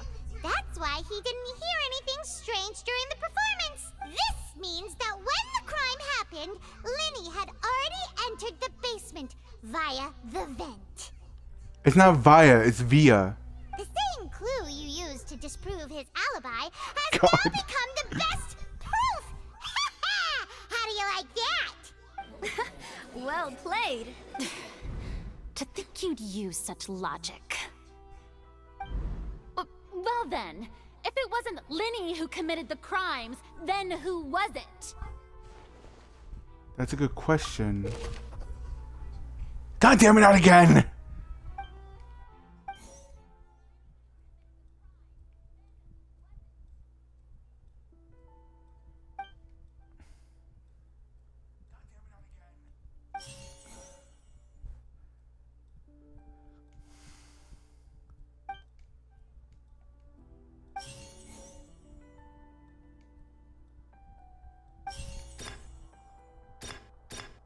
Could there have been a third person involved?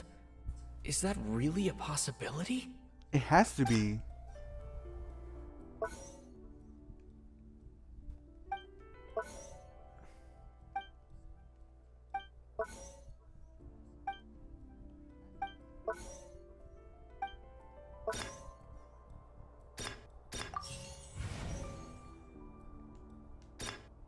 What? The deceased's name is Cowell, Lenny's assistant. He would have been able to tamper with the equipment. But why?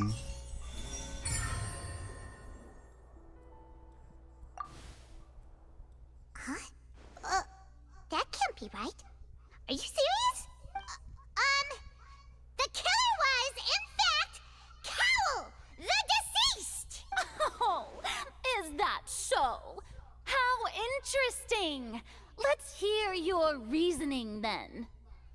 I'm with her on this one. How is that even possible? What I must do next is recreate the truth. What Cowell did, and how he went from would-be perpetrator to victim.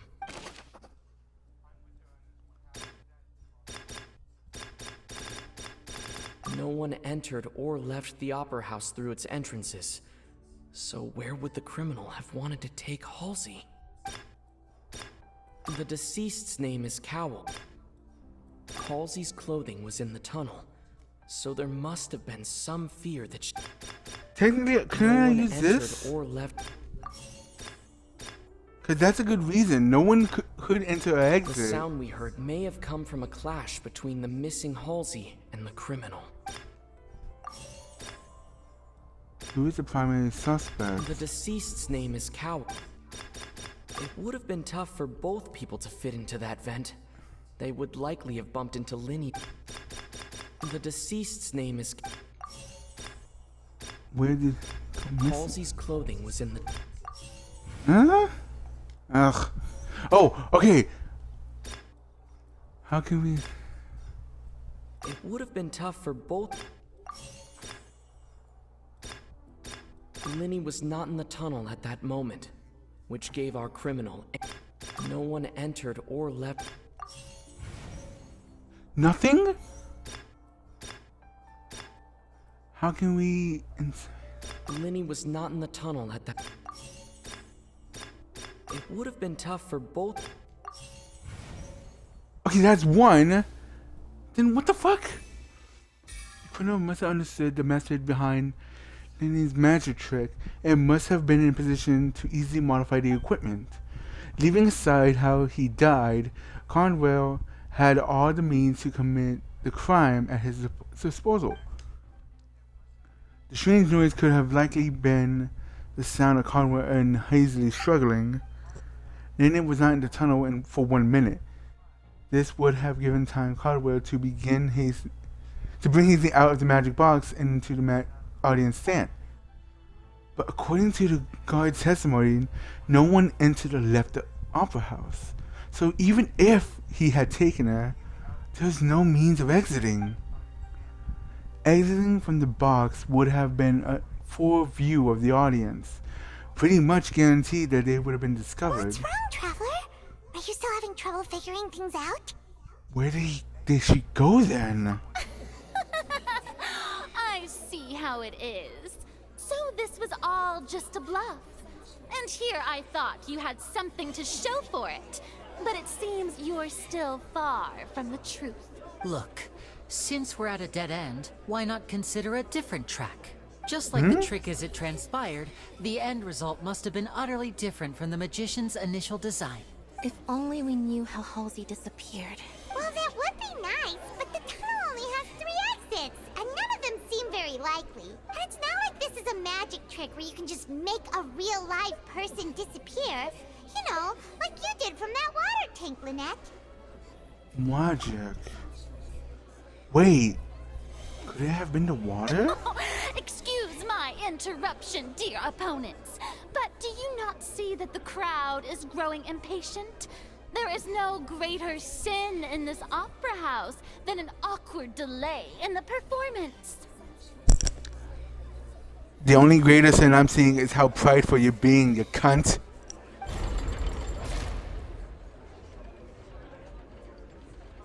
If the defense is unable to make further effective arguments, we will move on to the next stage of the trial. Hold on a second.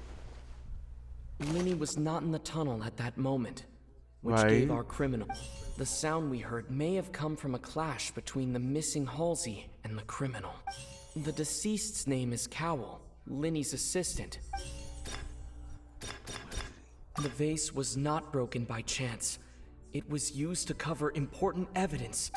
It would have been tough for both. Wait. The vase was This not actually- broken.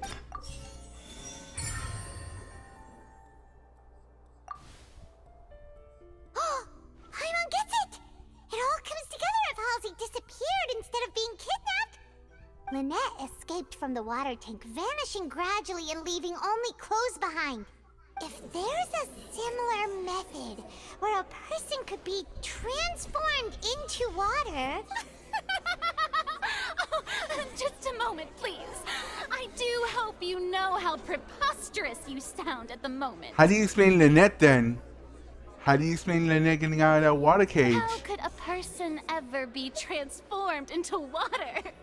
This is reality we're talking about here, not some magic trick.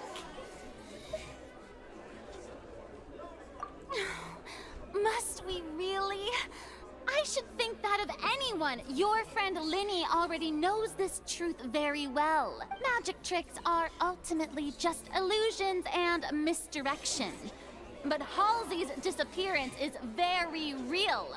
We're talking about 2 completely different things. Even so, I trust the Traveler's judgment. The truth must be out there somewhere. Perhaps some new line of reasoning may open if we try to gather all the focal points that don't make sense. Since Cal was the deceased, we haven't placed much attention on him. But given that we aren't making much progress with the case, it wouldn't hurt to have a look at his belongings, would it? People really do come up with all sorts of harebrained schemes when at the end of their rope. The way I see it, your suggestion that we broaden the scope of our investigation is nothing but a tactic for stalling the trial. Nevertheless, I believe that this is a reasonable request on the part of an attorney. Since the trial does indeed appear to be at an impasse, I believe that additional evidence may help us make more progress. Guards, Please step into the lounge and examine the personal effects of the deceased Cowl. We are still examining the items, but we have already made critical progress that we feel must be shared with everyone post-haste. We discovered several test tubes of fluid within Cowl's baggage, each labeled separately. The notebook in his backpack claims that these fluids are water from the primordial sea. The primordial sea? The note's contents also indicate that Cowl belonged to an organization that sells illegal drugs and that he had an accomplice.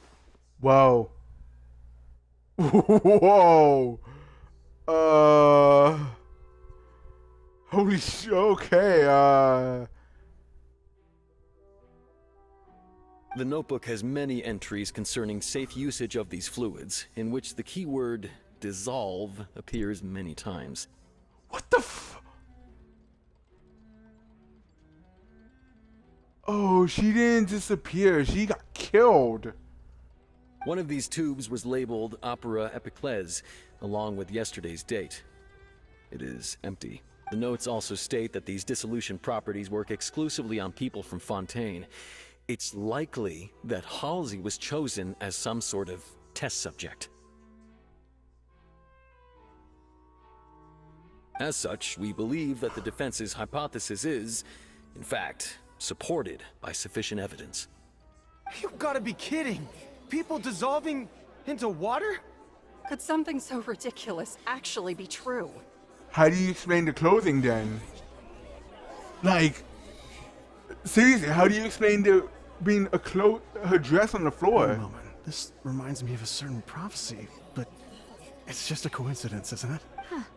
If people can become water, does that mean that the water tank's real use was as a means to hide water stains? And if Cowl was targeting that girl... Wait just a minute. Could that mean... You two, with me, quick! Demoiselle, wait! What about your partners? Let's go. Just trust me. Order! Order! Jesus! Do you have to do that, my guy?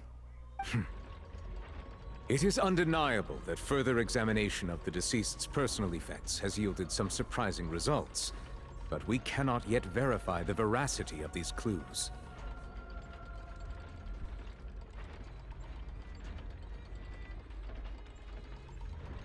Still, let us assume that these clues are indeed authentic, albeit with the understanding that Ms. Halsey has yet to be found. Guards, please continue examining the items along these lines. Mr. Linney, it appears your hypothesis is supported by the evidence, so please continue speaking. Of course.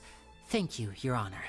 If we uphold this hypothesis, I believe that many of this case's seemingly unrelated clues can be connected together. Right! Like the metal hook! That one didn't make sense at all. Let's think about this.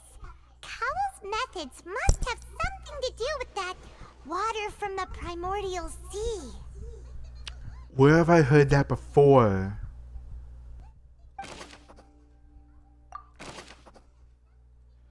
Who is currently the primary suspect? This motherfucker. What item did the culprit use to control the timing of the dissolution? Lynette was in the magic box on stage. I remember there was something else within the inner lake. The water from the primordial... This one. No! Shit! The water from the It primordial... was this one. But with the items you use to control the timing of the... Wait a minute.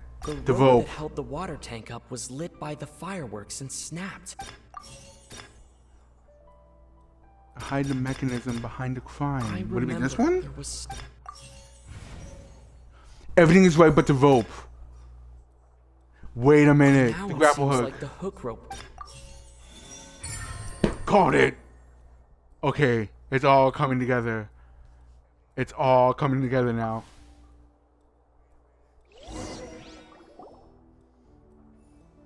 Ahem! It's Ace Detective Paimon's time to shine again! God damn it, Paimon. I cannot take you seriously with that mustache. In the original plan, Cowl would tamper with the water tank rope and the number selector securing his target. When the magic box containing Halsey was lowered, the metal hook would retract gradually and pierce the balloon at the top of the box. When the balloon attached to the box popped, the water from the primordial seed inside it would pour down and dissolve Halsey. Afterward, Cowl would enter the tunnel and break the flower vase to conceal the water inside the tunnel, with the remaining evidence being covered up by the water tank on stage. But he encountered something unexpected in the tunnel, and wound up being fatally hit by the same water tank he meant to use to cover his tracks. Huh. That does make sense. Kind of, but damn. Actually links together a lot of the more confusing pieces of evidence. Suck it, bitch. Oh dear. Suck What it. do I do? Even I think they sound convincing now. Have I falsely accused an innocent person? What a humiliation. Not so high and mighty now, aren't you, bitch? Now, it seems like the only point of contention remaining is the exact circumstances that led to Cal's death. His notes mentioned he had an accomplice who could be related to the situation. On that note, the guards have just contacted me indicating that they uncovered new evidence. I shall now invite him on stage to share it with us. Hi. Thank you, Your Honor. We were just inspecting the luggage of the other people involved in this case, and we found an identical sample of the water from the primordial sea among Linny's personal effects. Oh, fuck. What? That was planted. Oh, he planted it. That can't no. be. Oh, I see. Well, how wonderfully comedic to have your own counterattack only to come back and wound you. It was planted. Does this not clear all doubt? My dear citizens, my loyal audience, allow me to present my reasoning and bring this performance to a swift close. Linny did not need to take part in the dissolution of the young woman at all. Indeed, he did leave the scene via the vent.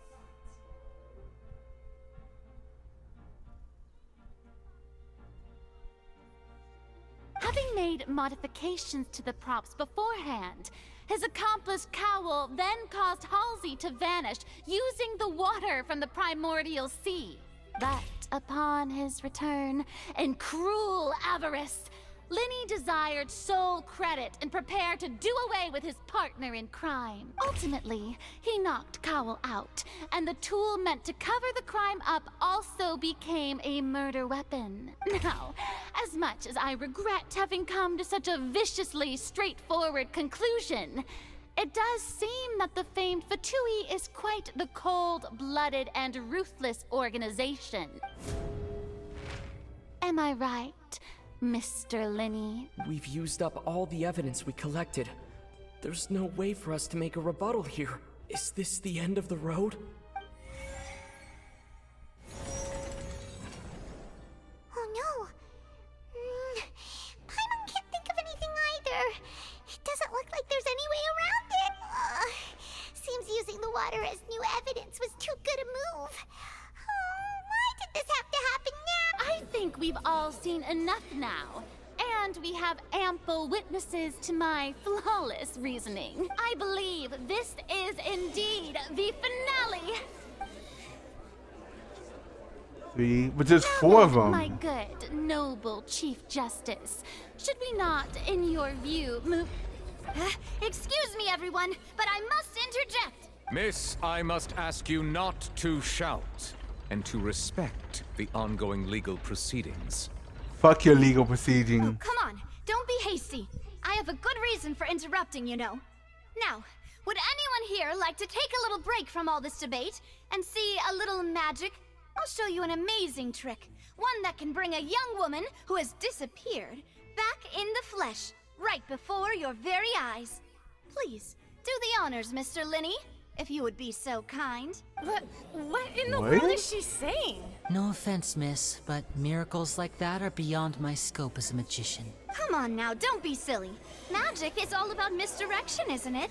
It often conceals the truth while presenting a fascinating illusion. But once everyone believes the illusion, can't magic reveal the truth to them once again? And wouldn't such a trick be the most marvelous finale to today's performance? Come on, Linny and Lynette. Give it another go. Don't worry.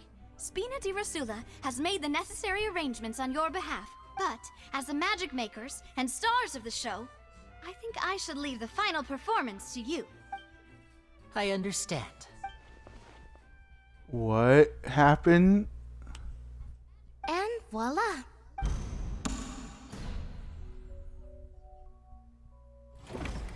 What the f- Sorry for the interruption. How do we know she's... Wait, isn't that Halsey? So the whole thing about people dissolving wasn't true after... To be clear, I'm only here because this person told me that if I testified, the merit of doing so would lessen my sentence. What do you mean by that? I was hiding outside this room listening to the proceedings because I was afraid that I would be the one put on trial. I was just feeling happy that no one had noticed me. And then before I knew it, she caught me. That'll teach you to underestimate us three. Where should I begin? I'm sorry. I'm the one who killed Cowell. I admit it. What? What? Why? Firstly, my name isn't Halsey. It's Lillian, and I'm originally from Mondstadt. I heard that Linny's show was gonna be a real thriller, but I missed the chance to buy a ticket, so I stole one. Nice. Nice, you dick. That's how I make a living. I steal stuff here and there. And I'd never been caught before. Wait a minute.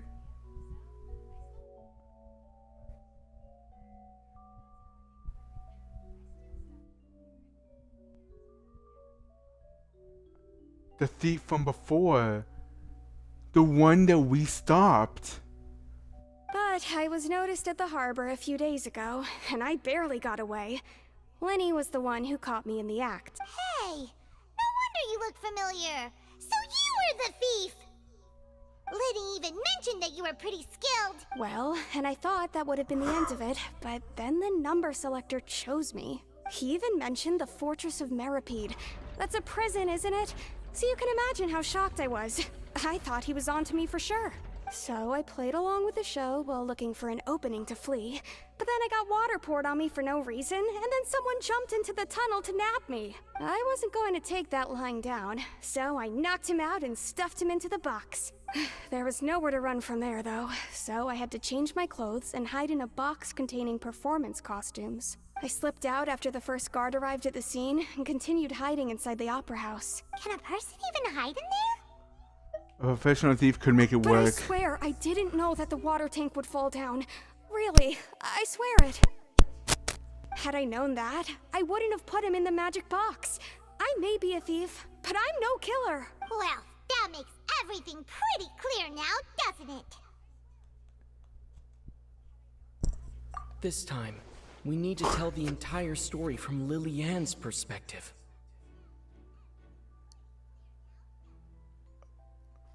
Okay, that thing I said where the court trials can't be seen as operas, I take that back. I take that back. This is more interesting than any novellas I've ever seen. My turn. Counter-Strike. Oh, not this one, okay.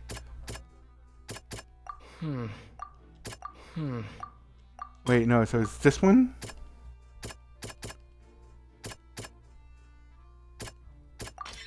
The strange sound wasn't from a fight. It was Lily-Ann's attempt to break out when she was frightened. The flower vase was not broken to cover anything up, but was smashed during the struggle between Lily-Ann and Cowell. This one? Lily-Ann was afraid that she would be recognized if she left, so she changed clothes and hid, biding her time. Just what one might expect of an Boom. It's Ace Detective Paimon time!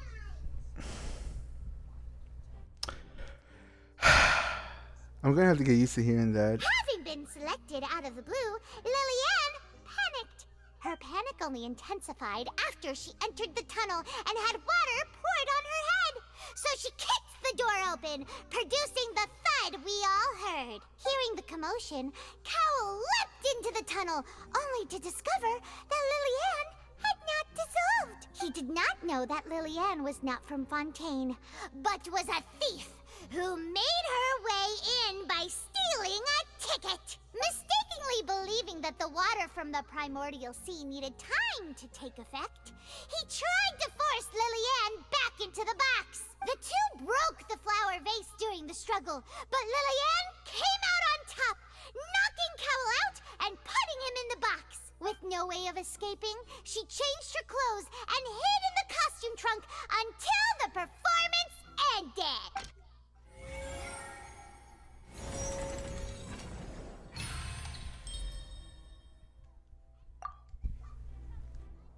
I mean, damn. She knew that she would have to go through guard inspection if she tried to leave afterward. So, she has been trapped in the Opera House these last 2 days. She had already become desperately hungry by the time we were chatting over macarons. So, she swiped 2 of them right under our noses. Talk about a sneaky thief. At this point, all the events that happened in the tunnel have now come to light. Ah, so that's the whole story. Bravo! Bravo! Now then, Lady Farina, do you wish to speak against the defense's statements? I fucking dare you. I motherfucking dare you, bitch. I fucking dare you to speak against the truth. I dare you. I dare you. I dare you. Oh wait, I'm not electric. Please answer the question, Lady Farina. Also, if I may add, the trial has not yet ended. As such, I request that the prosecution not leave the room before the proceedings have concluded. Oh, she was gonna run. Yeah, she knew she fucked up. She fucked up. What? Are you reading my mind now? Yes. No. I have no further arguments. I admit defeat. But really, could you at least have left me with some dignity? You don't deserve it. You don't fucking deserve it. Wow. Look at that. She's like a deflated balloon now. Good. If there are no objections, then as the Chief Justice of Fontaine, I shall once again repeat the full sequence of events. The actual perpetrator of the serial disappearances, Cowell, selected his next victim from the audience reservation list.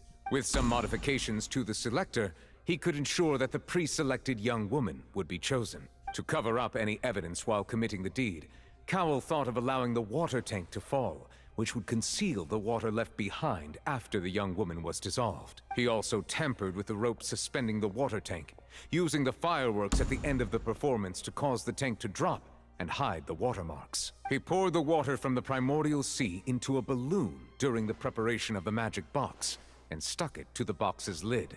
Finally, he passed the prepared hook on a rope through the gap in the magic box's door when bringing the young woman to said box. When the magic trick officially began, the box containing the woman was lowered into the tunnel, tightening the hook rope and bursting the balloon containing the water. If all had gone to plan, the young woman would be dissolved at this time. However, Lillian was not from Fontaine, and thus fled the box with a loud noise. Realizing that there was trouble, Cowell entered the tunnel and met Lillian. Thinking that the waters had not yet taken effect, he decided to proceed. However, his opponent was more capable than he thought, and he was overcome, knocked unconscious, and placed into the magic box, and thus became his own final victim. Metal as fuck, bro. That sounds so metal. Lillian, according to her own statements, then changed clothes and hid until the performance ended, before hiding in other parts of the opera house. As for Linny, He was in the underground structures within the Opera House, and was thus ignorant of these happenings. From this reconstruction of events, we can conclude that Linny, the accused, is in fact innocent. While there is much in Linny and Lillian's conduct that should still be investigated separately... Just shut up. Shut up. Shut up. Those conducts do not fucking matter. You just said he's innocent, so shut up. Shut up. This case, at least, can be handed over to the Oratrice to make the final decision.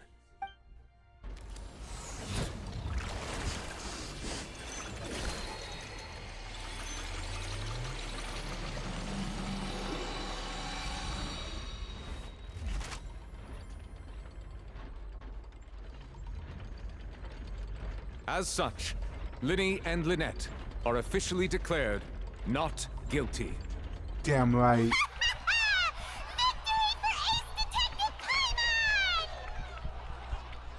Damn right. Great work, partners.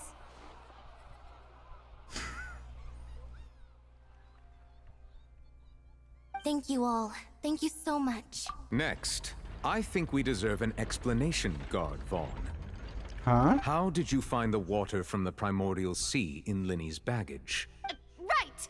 Your discovery caused me to make a serious mistake, you know. Or was that not a discovery, but false evidence that you dared to bring before this court? Did she seriously try to save her own ass?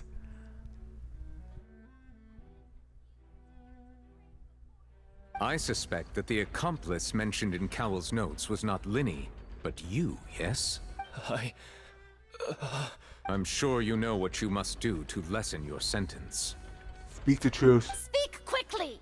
Unless you want to earn yourself a one-way ticket to Coupon Town. Coupon Town? What is Coupon Town? I was just following orders. We were supposed to place blame for the serial disappearances onto Linny, and thus cause suspicion to fall on the Fatui. The higher-ups said this was the best opportunity to do so. And now that your plan has fallen through, and the secrets of the water have been revealed, you have become a liability to said higher-ups, yes? Therefore, you would be wise to tell everything you know, and seek the protection of the guards. Yes, I'll tell you everything I know. And then he gets killed. Our boss discovered that the water can cause people to dissolve. It can also be made into a potion, which when extremely diluted, can cause people to experience unforgettable exhilaration. We've been in this business for a while now, and have made decent more off it. The disappearances were also the boss's idea. I mean, this is the boss we're talking about. And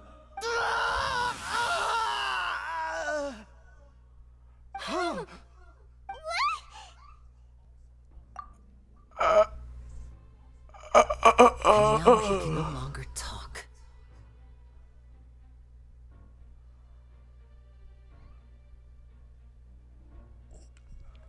I was kidding. I was kidding about the fact that he died. I swear to God, I told the icons, I was kidding. I did not know he would die. Such ruthlessness. I shouldn't have expected any less of them.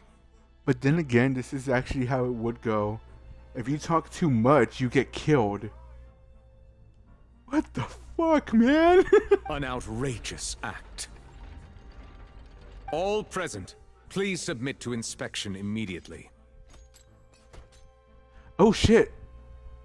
The robots. Whoa.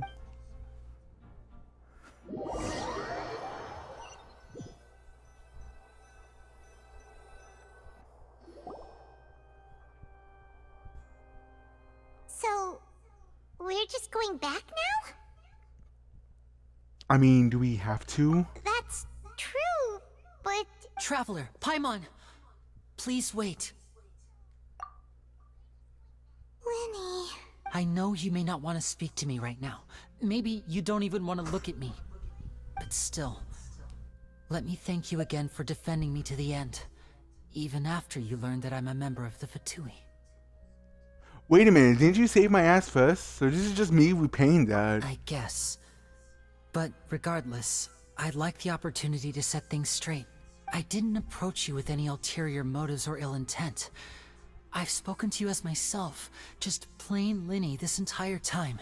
As for why I'm a Fatus, it's because the goals of the House of the Hearth align with those of an orphan like me. That's all. And the goals are what exactly? That was how Father, who you might know as the Knave, approached recruiting us back then too. Okay, first off, who the fuck is Knave? Canonically speaking, in this point of the story, we don't know who the Knave is. Like, we have never met whoever the fuck the Knave is, as in the story. So, no, I know who she is. Bessie ruined that for me. But I mean, story-wise, we don't know who the Knave is. So, again, who? The Knave? The one who controls the House of the Hearth? She's your father? Unless somebody told us when we were running around the circus in Shimeru. That's right. And since we're here, I was wondering, would you mind hearing a story? It's about my past.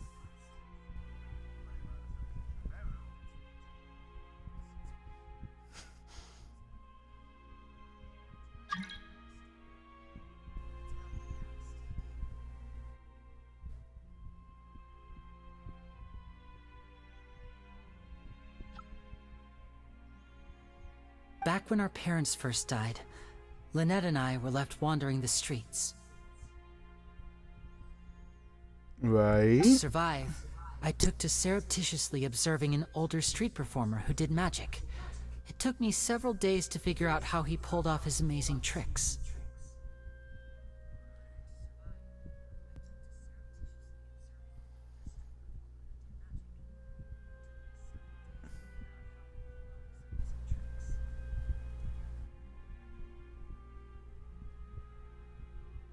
I took my sister through several streets until we found a crowded corner, and we began to perform magic tricks there.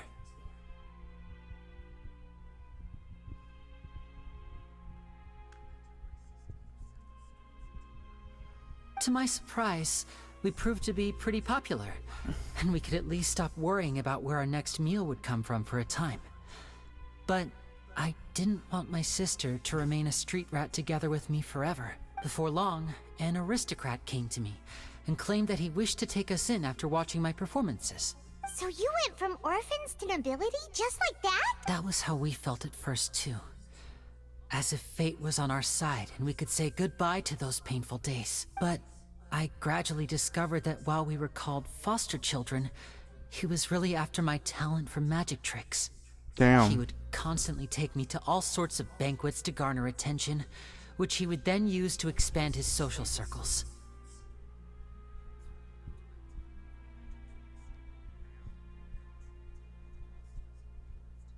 That doesn't seem too bad either. Better than roaming the streets at any rate. It took a while for me to realize just how dark his heart really was. After one particular performance at a banquet, I discovered that Lynette was not on the same return vehicle as me. I waited a long time after we returned home, but she did not come back. I went to that noble's bedroom and asked him about her whereabouts. The answer he gave me was, she caught the eye of the most eminent person at the banquet, so I sent her over as a gift. I mean, you'll be able to perform your magic regardless of who your assistant is, yes? Oh no. So he was gonna... But wouldn't Fontaine's laws deal with such people? As far as outsiders are concerned, this is a relationship akin to adoption or foster care, and they have their ways of escaping the eye of the law. I managed to ferret out the location of the mansion of that so-called eminent person and hurried through the night. But by the time I leaped over the walls, avoided the guards, and made my way in, all I saw was the moonlit ground covered in blood, and the knave standing there in the darkness. So, she'd already taken care of that guy. That's right. She had rescued my sister before she could come to any harm, and had even discovered several girls hidden in a basement, all of them orphans. What the fuck? Father, I mean, the knave, might have seen something in me, and so she made me an offer. The House of the Hearth welcomes you, for your interests align with ours. Here, none will ever betray you. Indeed, betrayal shall never be permitted here. I was hesitant to trust her. I mean, I had just been betrayed by nobles, but she was also quick to destroy the noble who had taken us in at first, giving us back our freedom. Oh, so that's how the two of you joined the House of the Hearth. The knave is after the Gnosis. She has her own plans. She's after the Gnosis. She has gained permission from the Sarita to first use the Gnosis's power once she obtains it. She plans to use it to find a way to break the prophecy and save Fontaine. So, she believes in that prophecy too? That's right. The whole House of the Hearth is currently working to combat that crisis. Today's case has also proven that people from Fontaine can indeed dissolve into some sort of water, thus further supporting the prophecy. Everyone at Hotel Bouffe d'été, including the knave, has their roots in Fontaine.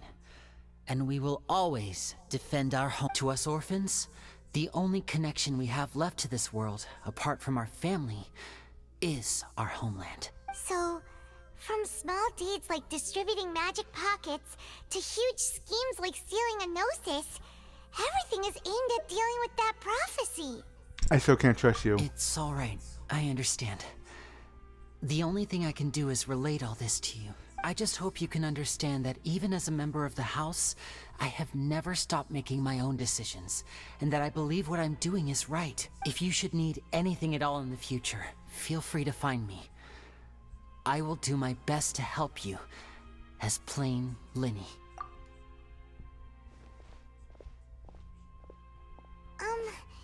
Bye, Linny!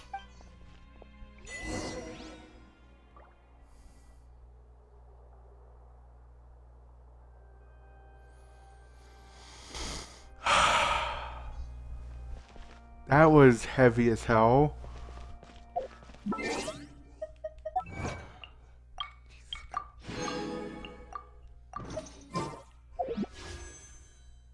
Like, holy hell, bro.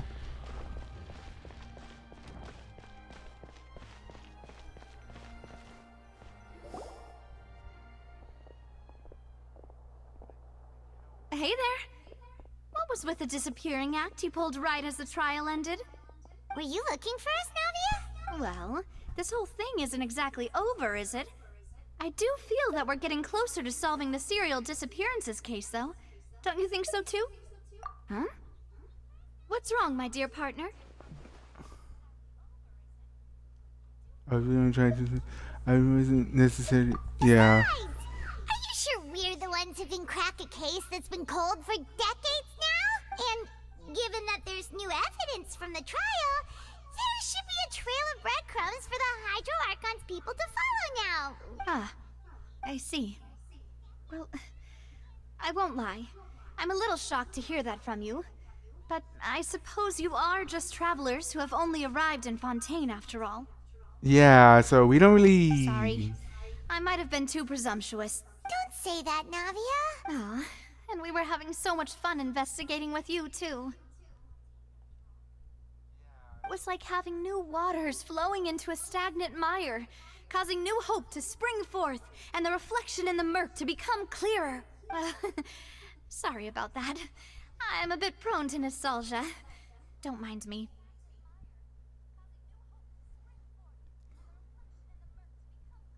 Wait, shall we have a farewell meal? You know, to commemorate our time as partners? Huh? Do we really need to get that formal? Well, guess you really did treat us as partners, huh? Paimon, seriously. Well, I just like to have a proper ending to every important memory. That way there are no regrets later. Anyway, it would just be a meal, so it shouldn't take up too much of your time. Deal. You don't have to twist Paimon's arm. If Boss Navia's treating, count Paimon in. Bruh. Oh, wonderful. In that case, why don't we return to the court of Fontaine and head to the Hotel de Boer? I believe we'll make it just in time for dinner. All right then, let's have our farewell meal. That was Act 1? That was Act 1?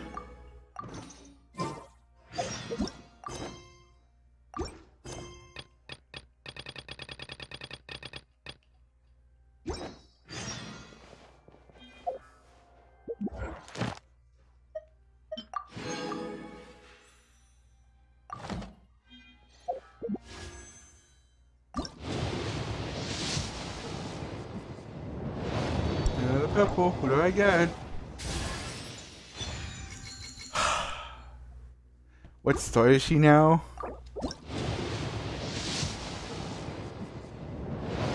Nope. Seriously, what star is she now? 2-star.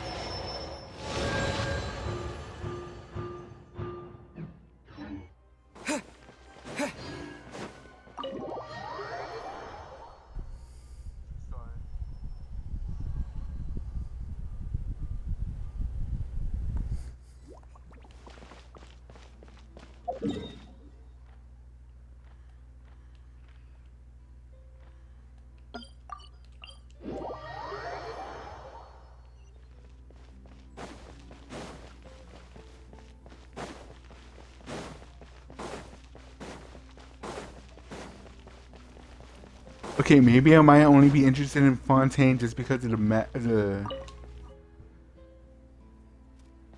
mechs, not the entire fucking trial. Because as exciting as that is, it's gonna sit. Welcome to the Navia line. This journey will be returning to the court of Fontaine. I am Elfan, your tour guide for this trip. But I hope you won't mind if my commentary fails to do justice to the majestic views before your eyes. Jeez, anyway, the destination of this tour is the capital city of this nation, the court of Fontaine. Even the critic who once compared the city to a cage of stone and steel could not deny its aesthetic appeal. Bruh.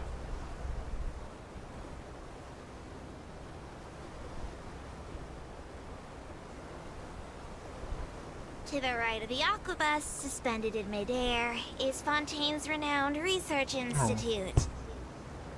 I hear the employees there do crazy overtime regardless of rank or distinction. I'm not sure if that had anything to do with the incident.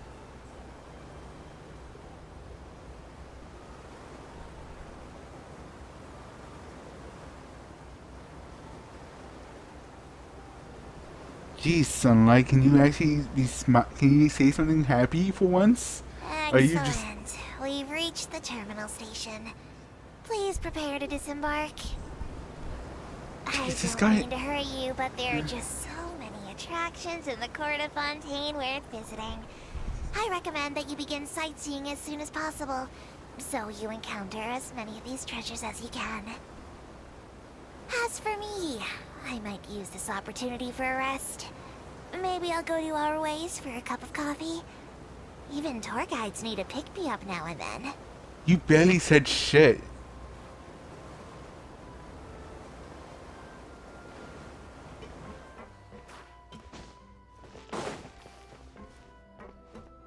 Oh, what am I doing? I could just...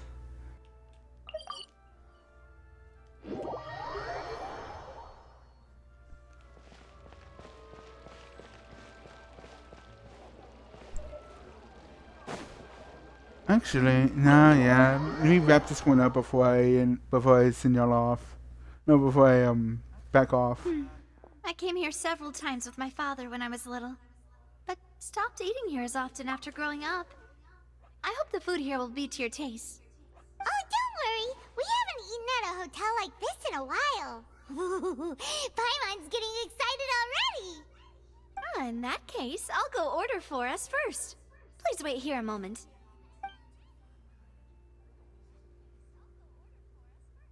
Ooh, everything looks so good. People in Fontaine sure know how to enjoy life. Why, of course. Go ahead, try whatever you like. If the food's good, I'll make a group reservation for the rest of Spina di Rosula next time. And if it's not? Well, then I'll still bring everyone. Albeit with only one dish per table. Bruh. Sure have your own way of doing things. No shit. We called this a farewell meal, but we could also treat it like a victory feast, right? Oh, true. Very true. In that case, boss, we'll have another 2 dishes. Bruh. Paimon didn't mean that you had to order even more food. Wait a minute. Whoa, whoa, whoa, whoa. Wait a minute. Wait a turkey minute. Is that lasagna? That looks like lasagna. The food right underneath that turkey leg. That looks like lasagna.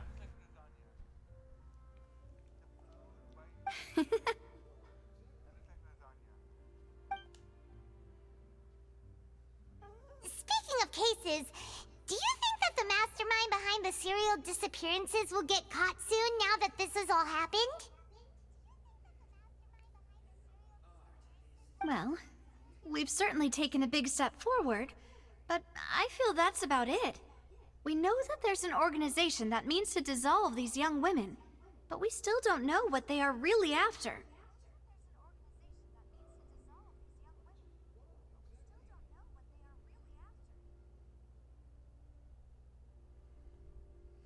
If it hadn't happened right in front of us, Paimon wouldn't have ever believed that a person could be dissolved like that. Right? Yet it was because this was such a preposterous notion that the investigation could never really move forward before. Ugh. If only that guy could have finished speaking!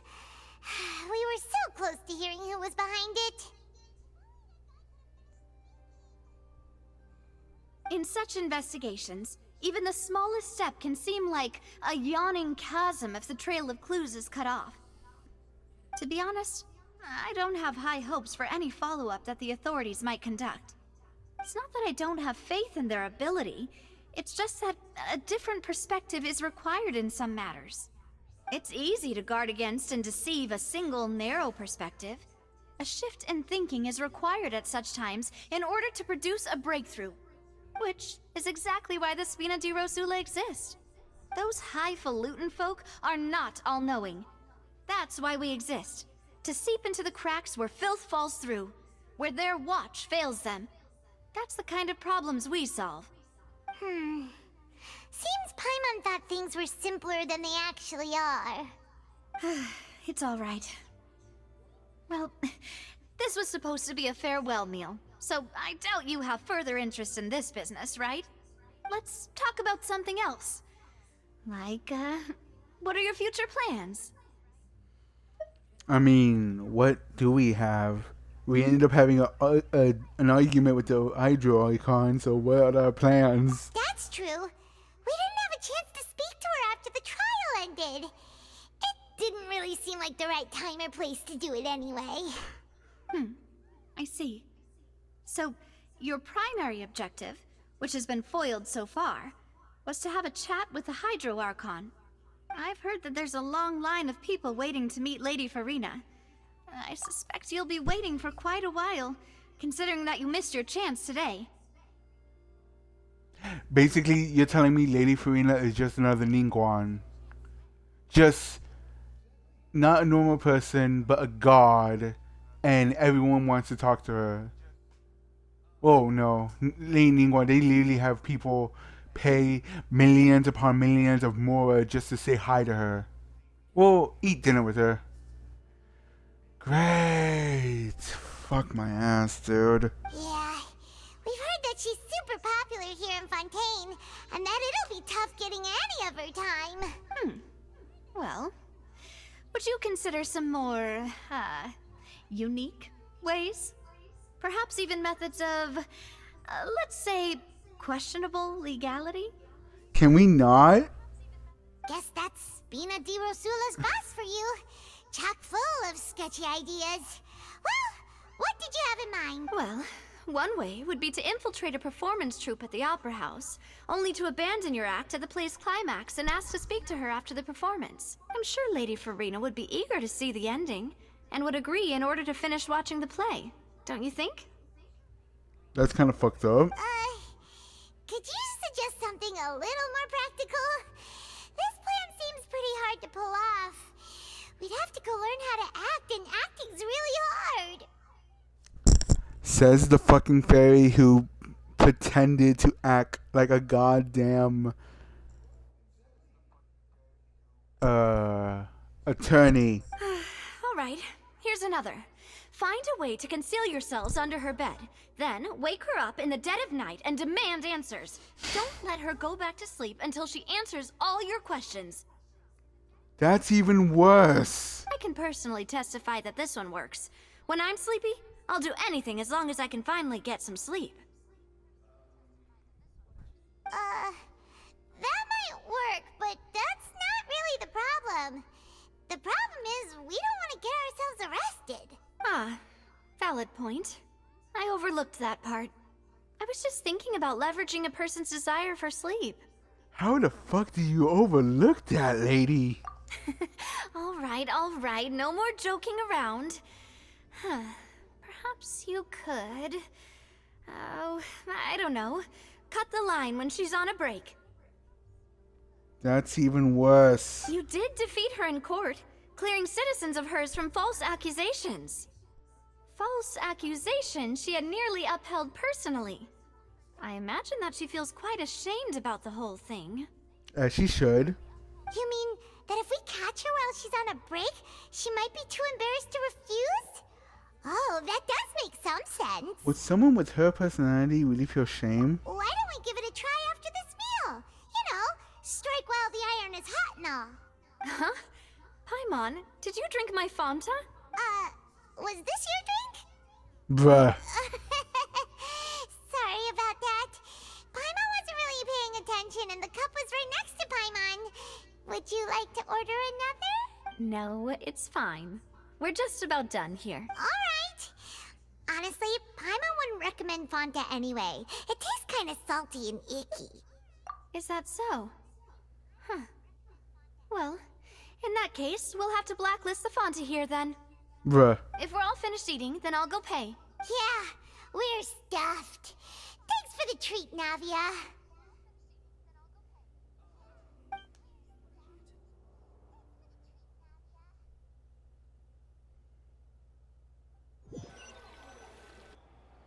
Oh, so full. Paimon can barely float anymore.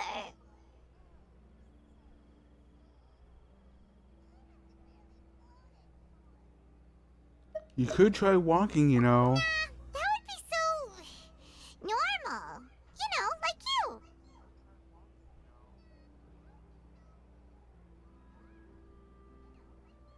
Your ass is so dead right now, my guy. Like, I could seriously damage you right now. Okay. As for expenses this month, we're left with... Hey, Navia! What are you doing over there? Oh, nothing. It was just a meal, you know?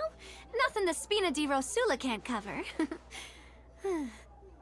Yep, we fucked her up. Let's get ready to try to meet the Hydro Archon again. Bye, Navia! So this is goodbye, huh? Well, if you do encounter any other trouble in Fontaine, you're always welcome to contact the Spina di Rosula. I'll give your requests the highest priority. In any case, I wish you smooth sailing. I'll see you again, partner. See ya!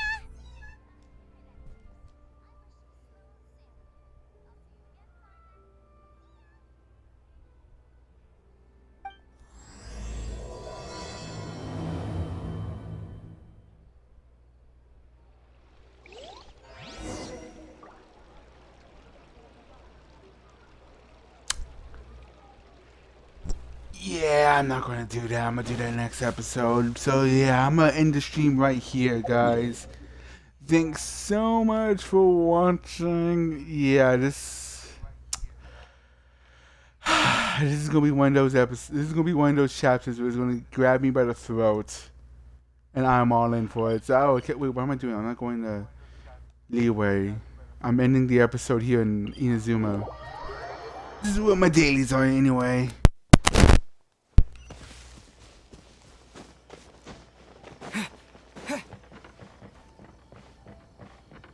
Anyway, I will catch you guys in 2 weeks, actually. Next week I have something to do outside of home.